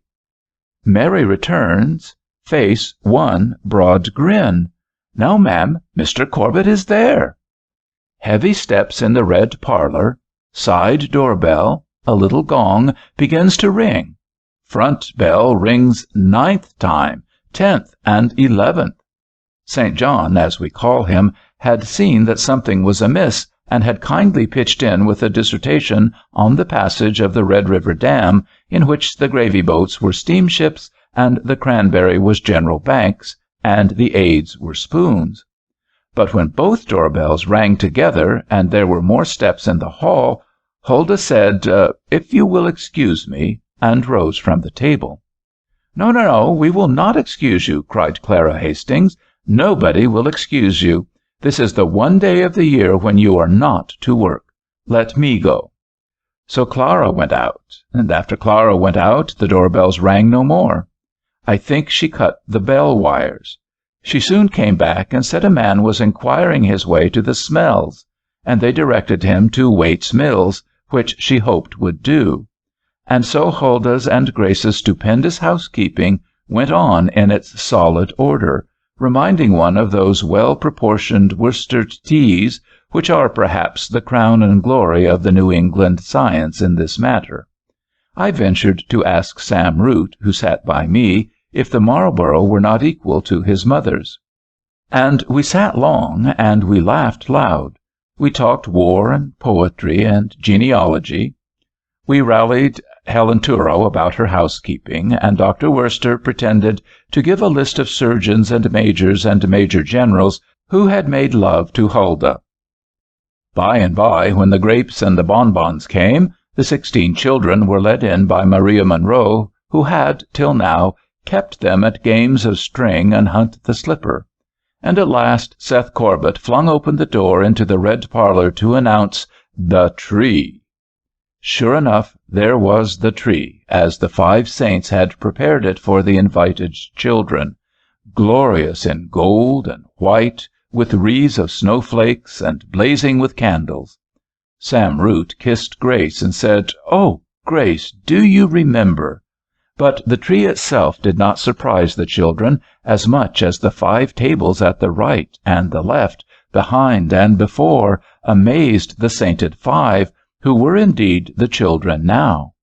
A box of the vin rouge de Bourgogne from Louis was the first thing my eye lighted on, and above it a little banner read, "Hulda's Table." And then I saw that there were these 5 tables heaped with the Christmas offerings to the 5 saints. It proved that everybody, the world over, had heard that they had settled down. Everybody in the 4 hemispheres, if there be 4, who had remembered the unselfish service of these 5, had thought this a fit time for commemorating such unselfish love, were it only by such a present as a lump of coal.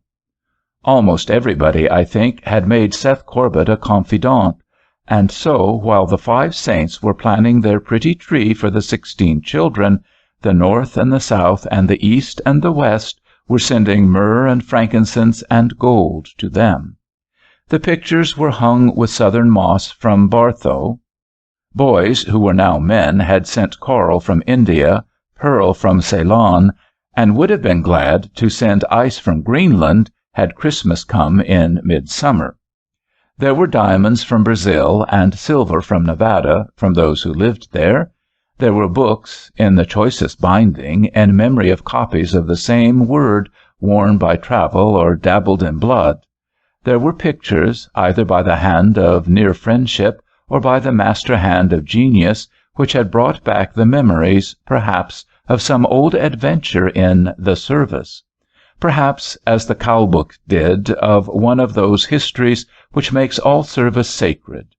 In 25 years of life, these women had so surrounded themselves, without knowing it or thinking of it, with loyal, yes, adoring friends, that the accident of their finding a fixed home had called in all at once this wealth of acknowledgment from those whom they might have forgotten, but who would never forget them.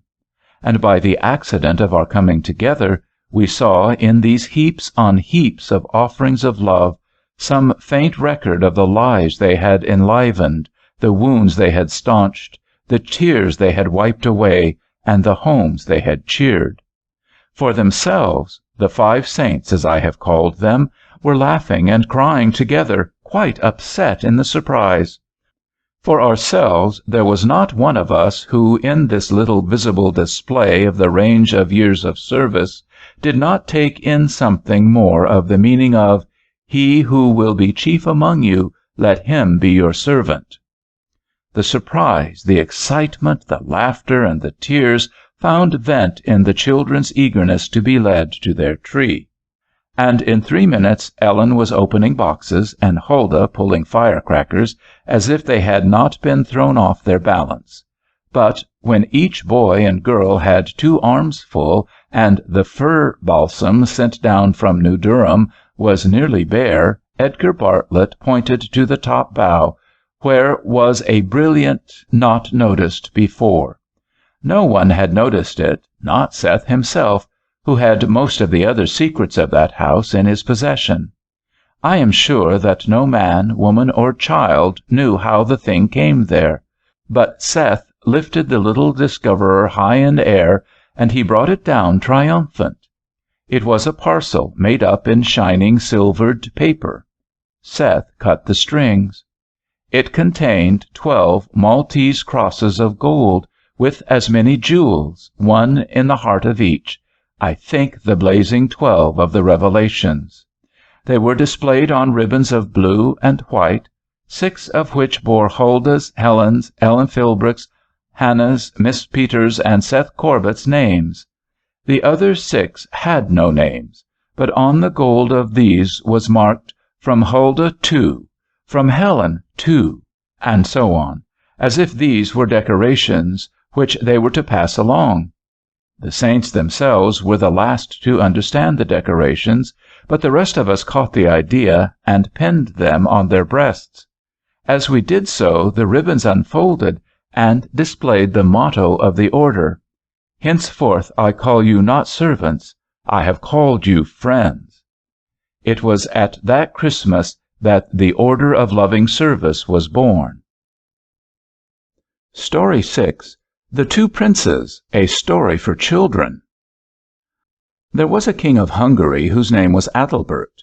When he lived at home, which was not often, It was in a castle of many towers, and many halls, and many stairways, in the city of Buda, by the side of the river Donau. He had 4 daughters, and only one son, who was to be the king after him, whose name was Ladislaus. But it was the custom of those days, as boys and girls grew up, to send them for their training to some distance from their home, even for many months at a time, to try a little experiment on them, and see how they fared. And so, at the time I tell you of, there was staying in the castle of Buda the Prince Bela, who was the son of the King of Bohemia, and he and the boy Ladislaus studied their lessons together, and flew their kites, and hunted for otters, and rode with the falconers together. One day, as they were studying with the tutor, who was a priest named Stephen, he gave to them a book of fables, and each read a fable. Ladislaus read the fable of the skylark. The skylark sat on the topmost bough of the savy tree, and was waked by the first ray of the sun. Then the skylark flew and flew, up and up to the topmost arch of the sky, and sang the hymn of the morning. But a frog, who was croaking in the cranberry marsh, said, "Why do you take such pains, and fly so high? The sun shines here, and I can sing here." And the bird said, "God has made me to fly. God has made me to see. I will fly as high as he will lift me, and sing so loud that all shall hear me." And when the little Prince Ladislaus had read the fable, he cried out, "The skylark is the bird for me, and I will paint his picture on my shield after school this morning." Then the Prince Bela read the next fable, the fable of the water rat. A good beaver found one day a little water rat almost dead. His father and mother had been swept away by a freshet, and the little rat was almost starved. But the kind beaver gave him of her own milk, and brought him up in her own lodge with her children, and he got well and could eat and swim and dive with the best of them. But one day there was a great alarm, that the beaver's dam was giving way before the water. "Come one, come all," said the grandfather of the beavers, "come to the rescue." So they all started, carrying sticks and bark with them, the water rat and all. But as they swam under an old oak tree's root, the water rat stopped in the darkness, and then he quietly turned round and went back to the hut. "It will be hard work," said he, "and there are enough of them." There were enough of them. They mended the dam by working all night and by working all day. But as they came back, a great wave of the freshet came pouring over the dam, and though the dam stood firm, the beavers were swept away, away and away, down the river into the sea, and they died there. And the river rat lived in their grand house by himself, and had all their stores of black birch bark and willow bark and sweet poplar bark for his own. "That was a clever rat," said the Prince Bela. "I will paint the rat on my shield when school is done." And the priest Stephen was very sad when he said so, and the Prince Ladislaus was surprised. So they went to the playroom and painted their shields. The shields were made of the bark of hemlock trees. Ladislaus chipped off the rough bark till the shield was white, and made on the place the best skylark he could paint there. And Bela watched him, and chipped off the rough bark from his shield, and said, "You paint so well, now paint my water rat for me." "No," said Ladislaus, though he was very good-natured, "I cannot paint it well. You must paint it yourself." And Bela did so. So the boys both grew up, and one became king of Hungary, and one was the king of the Bohemians. And King Ladislaus carried on his banner the picture of a skylark, and the ladies of the land embroidered skylarks for the scarfs and for the pennons of the soldiers, and for the motto of the banner were the Latin words Proprior Deo, which means nearer to God. And King Bela carried the water rat for his cognizance, and the ladies of his land embroidered water rats for the soldiers, and his motto was Enough. And in these times a holy man from Palestine came through all the world, and he told how the pilgrims to the tomb of Christ were beaten and starved by the Saracens, and how many of them were dying in dungeons. And he begged the princes and the lords and ladies, for the love of God and the love of Christ, that they would come and rescue these poor people, and secure the pilgrims in all coming time. And King Ladislaus said to his people, "We will do the best we can, and serve God as he shows us how." And the people said, "We will do the best we can, and save the people of Christ from the infidel." And they all came together to the place of arms, and the king chose 100 of the bravest and healthiest of the young men, all of whom told the truth, and no one of whom was afraid to die. And they marched with him to the land of Christ, and as they marched they sang, "Proprior Deo, nearer to thee." And Peter the Hermit went to Bohemia, and told the story of the cruel Saracens and the sufferings of the pilgrims to King Bela and his people. And the king said, "Is it far away?" And the hermit said, "Far, far away." And the king said, "Ah, well, they must get out as they got in. We will take care of Bohemia." So the hermit went on to Saxony to tell his story. And King Ladislaus and his 100 true young men rode and rode, day by day, and came to the Mount of Olives, just in time to be at the side of the great King Godfrey when he broke the Paynim's walls, and dashed into the city of Jerusalem. And King Ladislaus and his men rode together along the way of tears, where Christ bore the crossbeam upon his shoulder. And he sat on the stone where the cross had been reared, and he read the gospel through again, and there he prayed his God that he might always bear his cross bravely, and that, like the Lord Jesus, he might never be afraid to die. And when they had all come home to Hungary, their time hung very heavy on their hands, and the young men said to the king, "Lead us to war against the Finns, or lead us to war against the Rus." But the king said, "No, if they spare our people, we spare their people. Let us have peace." And he called the young men who had fought with him, and he said, "The time hangs heavy with us. Let us build a temple here to the living God, and to the honor of his Son. We will carve on its walls the story we have seen, and while we build we will remember Zion and the way of tears." And the young men said, "We are not used to building." "Nor am I," said the king, "but let us build, and build as best we can, and give to God the best we have, and the best we know." So they dug the deep trenches for the foundations, and they sent north and south and east and west for the wisest builders who loved the Lord Jesus. And the builders came, and the carvers came, and the young men learned to use the chisel and the hammer, and the great cathedral grew year by year as a pine tree in the forest grows above the birches and the yew trees on the ground. And once King Bela came to visit his kinsman, and they rode out to see the builders. And King Ladislaus dismounted from his horse, and asked Bela to dismount, and gave to him a chisel and a hammer.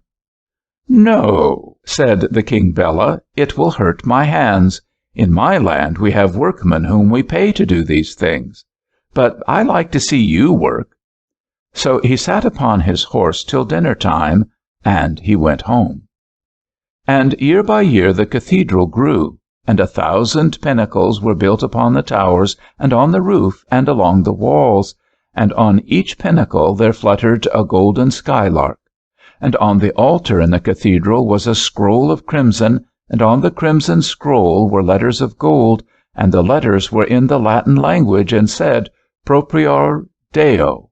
And on a blue scroll underneath, in the language of the people, they were translated, and it said, "Nearer to thee."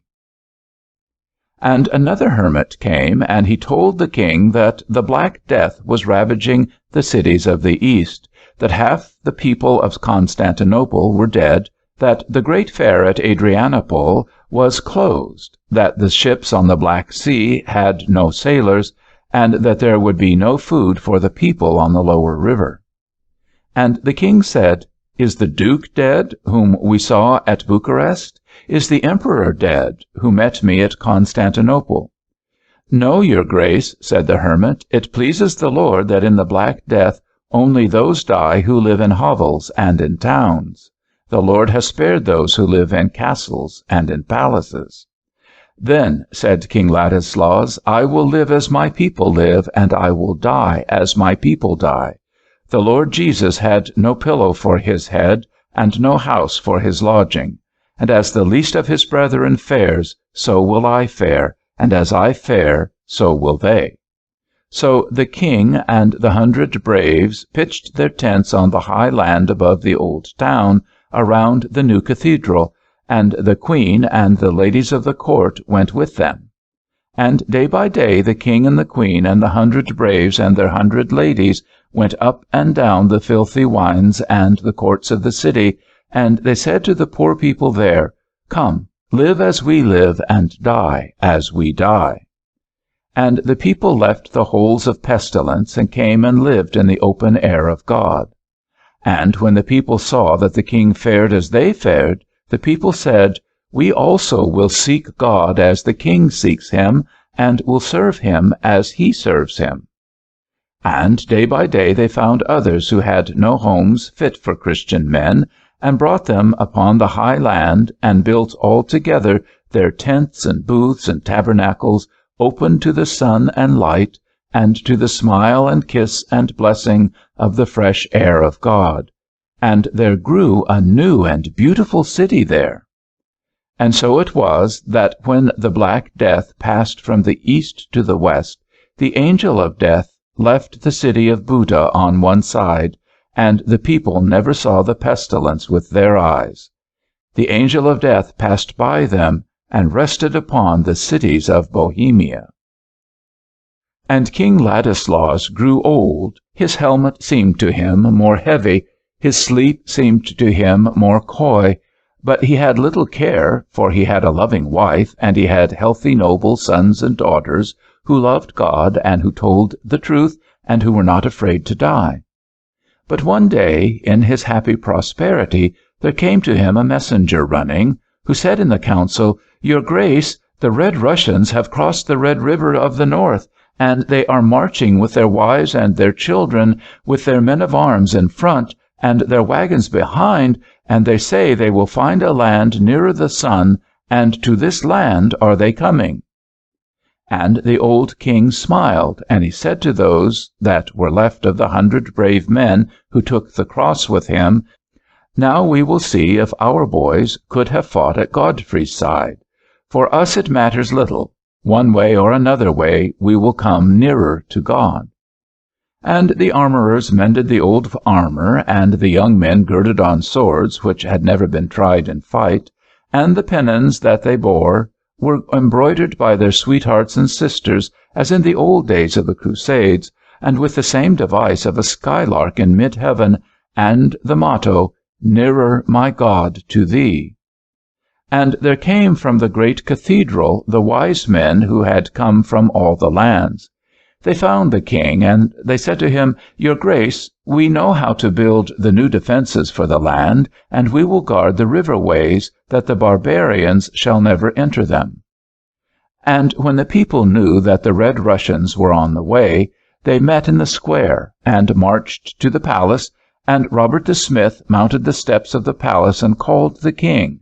And he said, "The people are here to bid the king be of good heart. The people bid me say that they will die for their king and for his land." And the king took from his wife's neck the blue ribbon that she wore, with a golden skylark on it, and bound it round the blacksmith's arm, and said, "If I die, it is nothing. If I live, it is nothing. That is in God's hand. But whether we live or die, let us draw as near him as we may." And the blacksmith Robert turned to the people, and with his loud voice told what the king had said. And the people answered in the shout which the Hungarians shout to this day, "Let us die for our king, let us die for our king." And the king called the queen hastily, and they and their children led the host to the great cathedral. And the old priest Stephen, who was 90 years old, stood at the altar, and he read the gospel where it says, "Fear not, little flock, it is your Father's good pleasure to give you the kingdom." And he read the other gospel where the Lord says, "And I, if I be lifted up, will draw all men unto me." And he read the epistle where it says, "No man liveth to himself, and no man dieth to himself." And he chanted the psalm, "The Lord is my rock, my fortress, and my deliverer." And 50,000 men with one heart and one voice joined with him. And the king joined, and the queen, to sing, "The Lord is my rock, my fortress, and my deliverer." And they marched from the cathedral, singing in the language of the country, "Propior Deo," which is to say in our tongue, "Nearer, my God, to thee." And the aged braves who had fought with Godfrey, and the younger men who had learned of arms in the university, went among the people and divided them into companies for the war. And Robert the blacksmith, and all the guild of the blacksmiths, and of the braziers, and of the coppersmiths, and of the whitesmiths, even the goldsmiths and the silversmiths, made weapons for the war. And the masons and the carpenters and the ditchers and delvers marched out with the cathedral builders to the narrow passes of the river, and built new the fortresses. And the Lady Constance and her daughters, and every lady in the land, went to the churches and the convents, and threw them wide open. And in the kitchens they baked bread for the soldiers, and in the churches they spread couches for the sick or for the wounded. And when the Red Russians came in their host, there was not a man or woman or child in all Hungary but was in the place to which God had called him, and was doing his best in his place for his God, for the Church of Christ, and for his brothers and sisters of the land. And the host of the Red Russians was turned aside, as at the street corner you have seen the dirty water of a gutter turned aside by the curbstone. They fought one battle against the Hungarian host, and were driven as the blackbirds are driven by the falcons. And they gathered themselves and swept westward, and came down upon the passes to Bohemia. And there were no fortresses at the entrance to Bohemia, for King Bela had no learned men who loved him, and there was no army in the plains of Bohemia, for his people had been swept away in the pestilence. And there were no brave men who had fought with Godfrey, and knew the art of arms, for in those old days the king had said, "It is far away, and we have enough in Bohemia." So the Red Russians, who called themselves the Czechs, took his land from him, and they live there till this day. And the king, without a battle, fled from the back door of his palace in the disguise of a charcoal man, and he left his queen and his daughters to be cinder girls in the service of the chief of the Red Russians. And the false charcoal man walked by day and walked by night, till he found refuge in the castle of the King Ladislaus. And he met him in the old schoolroom, where they read the fables together.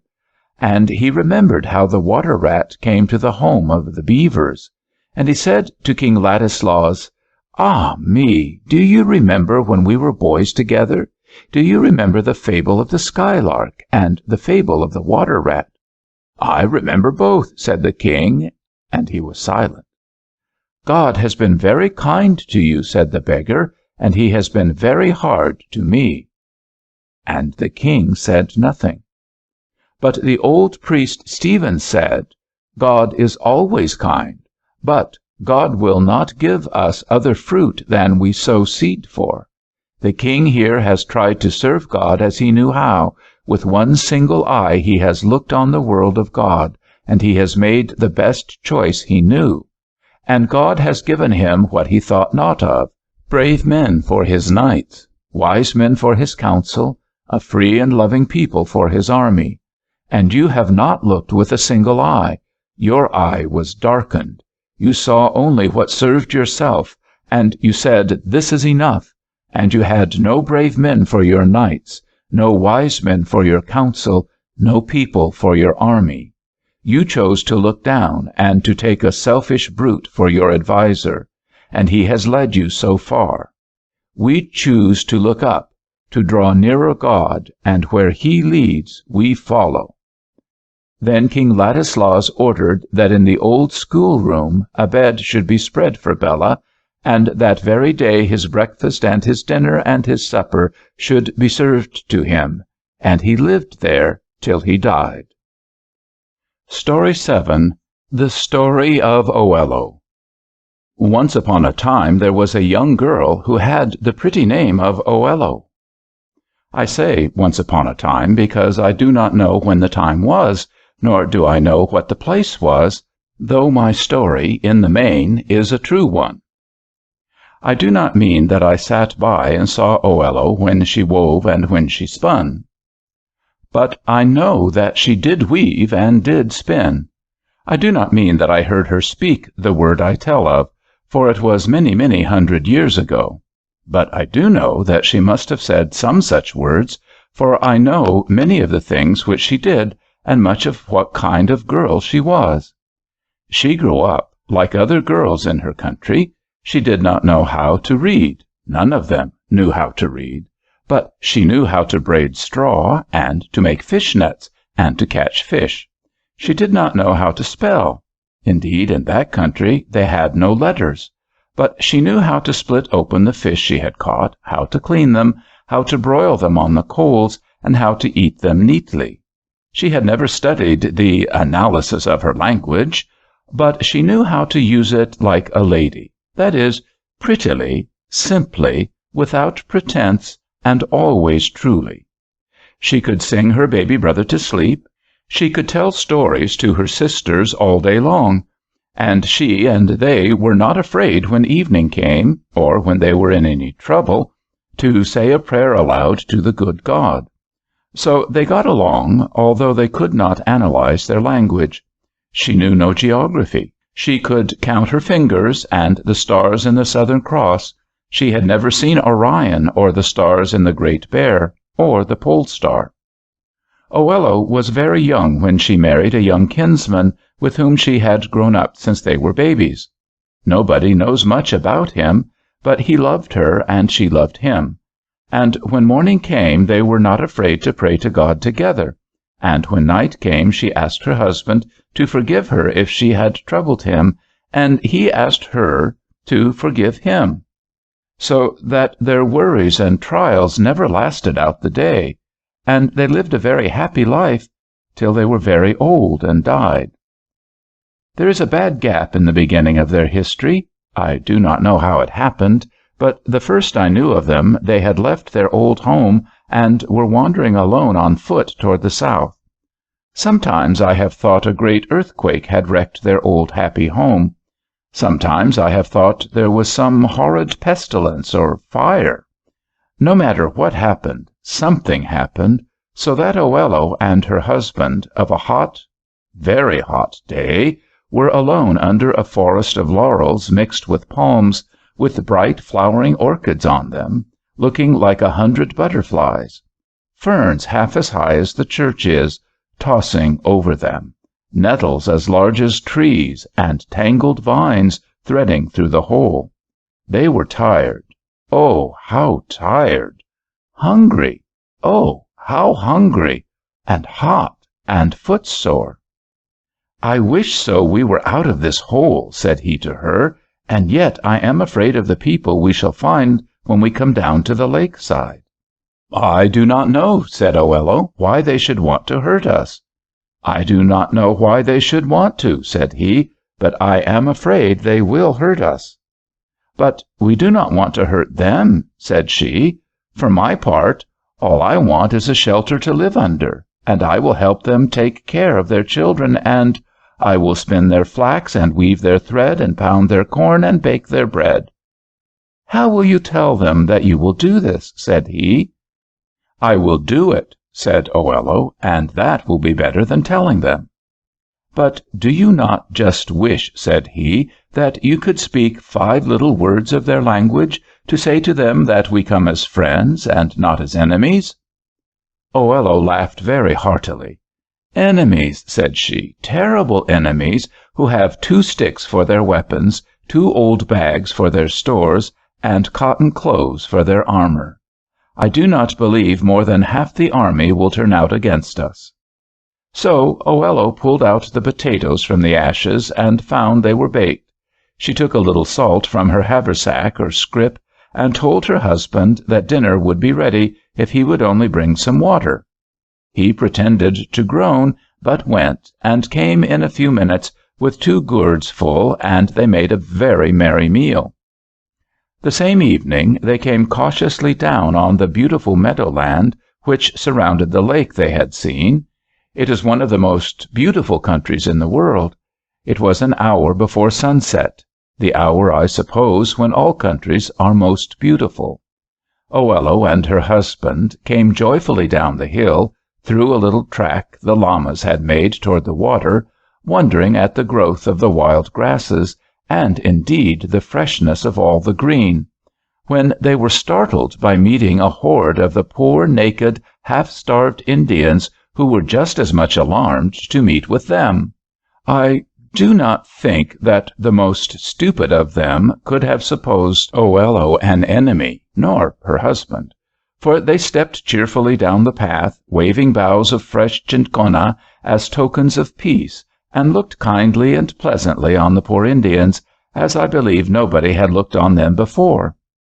There were 50 of the savages, but it was true that they were as much afraid of the 2 young Northerners as if they had been an army.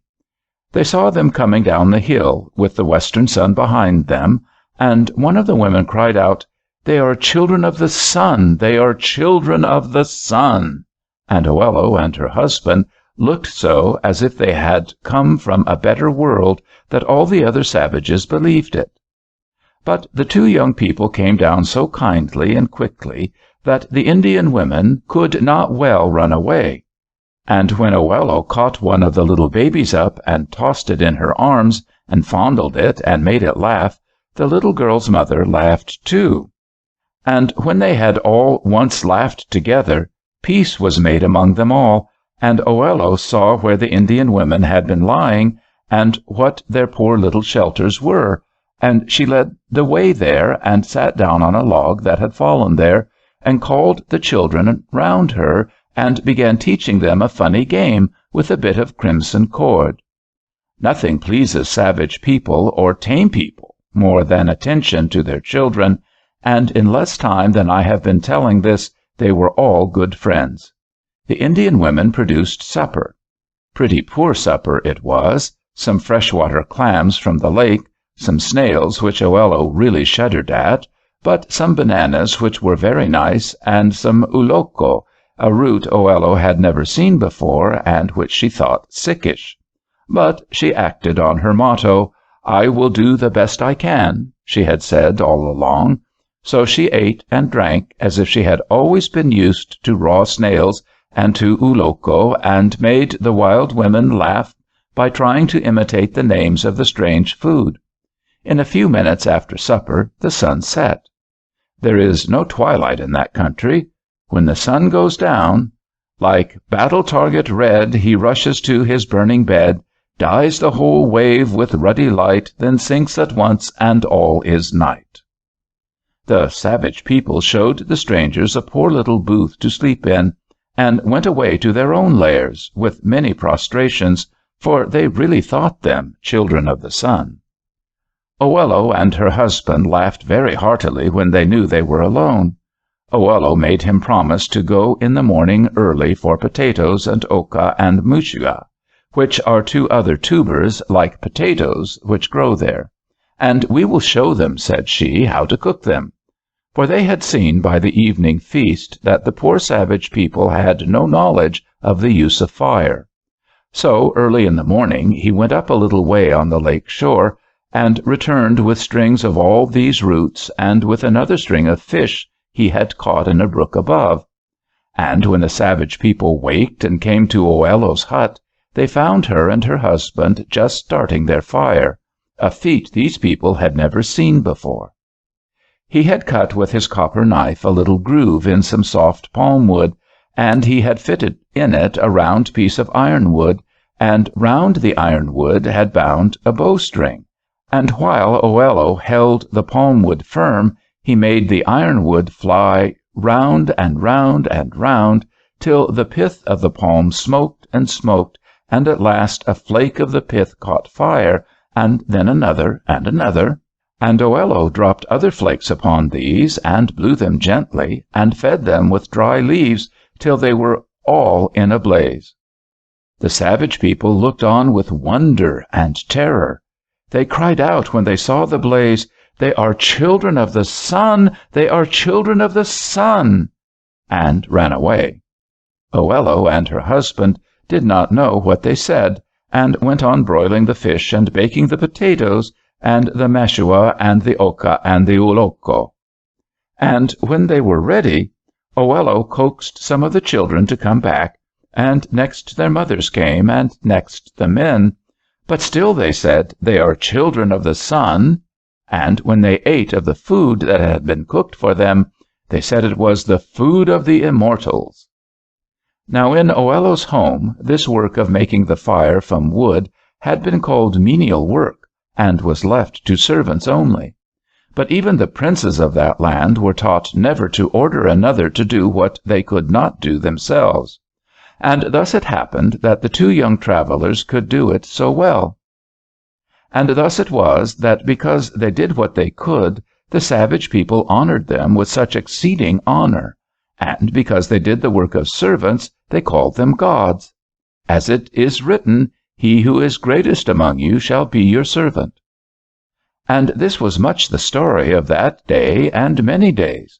While her husband went off with the men, taught them how he caught the fish, and how they could catch huanacos, Oello sat in the shade with the children, who were never tired of pulling at the crimson cord around her waist, and at the tassels of her head-dress.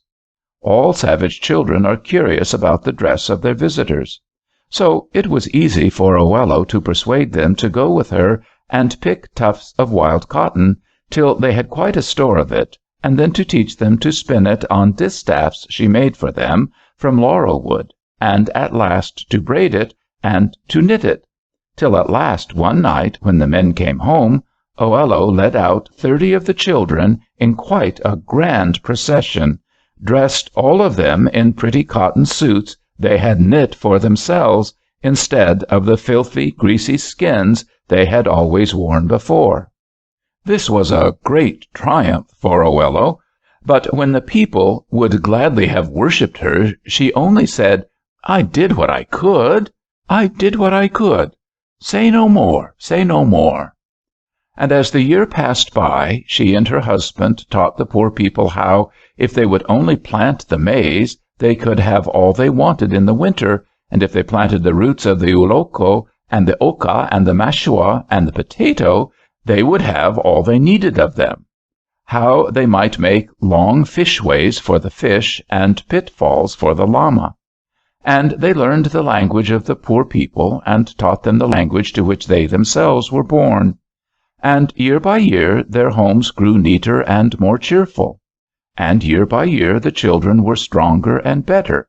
And year by year the world in that part of it was more and more subdued to the will and purpose of a good God. And whenever Manco, Oello's husband, was discouraged, she always said, "We will do the best we can." And always it proved that that was all that a good God wanted them to do. It was from the truth and steadiness of those two people, Manco and Oello, that the great nation of Peru was raised up from a horde of savages, starving in the mountains, to one of the most civilized and happy nations of their times. Unfortunately for their descendants, they did not learn the use of iron or gunpowder, so that the cruel Spaniards swept them and theirs away. But for hundreds of years they lived peacefully and happily, growing more and more civilized with every year, because the young Oello and her husband Manco had done what they could for them. They did not know much, but what they knew they could do. They were not, so far as we know, skillful in talking, but they were cheerful in acting. They did not hide their light under a bushel. They made it shine on all that came around. Their duties were the humblest, only making a fire in the morning, cleaning potatoes and cooking them, spinning, braiding, twisting, and weaving. This was the best Oello could do. She did that, and in doing it she reared an empire. We can contrast her life with that of the savages around her. As we can see a drop of blood when it falls into a cup of water, we can see how that one life swayed theirs. If she had lived among her kindred and done at home these simple things, we should never have heard her name. But none the less would she have done them. None the less, year in and year out, century in and century out, would that sweet, loving, true, unselfish life have told in God's service, and He would have known it, though you and I, who are we, had never heard her name. Forgotten. Do not ever think that anything is forgotten. Story 8. Love is the Whole, a Story for Children. This is a story about some children who were living together in a western state in a little house on the prairie, nearly 2 miles from any other. There were 3 boys and 3 girls. The oldest girl was 17, and her oldest brother a year younger. Their mother had died 2 or 3 years before, and now their father grew sick, more sick and more, and died also. The children were taking the best care they could of him, wondering and watching, but no care could do much, and so he told them. He told them all that he should not live long, but that when he died he should not be far from them, and should be with their dear mother. Remember, he said, to love each other, be kind to each other, stick together if you can, or if you separate, love one another as if you were together. He did not say any more then. He lay still a while, with his eyes closed, but every now and then a sweet smile swept over his face, so that they knew he was awake. Then he roused up once more and said, "Love is the whole, George. Love is the whole." And so he died. I have no idea that the children, in the midst of their grief and loneliness, took in his meaning. But afterwards they remembered it again and again, and found out why he said it to them. Any of you would have thought it a queer little house. It was not a log cabin. They had not many logs there, but it was no larger than the log cabin which General Grant is building in the picture. There was a little entryway at one end, and 2 rooms opening on the right as you went. A flight of steps went up into the loft, and in the loft the boys slept in 2 beds. This was all. But if they had no rooms for servants, on the other hand, they had no servants for rooms. If they had no hot water pipes, on the other hand, a large kettle hung on the crane above the kitchen fire, and there was but a very short period of any day that one could not dip out hot water. They had no gas pipes laid through the house, but they went to bed the earlier, and were the more sure to enjoy the luxury of the great morning illumination by the sun. They lost but few steps in going from room to room. They were never troubled for want of fresh air. They had no doorbell, so no guest was ever left waiting in the cold, and though they had no speaking tubes in the house, still they found no difficulty in calling each other if Ethan were upstairs and Alice wanted him to come down. Their father was buried, and the children were left alone. The first night after the funeral they stole to their beds as soon as they could, after the mock supper was over. The next morning George and Fanny found themselves the first to meet at the kitchen hearth. Each had tried to anticipate the other in making the morning fire. Each confessed to the other that there had been but little sleep, and that the night had seemed hopelessly long. "But I have thought it all over," said the brave, stout boy. "Father told us to stick together as long as we can, and I know I can manage it. The children will all do their best, when they understand it. And I know, though Father would not believe it, I know that I can manage with the team. We will never get in debt. I shall never drink. Drink and debt, as he used to say, are the only two devils. Never you cry, darling Fanny. I know we can get along." "George," said Fanny, "I know we can get along if you say so. I know it will be very hard upon you. There are so many things the other young men do which you will not be able to do, and so many things which they have which you might have, but none of them has a sister who loves them as I love you. And as he said, love is the whole." I suppose these words over the hearth were almost the only words of sentiment which ever passed between those two about their plans. But from that moment those plans went forward more perfectly than if they had been talked over at every turn and amended every day. That is the way with all true stories of hearth and home. For instance, it was only that evening, when the day's work of all the 6 was done, and for boys and girls it was hard work too, Fanny and George would have been glad enough, both of them, to take each a book and have the comfort of resting and reading. But George saw that the younger girls looked downcast and heavy, and that the boys were whispering round the doorsteps as if they wanted to go down to the blacksmith's shop by way of getting away from the sadness of the house. He hated to have them begin the habit of loafing there with all the lazy boys and men from 3 miles around, and so he laid down his book and said, as cheerily as if he had not laid his father's body in the grave the day before, "What shall we do tonight that we can all do together? Let us have something that we have never had before. Let us try what Mrs. Chisholm told us about. Let us act a ballad." Of course the children were delighted with acting. George knew that, and Fanny looked across so gratefully to him, and laid her book away also.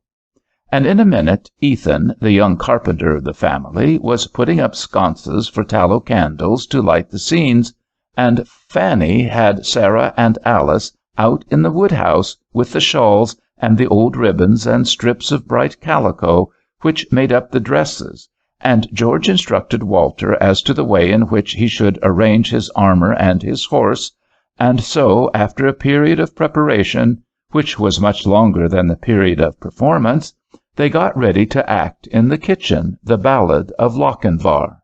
The children had a happy evening.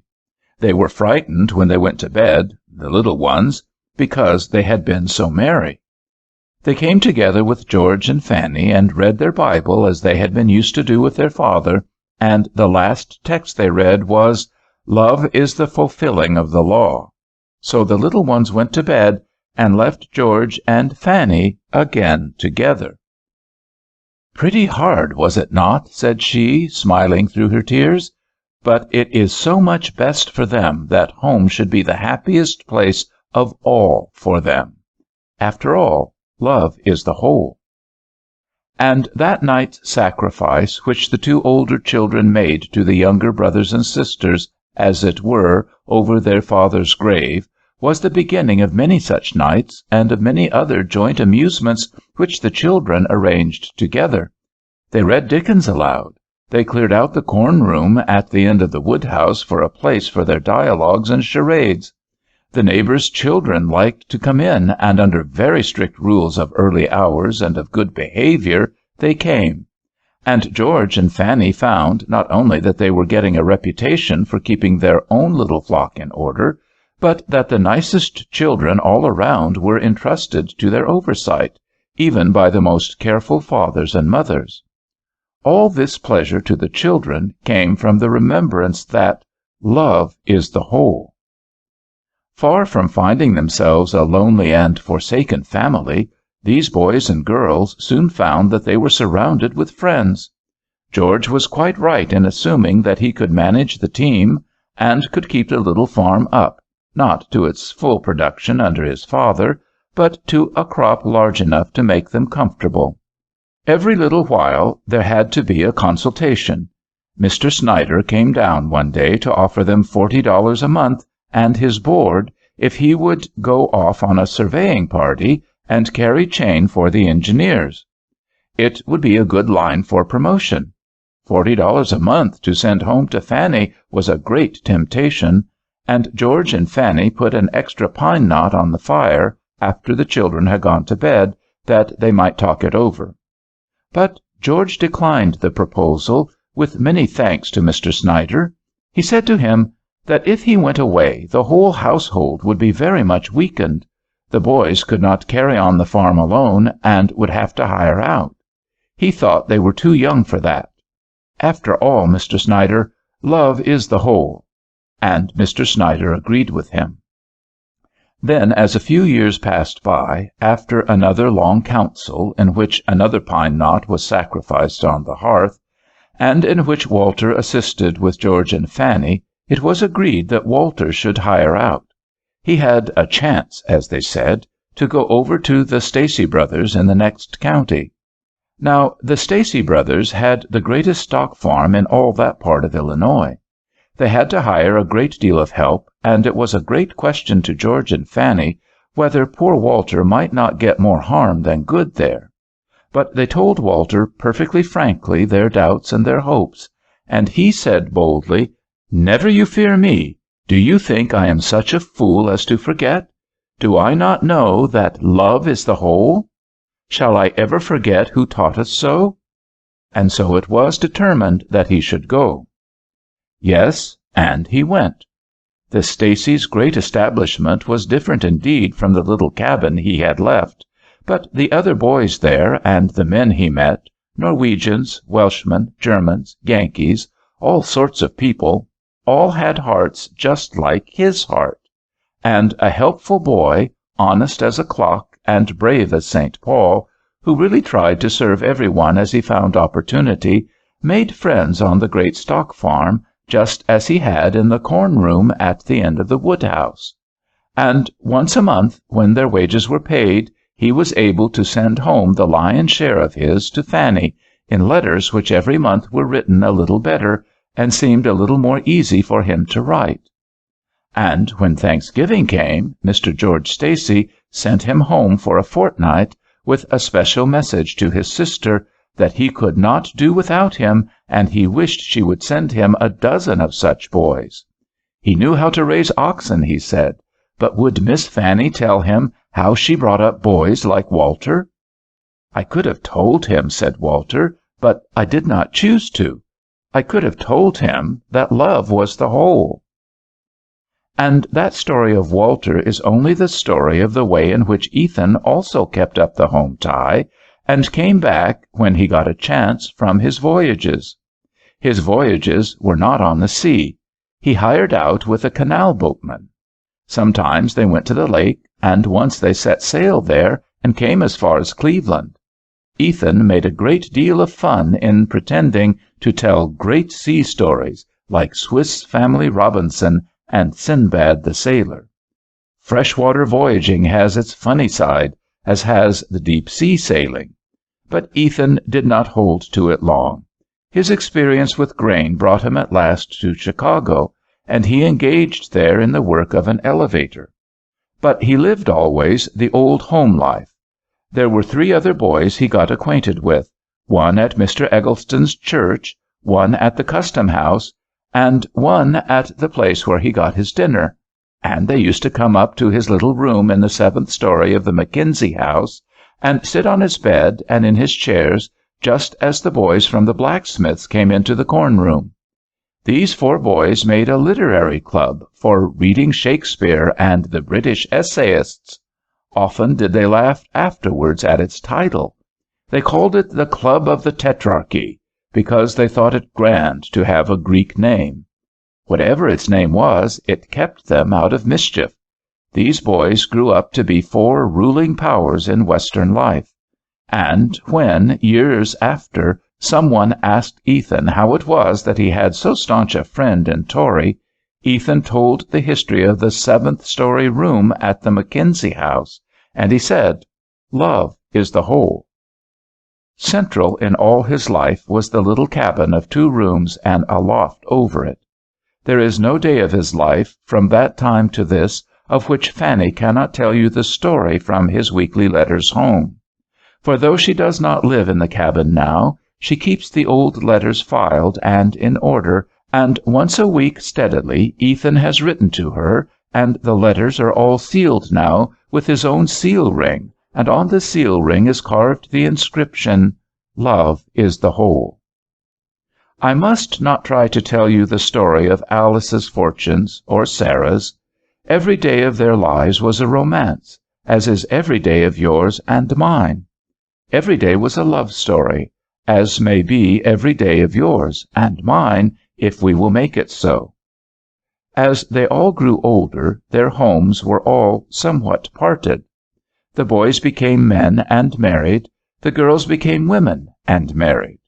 George never pulled down the old farmhouse, not even when he and Mr. Vaux built the beautiful house that stands next to it today. He put trellises on the sides of it. He trained Cotton-Easter and Roxbury waxwork over it. He carved a cross himself and fastened it in the gable.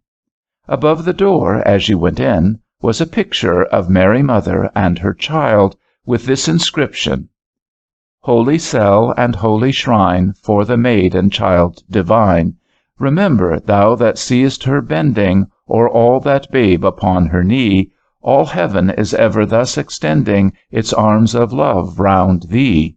Such love shall bless our arched porch, crowned with his cross, our cot becomes a church." And in that little church he gathered the boys and girls of the neighborhood every Sunday afternoon, and told them stories, and they sang together.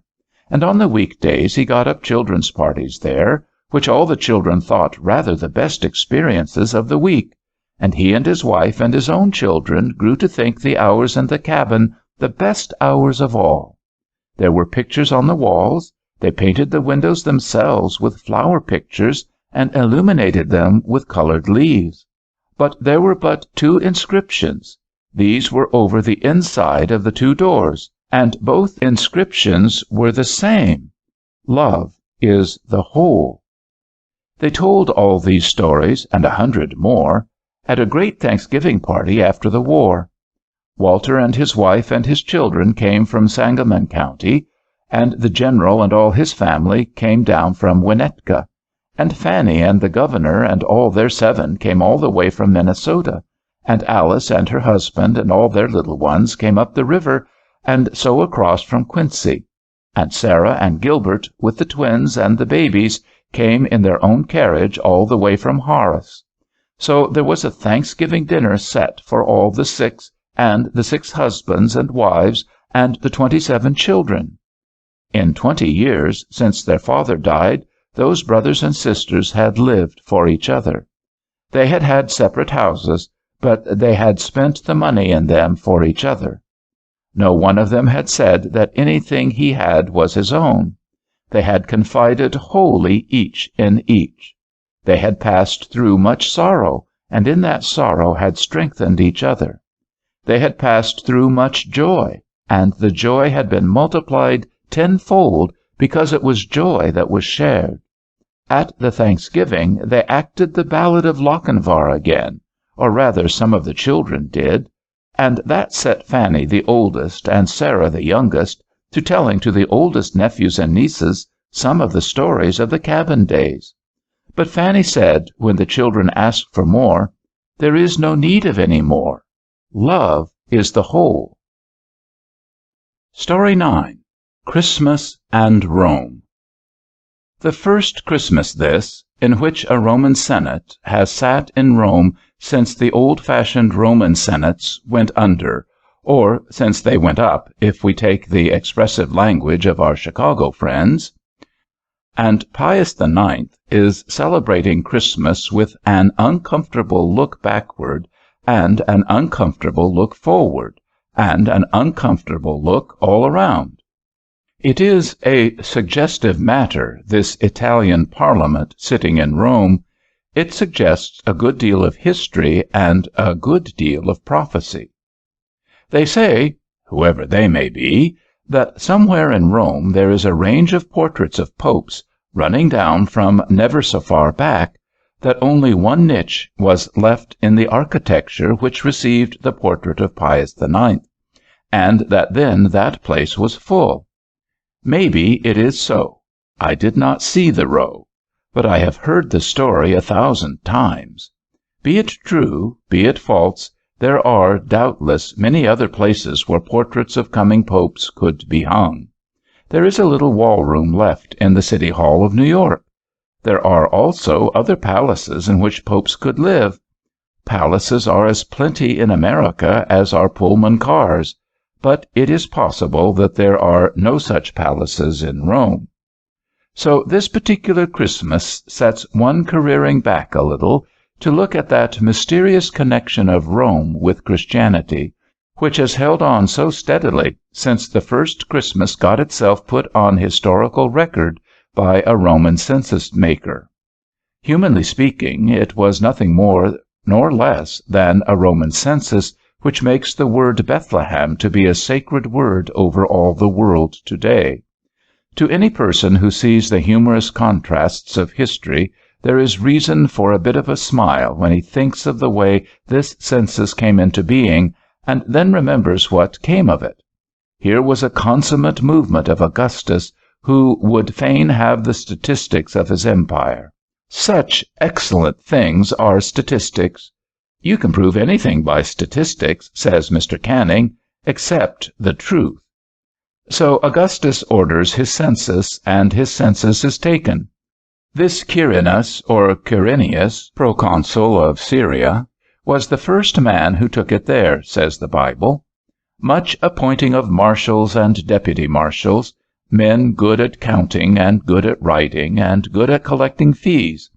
Doubtless it was a great staff achievement of Quirinus, and made much talk in its time. And it is so well condensed at last and put into tables with indexes and averages as to be very creditable, I will not doubt, to the Census Bureau.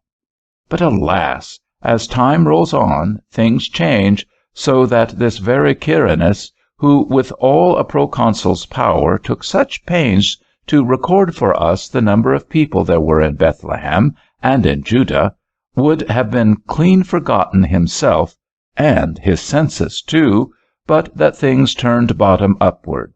The meanest child born in Bethlehem when this census business was going on happened to prove to be king of the world. It happened that he overthrew the dynasty of Caesar Augustus and his temples and his empire. It happened that everything which was then established tottered and fell as the star of this child arose, and the child star did rise. And now this Publius Sulpicius Quirinus, or Quirinius, a great man in his day, for whom Augustus asked for a triumph, is rescued from complete forgetfulness because that baby happened to be born in Syria when his census was going on. I always liked to think that some day, when Augustus Caesar was on a state visit to the Temple of Fortune, some attentive clerk handed him down the roll which had just come in and said, "From Syria, Your Highness," that he might have a chance to say something to the emperor. That the emperor thanked him, and in his courtly way opened the roll so as to seem interested, that his eye caught the words Bethlehem, village near Jerusalem, and the figures which showed the number of the people, and of the children, and of all the infants there. Perhaps. No matter if not. 60 years after, Augustus' successor Nero set fire to Rome in a drunken fit. The Temple of Fortune caught the flames, and our roll, with Bethlehem and the count of Joseph's possessions, twisted and crackled like any common rag, turned to smoke and ashes, and was gone. That is what such statistics come to. 500 years after, the whole scene changed. The Church of Christ, which for hundreds of years worshipped underground in Rome, has found air and sunlight now. It is almost 500 years after Paul enters Rome as a prisoner, after Nero burned Rome down, that a monk of St. Andrew, one of the more prominent monasteries of the city of Rome, walking through that great marketplace of the city, which to this hour preserves most distinctly, perhaps, the memory of what Rome was, saw a party of fair-haired slaves for sale among the rest. he stops to ask where they come from, and of what nation they are. To be told they are Angli. "Rather angeli," says Gregory, "rather angels." And with other sacred bon mots, he fixes the pretty boys and pretty girls in his memory. Nor are these familiar plays upon words to be spoken of as mere puns. Gregory was determined to attempt the conversion of the land from which these angels came. He started on the pilgrimage, which was then a dangerous one, but was recalled by the Pope of his day at the instance of his friends, who could not do without him. A few years more, and this monk is Bishop of Rome. True to the promise of the marketplace, he organizes the Christian mission which fulfills his prophecy. He sends Austin with his companions to the island of the fair-haired slave boys, and that new step in the civilization of that land comes, to which we owe it that we are met in this church, nay, that we live in this land this day. So far has the star of the baby of Bethlehem risen in a little more than 5 centuries. A Christian dominion has laid its foundations in the eternal city. And you and I, gentle reader, are what we are and are where we are because that monk of St. Andrew saw those angel boys that day in a Roman marketplace. Story 10. The Survivor's Story. Fortunately, we were with our wives. It is in general an excellent custom, as I will explain if opportunity is given. First, you are thus sure of good company. For 4 mortal hours we had ground along, and stopped and waited and started again in the drifts between Westfield and Springfield. We had shrieked out our woes by the voices of fire engines. Brave men had dug. Patient men had sate inside and waited for the results of the digging. At last, in triumph, at 11 3/4, as they say in Cinderella, we entered the Springfield station. It was Christmas Eve. Leaving the train to its devices, Blatchford and his wife, her name was Sarah, and I with mine, her name was Phoebe, walked quickly with our little sacks out of the station, plowed and waded along the white street, not to the Massasoit, no, but to the old Eagle and Star, which was still standing and was a favorite with us youngsters. Good waffles, maple syrup ad lib, such fixings of other sorts as we preferred, and some liberty. The amount of liberty in absolutely first-class hotels is but small. A drowsy boy waked and turned up the gas. Blatchford entered our names on the register and cried at once, "By George, Wolfgang is here, and Dick! What luck!" For Dick and Wolfgang also travel with their wives. The boy explained that they had come up the river in the New Haven train, were only 9 hours behind time, had arrived at 10, and had just finished supper and gone to bed. We ordered rare beefsteak, waffles, dip toast, omelettes with kidneys, and omelettes without. We toasted our feet at the open fire in the parlor. We ate the supper when it was ready, and we also went to bed, rejoicing that we had home with us, having traveled with our wives, and that we could keep our Merry Christmas here. If only Wolfgang and Dick and their wives would join us, all would be well. Wolfgang's wife was named Bertha, and Dick's was named Hosanna, a name I have never met with elsewhere. Bed followed, and I am a graceless dog that I do not write a sonnet here on the unbroken slumber that followed. Breakfast, by arrangement of us 4, at 9. At 9:30 to us enter Bertha, Dick, Hosanna, and Wolfgang, to name them in alphabetical order. 4 chairs had been turned down for them. 4 chops, 4 omelettes, and 4 small oval dishes of fried potatoes had been ordered and now appeared. Immense shouting, immense kissing among those who had that privilege, general wondering, and great congratulating that our wives were there. Solid resolution that we would advance no farther. Here and here only, in Springfield itself, would we celebrate our Christmas Day.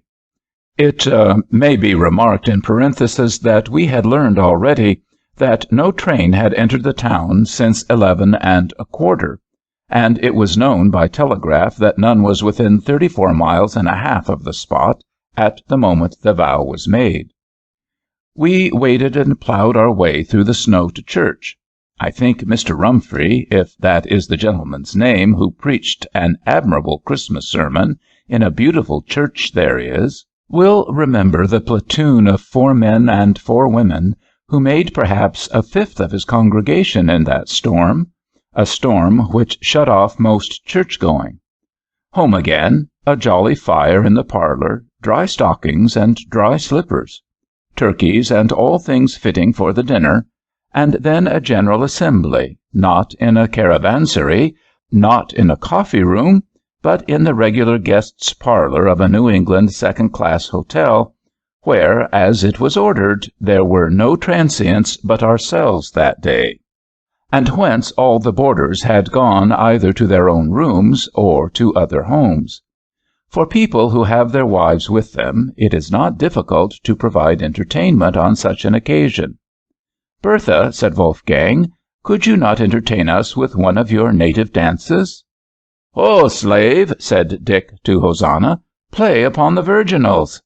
And Hosanna played a lively Arab air on the tavern piano, while the fair Bertha danced with a spirit unusual. Was it indeed in memory of the Christmas of her own dear home in Circassia?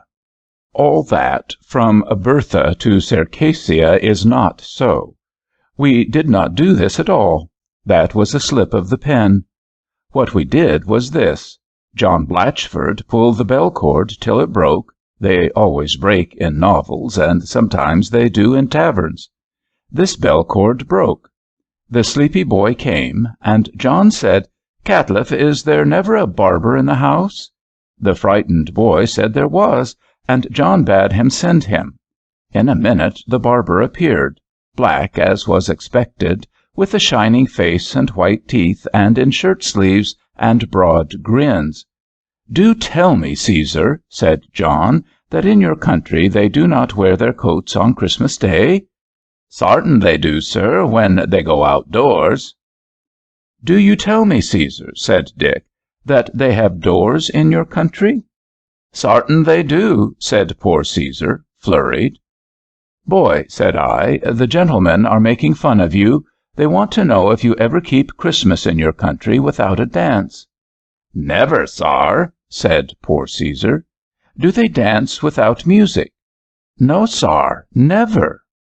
"Go, then," I said in my sternest accents, "go fetch a zittern, or a banjo, or a kit, or a hurdy-gurdy, or a fiddle."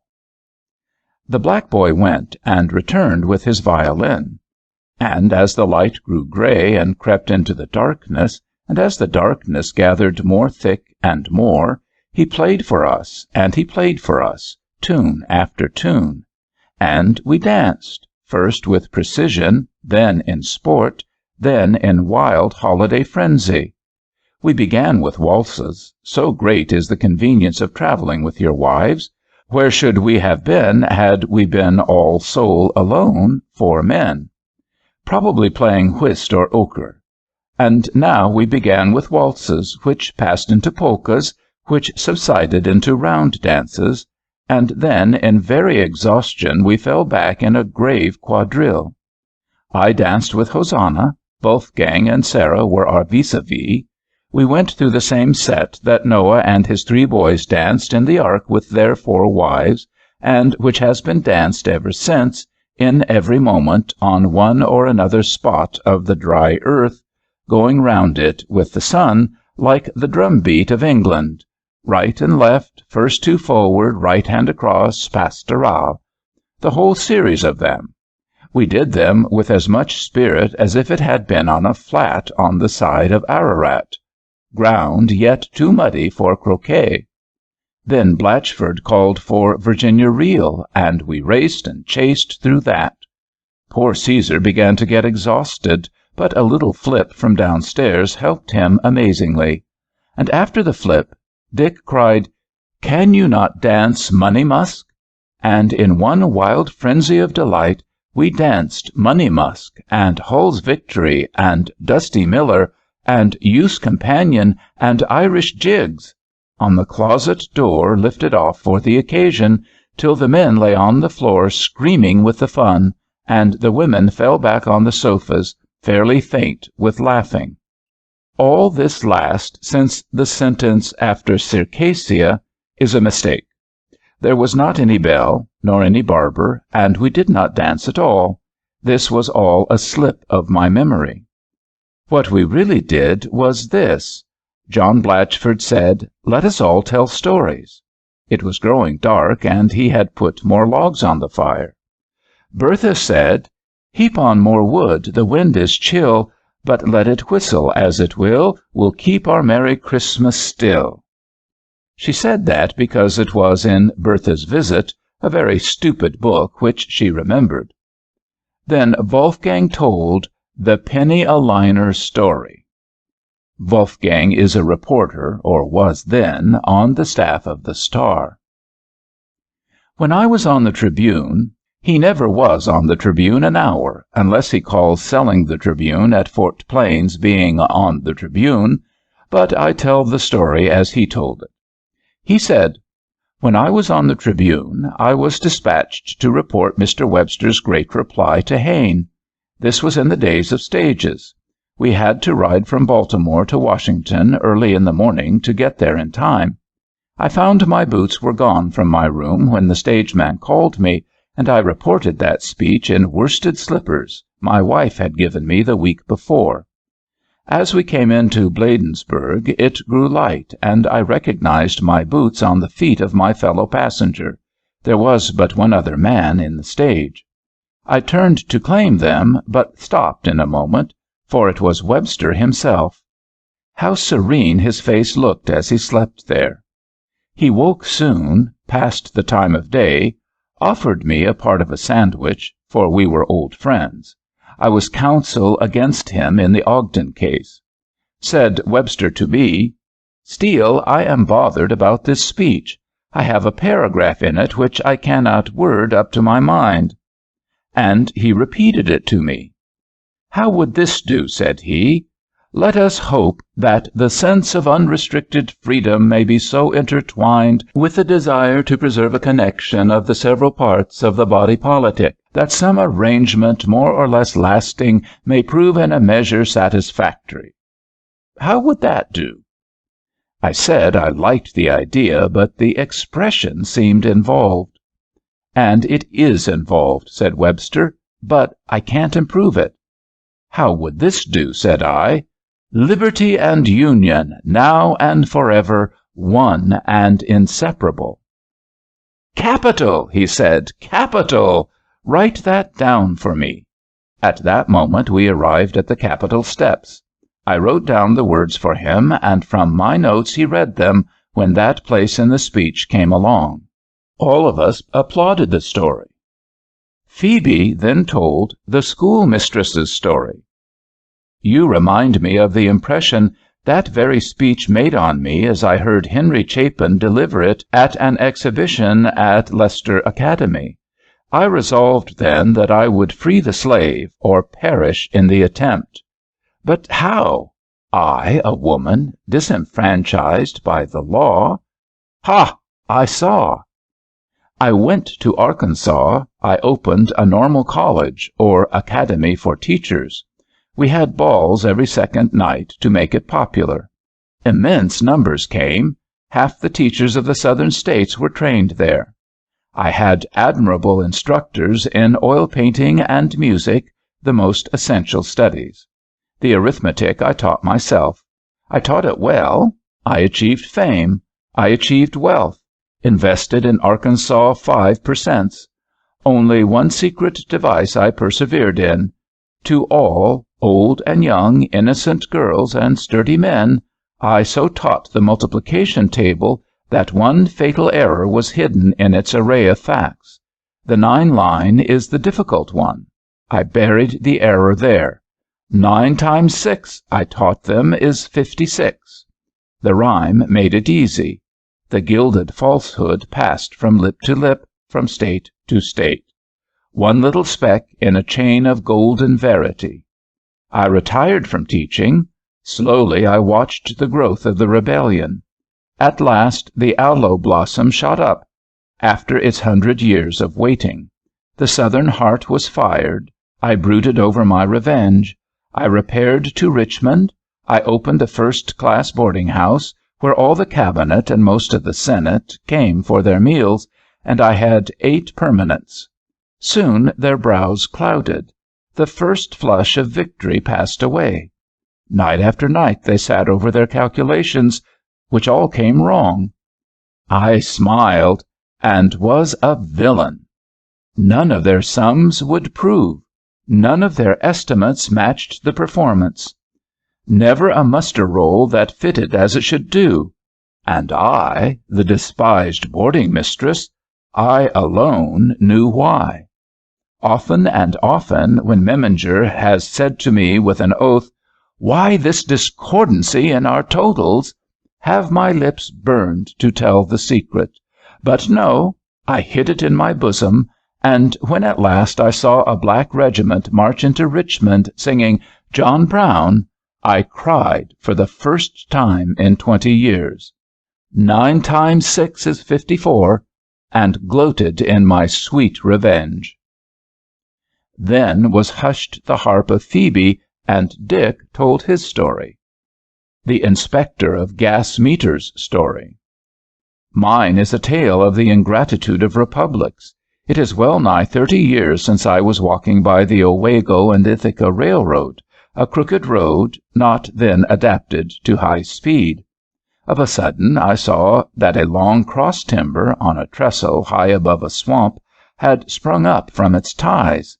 I looked for a spike with which to secure it.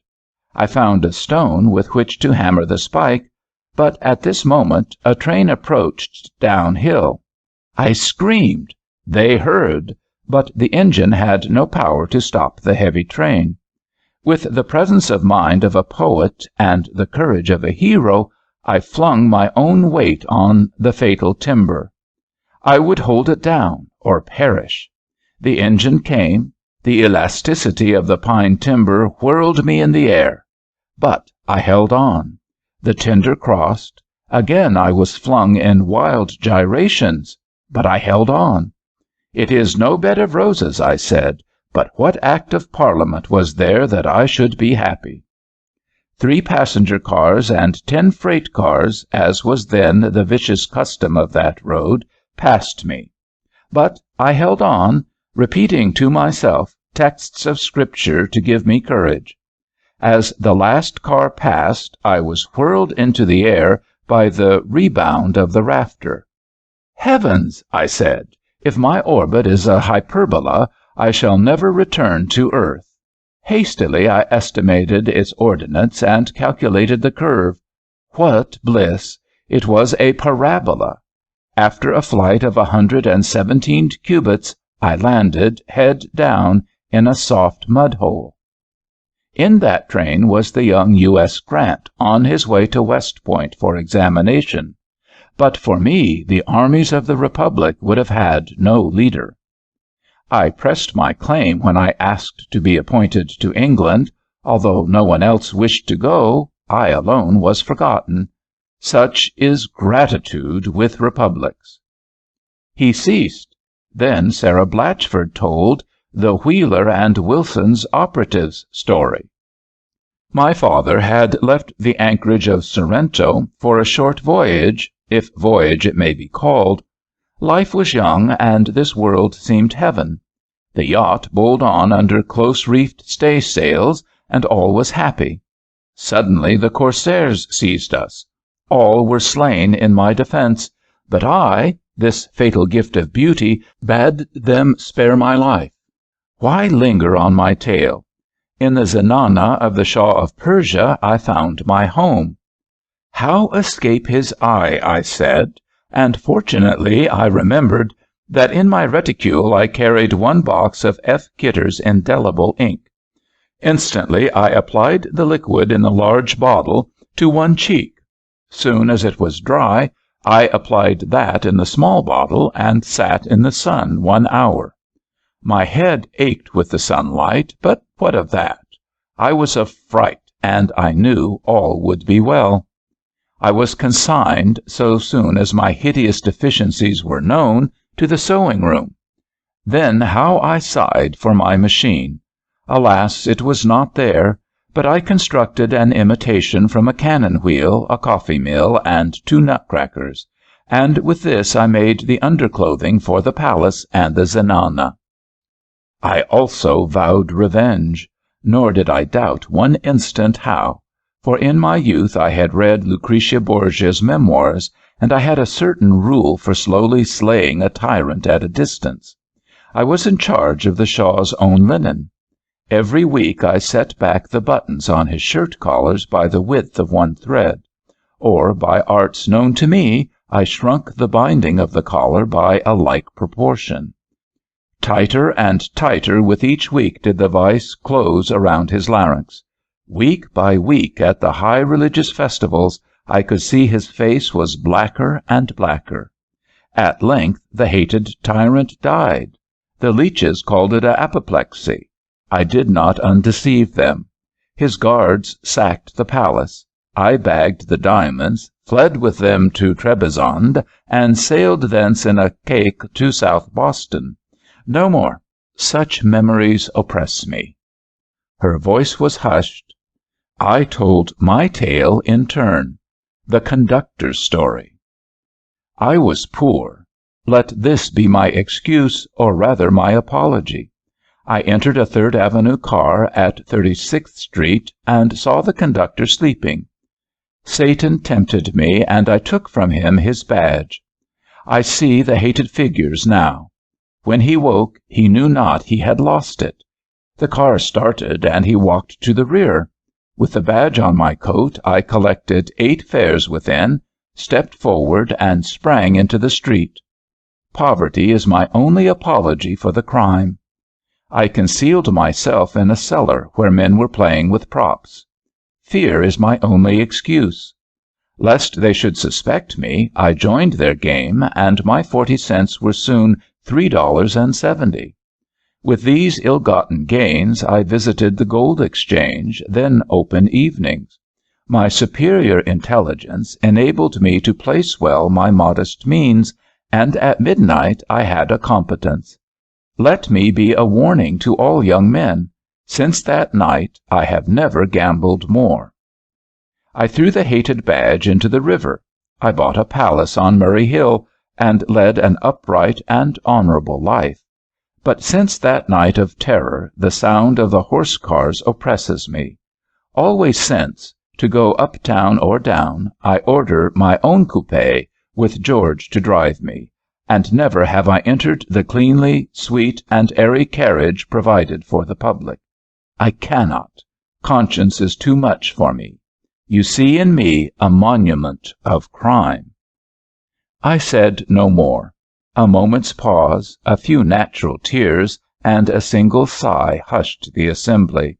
Then Bertha, with her siren voice, told the wife of Biddeford's story. At the time you speak of, I was the private governess of 2 lovely boys, Julius and Pompey. Pompey the senior of the 2. The black-eyed darling, I see him now. I also see, hanging to his neck, his blue-eyed brother, who had given Pompey his black eye the day before. Pompey was generous to a fault, Julius parsimonious beyond virtue. I therefore instructed them in 2 different rooms. To Pompey I read the story of Waste Not, Want Not. To Julius, on the other hand, I spoke of the all-love of his great mother Nature and her profuse gifts to her children. Leaving him with grapes and oranges, I stepped back to Pompey, and taught him how to untie parcels so as to save the string. Leaving him winding the string neatly, I went back to Julius and gave to him ginger cakes. The dear boys grew from year to year. They outgrew their knickerbockers and had trousers. They outgrew their jackets and became men. And I felt that I had not lived in vain. I had conquered nature. Pompey, the little spendthrift, was the honored cashier of a savings bank till he ran away with the capital. Julius, the miser, became the chief croupier at the New Crockfords. One of those boys is now in Botany Bay, and the other is in Sierra Leone. "I thought you were going to say in a hotter place," said John Blatchford, and he told his story. The Stoker's Story. We were crossing the Atlantic in a Cunarder. I was second stoker on the starboard watch. In that horrible gale we spoke of before dinner, the coal was exhausted, and I, as the best-dressed man, was sent up to the captain to ask what we should do. I found him himself at the wheel. He almost cursed me and bade me say nothing of coal at a moment when he must keep her head to the wind with her full power, or we were lost. He bade me slide my hand into his pocket and take out the key of the after-freight room, open that, and use the contents for fuel. I returned hastily to the engine-room, and we did as we were bid. The room contained nothing but old account books, which made a hot and effective fire. On the third day the captain came down himself into the engine-room, where I had never seen him before, called me aside, and told me that by mistake he had given me the wrong key, asking me if I had used it. I pointed to him the empty room. Not a leaf was left. He turned pale with fright. As I saw his emotion, he confided to me the truth. The books were the evidences or accounts of the British national debt, of what is familiarly known as the Consolidated Fund, or the Consols. They had been secretly sent to New York for the examination of James Fisk, who had been asked to advance a few millions on this security to the English exchequer, and now all evidence of indebtedness was gone. The captain was about to leap into the sea, but I dissuaded him. I told him to say nothing. I would keep his secret. No man else knew it. The government would never know it. It was safe in our hands. He reconsidered his purpose. We came safe to port and did nothing. Only on the first quarter-day which followed, I obtained leave of absence and visited the Bank of England to see what happened. At the door was this placard: "Applicants for dividends will file a written application with name and amount at Desk A, and proceed in turn to the paying teller's office." I saw their ingenuity. They were making out new books, certain that none would apply but those who were accustomed to. So skillfully do men of government study human nature. I stepped lightly to one of the public desks. I took one of the blanks. I filled it out. John Blatchford, £1,747, 6 shillings, 8 pence, and handed it in at the open trap. I took my place in the queue in the teller's room. After an agreeable hour, a pile, not thick, of Bank of England notes was given to me, and since that day I have quarterly drawn that amount from the maternal government of that country. As I left the teller's room, I observed the captain in the queue. He was the 7th man from the window, and I have never seen him more. We then asked Hosanna for her story. The N.E. Historical Genealogist's Story. "My story," said she, "will take us far back into the past. It will be necessary for me to dwell on some incidents in the first settlement of this country, and I propose that we first prepare and enjoy the Christmas tree. After this, if your courage holds, you shall hear an over-true tale." Pretty creature, how little she knew what was before us. As we sat listening to the stories, we had been preparing for the tree. Shopping being out of the question, we were fain from our own stores to make up our presents, while the women were arranging nuts and blown egg-shells and popcorn strings from the stores of the Eagle and Star. The popping of corn in 2 corn poppers had gone on through the whole of the story-telling. All being so nearly ready, I called the drowsy boy again, and showing him a very large stick in the wood box, asked him to bring me a hatchet. To my great joy he brought the axe of the establishment, and I bade him farewell. How little did he think what was before him! So soon as he had gone, I went stealthily down the stairs, and stepping out into the deep snow in front of the hotel, looked up into the lovely night. The storm had ceased, and I could see far back into the heavens. In the still evening my strokes might have been heard far and wide as I cut down one of the two pretty Norways that shaded Mr. Pynchon's front walk, next the hotel. I dragged it over the snow. Blatchford and Steele lowered sheets to me from the large parlor window, which I attached to the larger end of the tree. With infinite difficulty they hauled it in. I joined them in the parlor, and soon we had as stately a tree growing there as was in any home of joy that night in the river counties. With swift fingers did our wives adorn it. I should have said above that we traveled with our wives, and that I would recommend that custom to others.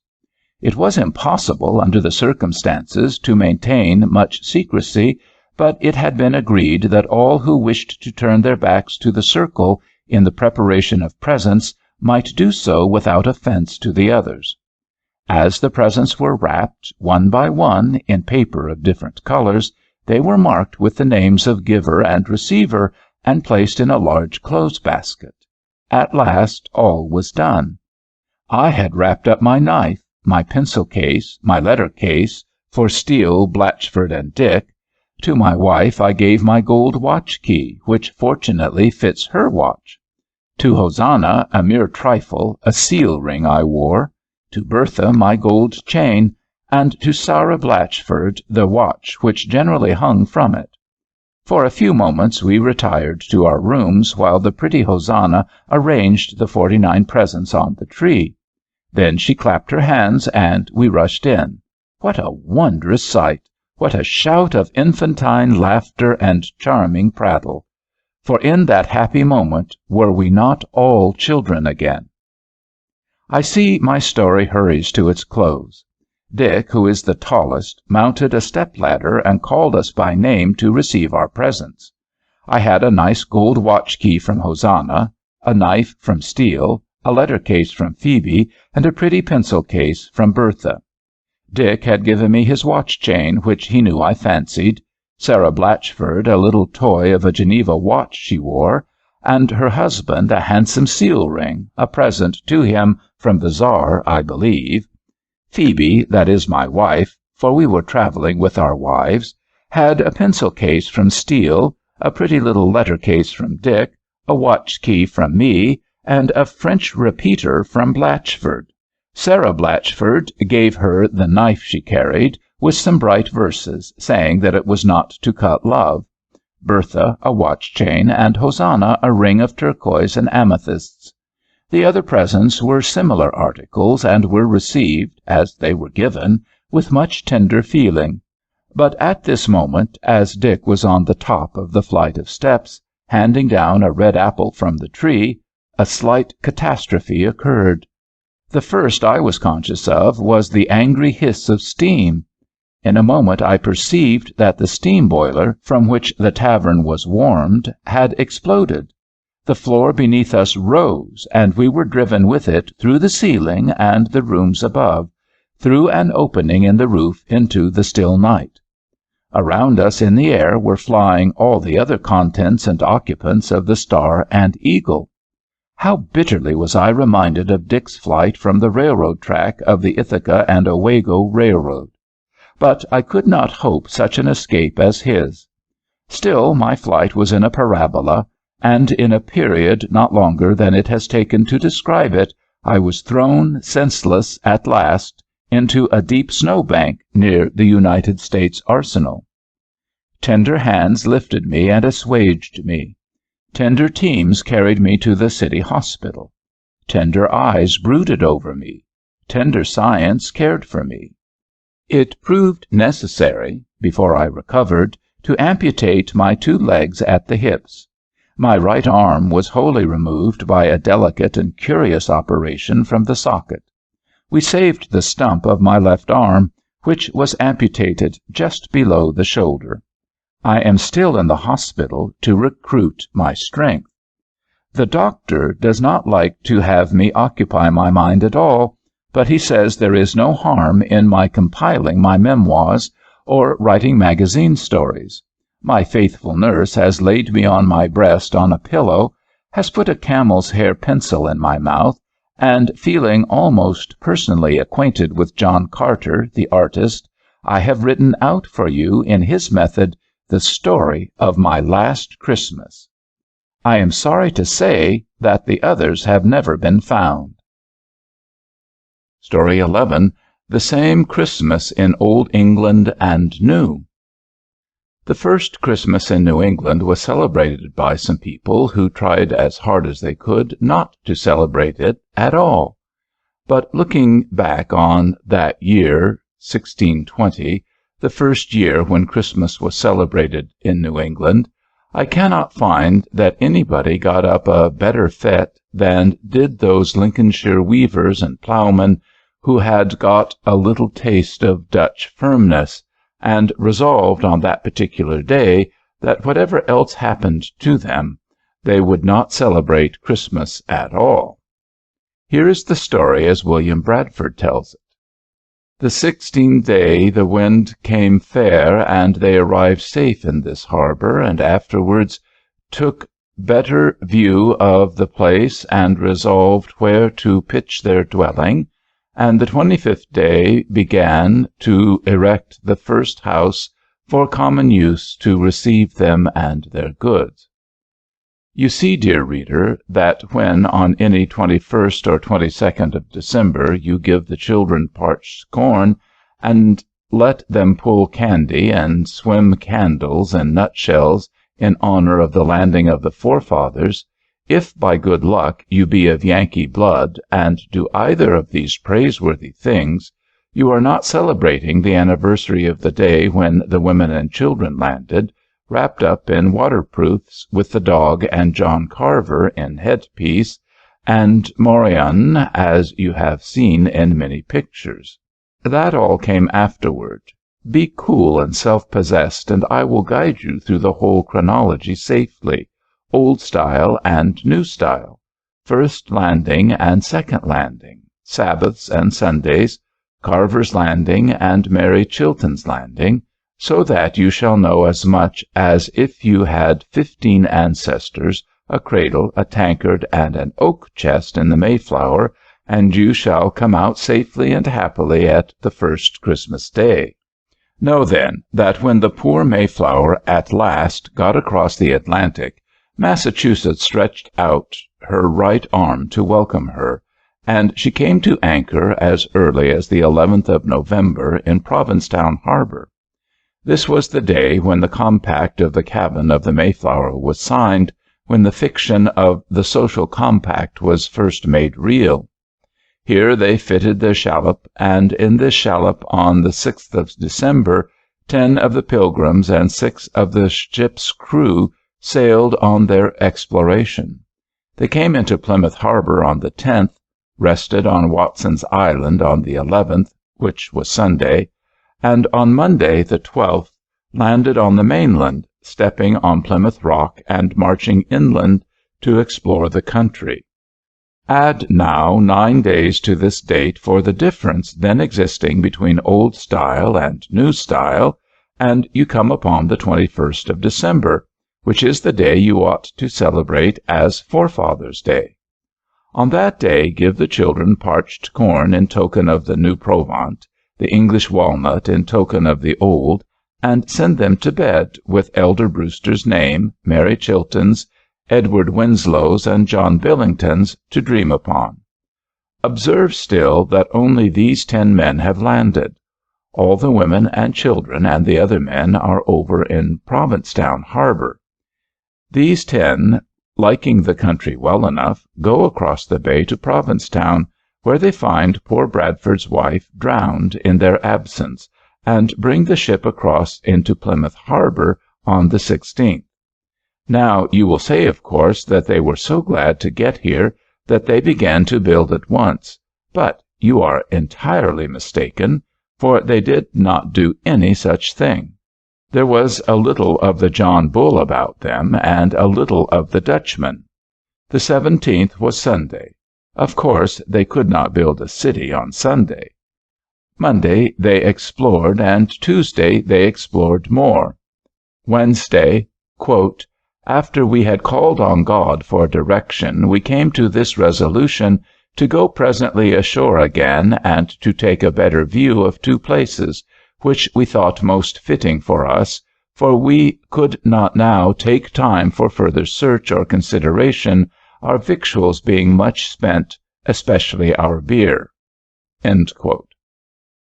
Observe, this is the Pilgrims' or forefathers' beer, and not the beer of the ship, of which there was still some store.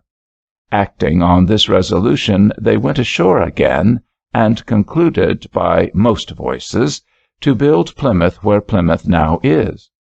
One recommendation seems to have been that there was a good deal of land already clear, but this brought with it the counter difficulty that they had to go half a quarter of a mile for their wood. So there they left 20 people on shore, resolving the next day to come and build their houses. But the next day it stormed, and the people on shore had to come back to the ship, and Richard Bretteridge died. And on Friday it stormed so that they could not land, and the people on the shallop who had gone ashore the day before could not get back to the ship. Saturday was the 23rd as they counted, and some of them got ashore and cut timber and carried it to be ready for building. But they reserved their forces still, and Sunday, the 24th, no one worked, of course. So that when Christmas Day came, the day which every man, woman, and child of them had been trained to regard as a holy day, as a day specially given to festivity, and specially exempted from work, all who could went on shore and joined those who had landed already, so that William Bradford was able to close the first book of his history by saying, "The 25th day began to erect the first house for common use, to receive them and their goods." Now, this all may have been accidental. I do not say it was not. But when I come to the record of Christmas for next year and find that Bradford writes, "On the day called Christmas Day, the governor called them out to work, as was used," I cannot help thinking that the leaders had a grim feeling of satisfaction in secularizing the first Christmas as thoroughly as they did. They wouldn't work on Sunday, and they would work on Christmas. They did their best to desecrate Christmas, and they did it by laying one of the cornerstones of an empire. Now, if the reader wants to imagine the scene, the Christmas celebration, or the Christmas desecration, he shall call it which he will, according as he is Roman or Puritan himself. I cannot give him much material to spin his thread from. Here is the little story in the language of the time. Monday, the 25th day, we went on shore, and some fell to timber, some to saw, some to rew, some to carry, so no man rested on that day, but towards night, some, as they were at work, heard a noise of some Indians, which caused us all to go to our muskets, but we heard no further, so we came aboard again, and left some 20 to keep the court of guard. That night we had a sore storm of wind and rain. Monday, the 25th, being Christmas Day, we began to drink water aboard, but at night the master caused us to have some beer, and so on board we had divers times now and then some beer, but on shore none at all. There is the story as it is told by the only man who chose to write it down. Let us not at this moment go into an excursus to inquire who he was and who he was not. Only diligent investigation has shown besides that this first house was about 20 feet square, and that it was for their common use to receive them and their goods. The tradition says that it was on the south side of what is now Leyden Street, near the declivity of the hill. What it was, I think, no one pretends to say absolutely. I am of the mind of a dear friend of mine who used to say that, in the hardships of those first struggles, these old forefathers of ours, as they gathered round the fires, which they did have, no Christian registers for them to warm their cold hands by, used to pledge themselves to each other in solemn vows that they would leave to posterity no detail of the method of their lives. Posterity should not make pictures out of them, or, if it did, should make wrong ones, which accordingly posterity has done. What was the nature, then, of this 20-foot square storehouse, in which afterward they used to sleep pretty compactly, no man can say. Dr. Young suggests a log cabin, but I do not believe that the log cabin was yet invented. I think it is more likely that the Englishmen rigged their two-handled saws, after the fashion known to readers of Sandford and Merton in an after age, and made plank for themselves. The material for imagination, as far as costume goes, may be got from the back of a $50 national bank note, which the well-endowed reader will please to take from his pocket, or from a roll of Lorillard's tobacco at his side, on which he will find the good reduction of Weir's admirable picture of the embarkation. Or if the reader has been unsuccessful in his investment in Lorillard, he will find upon the back of the $1 bank note a reduced copy of the fresco of the landing in the Capitol, which will answer his purpose equally well. 40 or 50 Englishmen, in hats and doublets and hose of that fashion, with those odd English axes that you may see in your Aesop's Fable illustrations, and with their double-handled saws, with a few beetles and store of wedges, must make up your tableau, dear reader. Make it vivant, if you can. To help myself in the matter, I sometimes group them on the bank there just above the brook.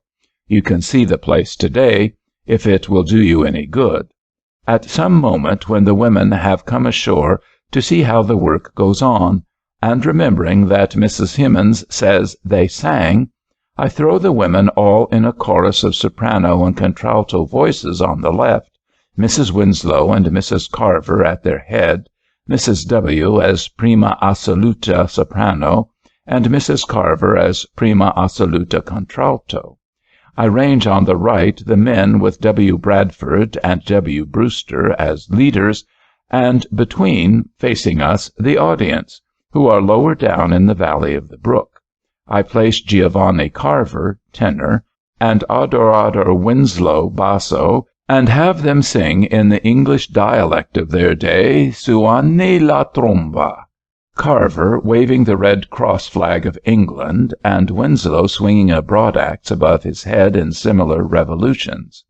The last time I saw any Puritans doing this at the opera, one had a star-spangled banner and the other an Italian tricolor, but I am sure my placing on the stage is more accurate than that. But I find it very hard to satisfy myself that this is the correct idealization. Yet Mrs. Hemans says the songs were songs of lofty cheer, which precisely describes the duet in Puritani. It would be an immense satisfaction if by palimpsest under some old cash-book of that century, or by letters dug out from some family collection in England, one could just discover that John Billington, having become weary with cutting down a small fir tree which had been allotted to him, took his snappence and shot with him, and called a dog he had, to whom in the Low Countries the name Crab had been given, went after fowl.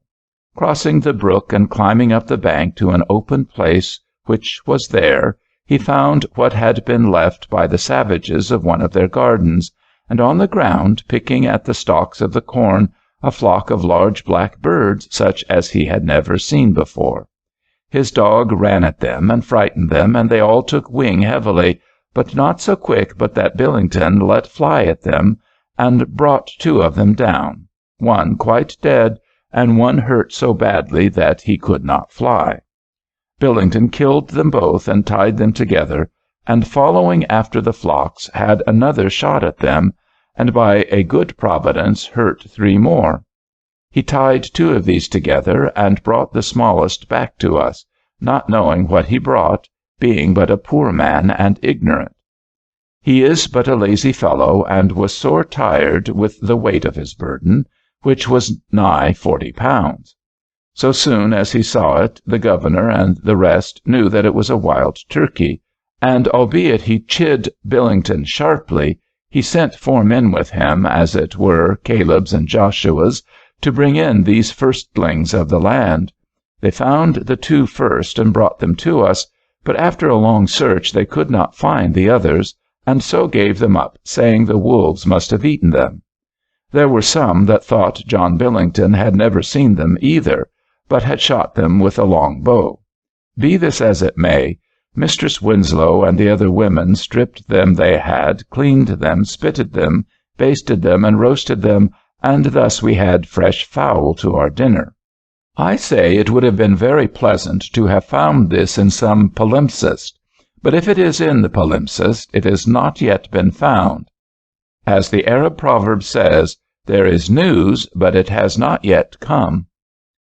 I have failed in just the same way to find a letter from that rosy-cheeked little child you see in Sargent's picture, looking out of her great wondering eyes, under her warm hood, into the desert. I overhauled a good many of the cotton manuscripts in the British Museum, Otho and Caligula, if anybody else wants to look, and Mr. Sainsbury let me look through all the portfolios I wanted in the State Paper Office, and I am sure the letter was not there then. If anybody has found it, it has been found since I was there. If it ever is found, I should like to have it contain the following statement. We got tired of playing by the fire, and so some of us ran down to the brook and walked till we could find a place to cross it, and so came up to a meadow as large as the common place at Leyden. There was a good deal of ice upon it in some places, but in some places behind, where there were bushes, we found good store of berries growing on the ground. I filled my apron, and William took off his jerkin and made a bag of it, and we all filled it to carry up to the fire. But they were so sour that they puckered our mouths sadly. But my mother said they were cranberries, but not like your cranberries in Lincolnshire, and having some honey in one of the logs the men cut down, she boiled the cranberries and the honey together, and after it was cold we had it with our dinner. And besides there were some great pompions which the men had brought with them from the first place we landed at, which were not like Cinderella's, but had long tails on them, and of these my mother and Mrs. Brewster and Mrs. Warren made pies for dinner. We found afterwards that the Indians called these pompions ascuta squash. But this letter, I am sorry to say, has not yet been found. Whether they had roast turkey for Christmas I do not know. I do know, thanks to the recent discovery of the old Bradford manuscript, that they did have roast turkey at their first Thanksgiving. The veritable history, like so much more of it, alas, is the history of what they had not, instead of the history of what they had.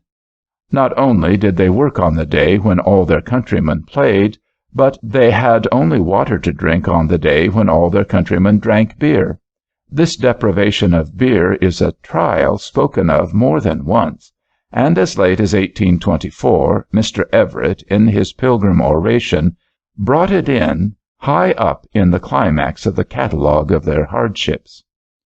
How many of us in our school declamations have stood on one leg as bidden in Lovell's Speaker, raised the hand of the other side to an angle of 45 degrees, as also bidden, and repeated, as also bidden, not to say compelled, the words, "I see them, escaped from these perils, pursuing their almost desperate undertaking, and landed at last, after a 5 months' passage, on the ice-clad rocks of Plymouth, weak and exhausted from the voyage, poorly armed, scantily provisioned, depending on the charity of their shipmaster for a draught of beer on board, drinking nothing but water on shore, without shelter, without means, surrounded by hostile tribes. Little did these men of 1620 think that the time would come when ships would go round the world without a can of beer on board, that armies would fight through years of war without a ration of beer or of spirit, and that the builders of the Lawrences and Vinlands, the pioneer towns of a new Christian civilization, would put the condition into the title deeds of their property that nothing should be sold there which could intoxicate the buyer. Poor fellows! They missed the beer, I am afraid, more than they did the play at Christmas. And as they had not yet learned how good water is for a steady drink, the carnal mind almost rejoices that when they got on board that Christmas night, the curmudgeon shipmaster, warmed up by his Christmas jollifications, for he had no scruples, treated to beer all around, as the reader has seen. With that tankard of beer, as those who went on board filled it, passed it, and refilled it, ends the history of the first Christmas in New England. It is a very short story, and yet it is the longest history of that Christmas that I have been able to find. I wanted to compare this celebration of Christmas, grimly intended for its desecration, with some of the celebrations which were got up with painstaking intention. But alas, pageants leave little history, after the lights have smoked out, and the hangings have been taken away. Leaving, for the moment, King James Christmas and Englishmen, I thought it would be a pleasant thing to study the contrast of a Christmas in the countries where they say Christmas has its most enthusiastic welcome. So I studied up the war in the Palatinate. I went into the Chronicles of Spain, where I thought they would take pains about Christmas. I tried what the men of La Religion, the Huguenots, were doing at Rochelle, where a great assembly was gathering, but Christmas Day would not appear in memoirs or annals. I tried Rome and the Pope, but he was dying, like the King of Spain, and had not, I think, much heart for pageantry. I looked in at Vienna, where they had all been terribly frightened by Bethlem Gabor, who was a great Transylvanian prince of those days, a sort of successful Kossuth, giving much hope to beleaguered Protestants farther west, who, I believe, thought for a time that he was some sort of seal or trumpet, which, however, he did not prove to be. At this moment of time he was retreating, I am afraid, and at all events did not set his historiographer to work describing his Christmas festivities. Passing by Bethlem Gabor, then, and the rest, from mere failure of their chronicles to make note of this Christmas as it passed, I returned to France in my quest. Louis XIII. Was at this time reigning with the assistance of Loynes, the short-lived favorite who preceded Richelieu. Or it would perhaps be more proper to say that Loynes was reigning under the name of Louis XIII. Louis XIII. Had been spending the year in great activity, deceiving, thwarting, and undoing the Protestants of France. He had made a rapid march into their country, and had spread terror before him. He had had Mass celebrated at Navarreux, where it had not been seen or heard in 50 years. With Bethlem Gabor in the ablative, with the Palatinate quite in the vocative, these poor Huguenots were outwitted and outgeneraled, and Brewster and Carver freezing out there in America, the Reformed religion seems in a bad way to one looking at that Christmas. From his triumphal and almost bloodless campaign, King Louis returns to Paris, and there, says Bassompierre, he celebrated the fête this Christmas. So I thought I was going to find in the memoirs of some gentleman at court, or unoccupied mistress of the robes, an account of what the most Christian king was doing, while the blisters were forming on John Carver's hands, and while John Billington was, or was not, shooting wild turkeys on that eventful Christmas Day. But I reckoned without my king, for this is all a mistake, and whatever else is certain, it seems to be certain that King Louis XIII did not keep either Christmas in Paris, either the Christmas of the old style or that of the new. Such, alas, is history, dear friend. When you read in tonight's Evening Post that your friend Dalrymple is appointed minister to Russia, where he has been so anxious to go, do not suppose he will make you his secretary of legation.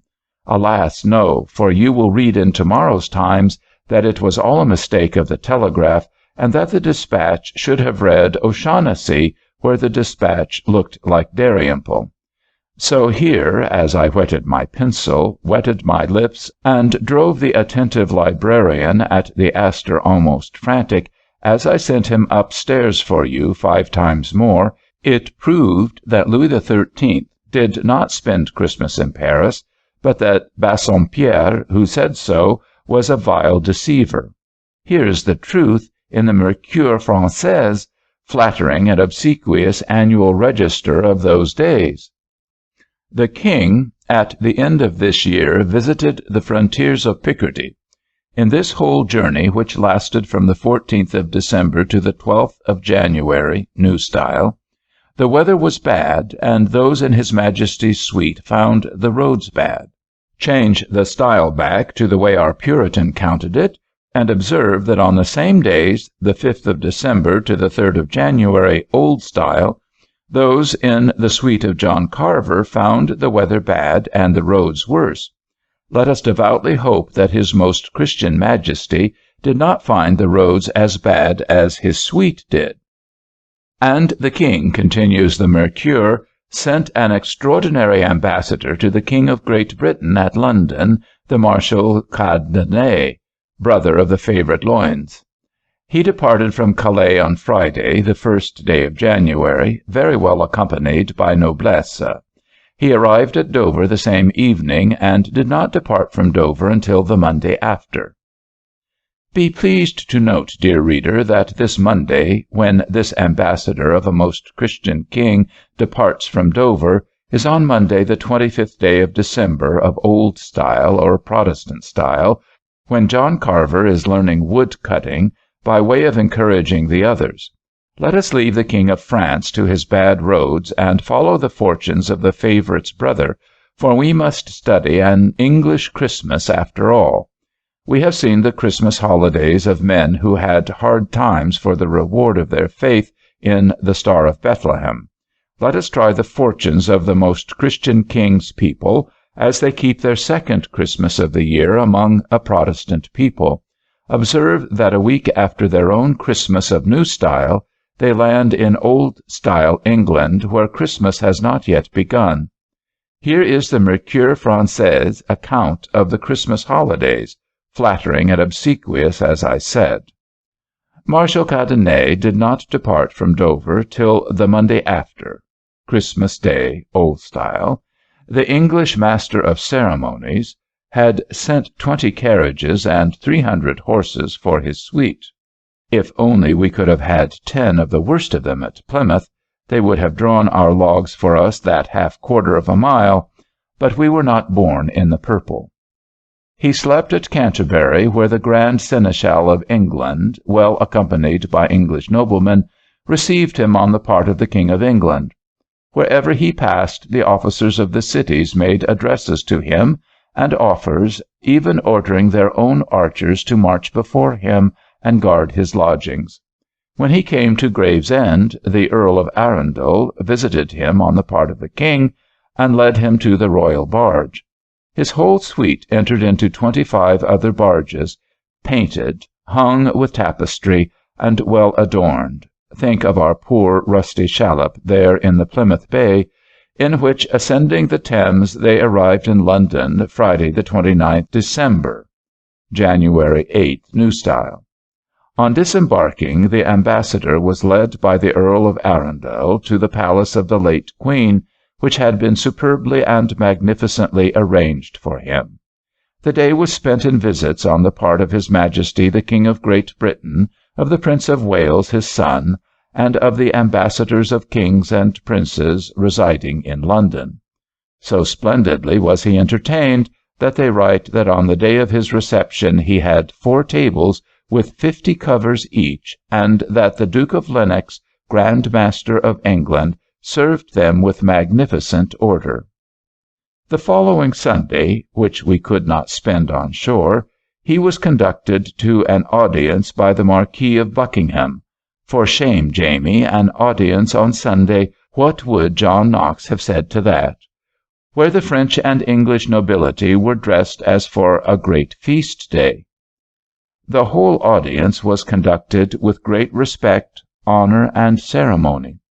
The same evening the King of Great Britain sent for the Marshal by the Marquis of Buckingham and the Duke of Lennox, and His Majesty and the Ambassador remained alone for more than 2 hours, without any third person hearing what they said. The following days were all receptions, banquets, visits, and hunting parties, till the embassy departed. That is the way history gets written by a flattering and obsequious court editor or organ at the time. That is the way, then, that the dread sovereign of John Carver and Edward Winslow spent his Christmas holidays, while they were spending theirs in beginning for him an empire. Dear old William Brewster used to be a servant of Davison's in the days of good Queen Bess. As he blows his fingers there in the 20-foot storehouse before it is roofed, does he tell the rest sometimes of the old wassail at court, and the Christmas when the Earl of Southampton brought Will Shakespeare in. Perhaps those things are too gay. At all events, we have as much fuel here as they have at St. James. Of this precious embassy, dear reader, there is not a word, I think, in Hume or Lingard or the Pictorial, still less, if possible, in the abridgments. Would you like, perhaps, after this truly elegant account thus given by a court editor, to look behind the canvas and see the rough ends of the worsted? I always like to. It helps me to understand my morning Advertiser or my Evening Post, as I read the editorial history of today. If you please, we will begin in the domestic state papers of England, which the good sense of somebody, I believe kind Sir Francis Palgrave, has had opened for you and me and the rest of us. Here is the first notice of the embassy. December 13, letter from Sir Robert Naunton to Sir George Calvert. The King of France is expected at Calais. The Marshal of Cadenet is to be sent over to calumniate those of the religion, that is, the Protestants, and to propose Madame Henrietta for the Prince. So they knew, it seems, 10 days before we started, what we were coming for. December 22, John Chamberlain to Sir Dudley Carleton. In spite of penury, there is to be a masque at court this Christmas. The King is coming in from Theobald's to receive the French ambassador, Marshal Cadenet, who comes with a suite of 400 or 500. What, this masque? Could not Mr. Payne Collier find up the libretto, perhaps? Was it faith, valor, hope, and love, founding a kingdom, perhaps?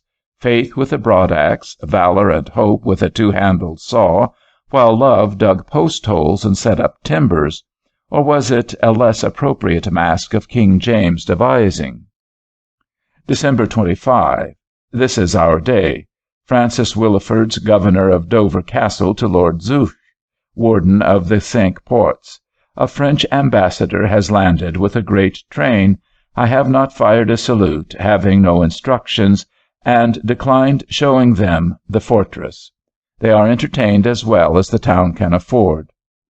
Observe, we are a little surly. We do not like the French king very well, our own king's daughter being in such straits yonder in the Palatinate. What do these papists here? That is the only letter written on Christmas Day in the English domestic archives for that year. Christmas is for frolic here, not for letter writing, nor house building, if one's houses be only built already. But on the 27th, Wednesday, Lord Arundel has gone to meet the French ambassador at Gravesend. And a very pretty time it seems they had at Gravesend, when you look on the back of the embroidery. Arundel called on Cadenet at his lodgings, and Cadenet did not meet him till he came to the stair-head of his chamber-door, nor did he accompany him further when he left.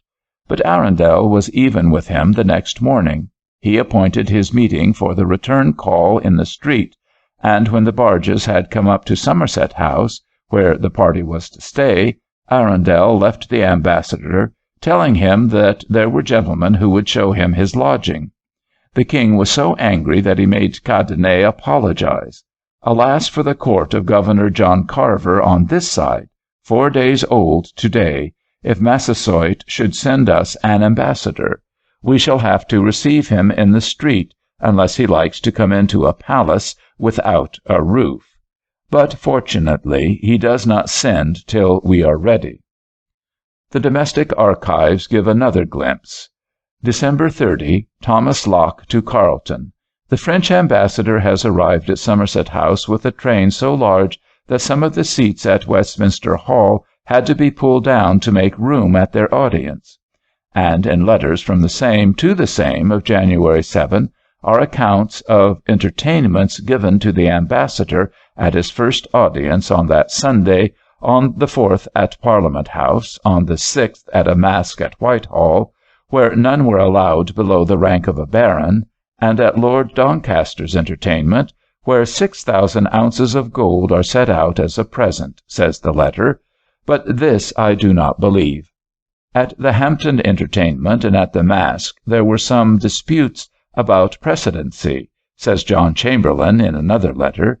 Dear John Chamberlain, where are there not such disputes? At the masque at Whitehall, he says, a Puritan was flouted and abused, which was thought unseemly, considering the state of the French Protestants. Let the Marshal come over to Governor John Carver's court and see one of our masques there, if he wants to know about Puritans. At Lord Doncaster's house the feast cost £3,000, besides £300 worth of ambergris used in the cooking. Nothing about that 6,000 ounces of gold. The ambassador had a long private interview with the king. It is thought he proposed Madame Henrietta for the prince. He left with a present of a rich jewel. He requested liberation of all the imprisoned priests in the 3 kingdoms, but the answer is not yet given. By the 11th of January the embassy had gone, and Thomas Locke, says Cadenet, received a round answer about the Protestants. Let us hope it was so, for it was nearly the last, as it was. Thomas Murray writes that he proposed a match with France, a confederation against Spanish power, and asked His Majesty to abandon the rebellious princes, but he refused unless they might have toleration. The ambassador was followed to Rochester for the debts of some of his train, but got well home to Paris and New Style. And so he vanishes from English history. His king made him Duke of Chaulnes and Peer of France, but his brother, the favorite, died soon after, either of a purple fever or of a broken heart, and neither of them need trouble us more. At the moment the whole embassy seemed a failure in England, and so it is spoken of by all the English writers of the time whom I have seen. There is a flaunting French ambassador come over lately, says Howell, and I believe his errand is naught else but compliment. He had an audience 2 days since, where he, with his train of ruffling long-haired messieurs, carried himself in such a light garb that after the audience the king asked my lord's keeper Bacon what he thought of the French ambassador. He answered that he was a tall proper man. Ay, His Majesty replied, but what think you of his headpiece? Is he a proper man for the office of an ambassador? Sir, said Bacon, tall men are like houses of 4 or 5 stories, wherein commonly the uppermost room is worst furnished. Hard this on us poor 6-footers. One need not turn to the biography after this to guess that the philosopher was 5 feet 4. I think there was a breeze, and a cold one, all the time, between the embassy and the English courtiers. I could tell you a good many stories to show this, but I would give them all for one anecdote of what Edward Winslow said to Madame Carver on Christmas evening. They thought it all naught because they did not know what would come of it. We do know. And I wish you to observe all the time, beloved reader, whom I press to my heart for your steadiness in perusing so far, and to whom I would give a jewel had I one worthy to give, in token of my consideration, how you would like a Royalston beryl or an Attleboro topaz. I wish you to observe, I say, that on the Christmas-tide, when the forefathers began New England, Charles and Henrietta were first proposed to each other for that fatal union, Charles, who was to be Charles I, and Henrietta, who was to be mother of Charles II and James II. So this was the time when were first proposed all the precious intrigues and devisings which led to Charles II, James II, James III, so called, and our poor friend the Pretender. Civil War, Revolution, 1715, 1745, Preston Pons, Falkirk, and Culloden, all are in the dispatches Cadenet carries ashore at Dover, while we are hewing our timbers at the side of the brook at Plymouth, and making our contribution to Protestant America. On the one side, Christmas is celebrated by 50 outcasts chopping wood for their fires, and out of the celebration springs an empire. On the other side, it is celebrated by the noblesse of 2 nations and the pomp of 2 courts, and out of the celebration spring 2 civil wars, the execution of 1 king and the exile of another, the downfall twice repeated of the royal house, which came to the English throne under fairer auspices than ever. The whole, as we look at it, is the tale of ruin. Those are the only 2 Christmas celebrations of that year that I have found anywhere written down. You will not misunderstand the moral, dear reader, if indeed you exist. If at this point there be any reader beside him who corrects the proof, sublime thought of the solemn silence in which these words may be spoken. You will not misunderstand the moral. It is not that it is better to work on Christmas than to play. It is not that masks turn out ill and that those who will not celebrate the great anniversaries turn out well. God forbid. It is that these men builded better than they knew, because they did with all their heart and all their soul the best thing that they knew. They loved Christ and feared God, and on Christmas Day did their best to express the love and fear. And King James and Cadenet, did they love Christ and fear God? I do not know. But I do not believe, nor do you believe, that the mask of the one or the embassy of the other expressed the love or the hope or the faith of either. So it was that John Carver and his men, trying to avoid the celebration of the day, built better than they knew indeed, and in their faith laid a cornerstone for an empire. And James and Cadenet, trying to serve themselves, forgetful of the spirit of the day as they pretended to honor it, were so successful that they destroyed a dynasty. There is moral enough for our truer Christmas holidays as 1867 leads in The Newborn Sister. End of Christmas Eve and Christmas Day, 10 Christmas Stories by Edward Everett Hale. Recording by David Wales.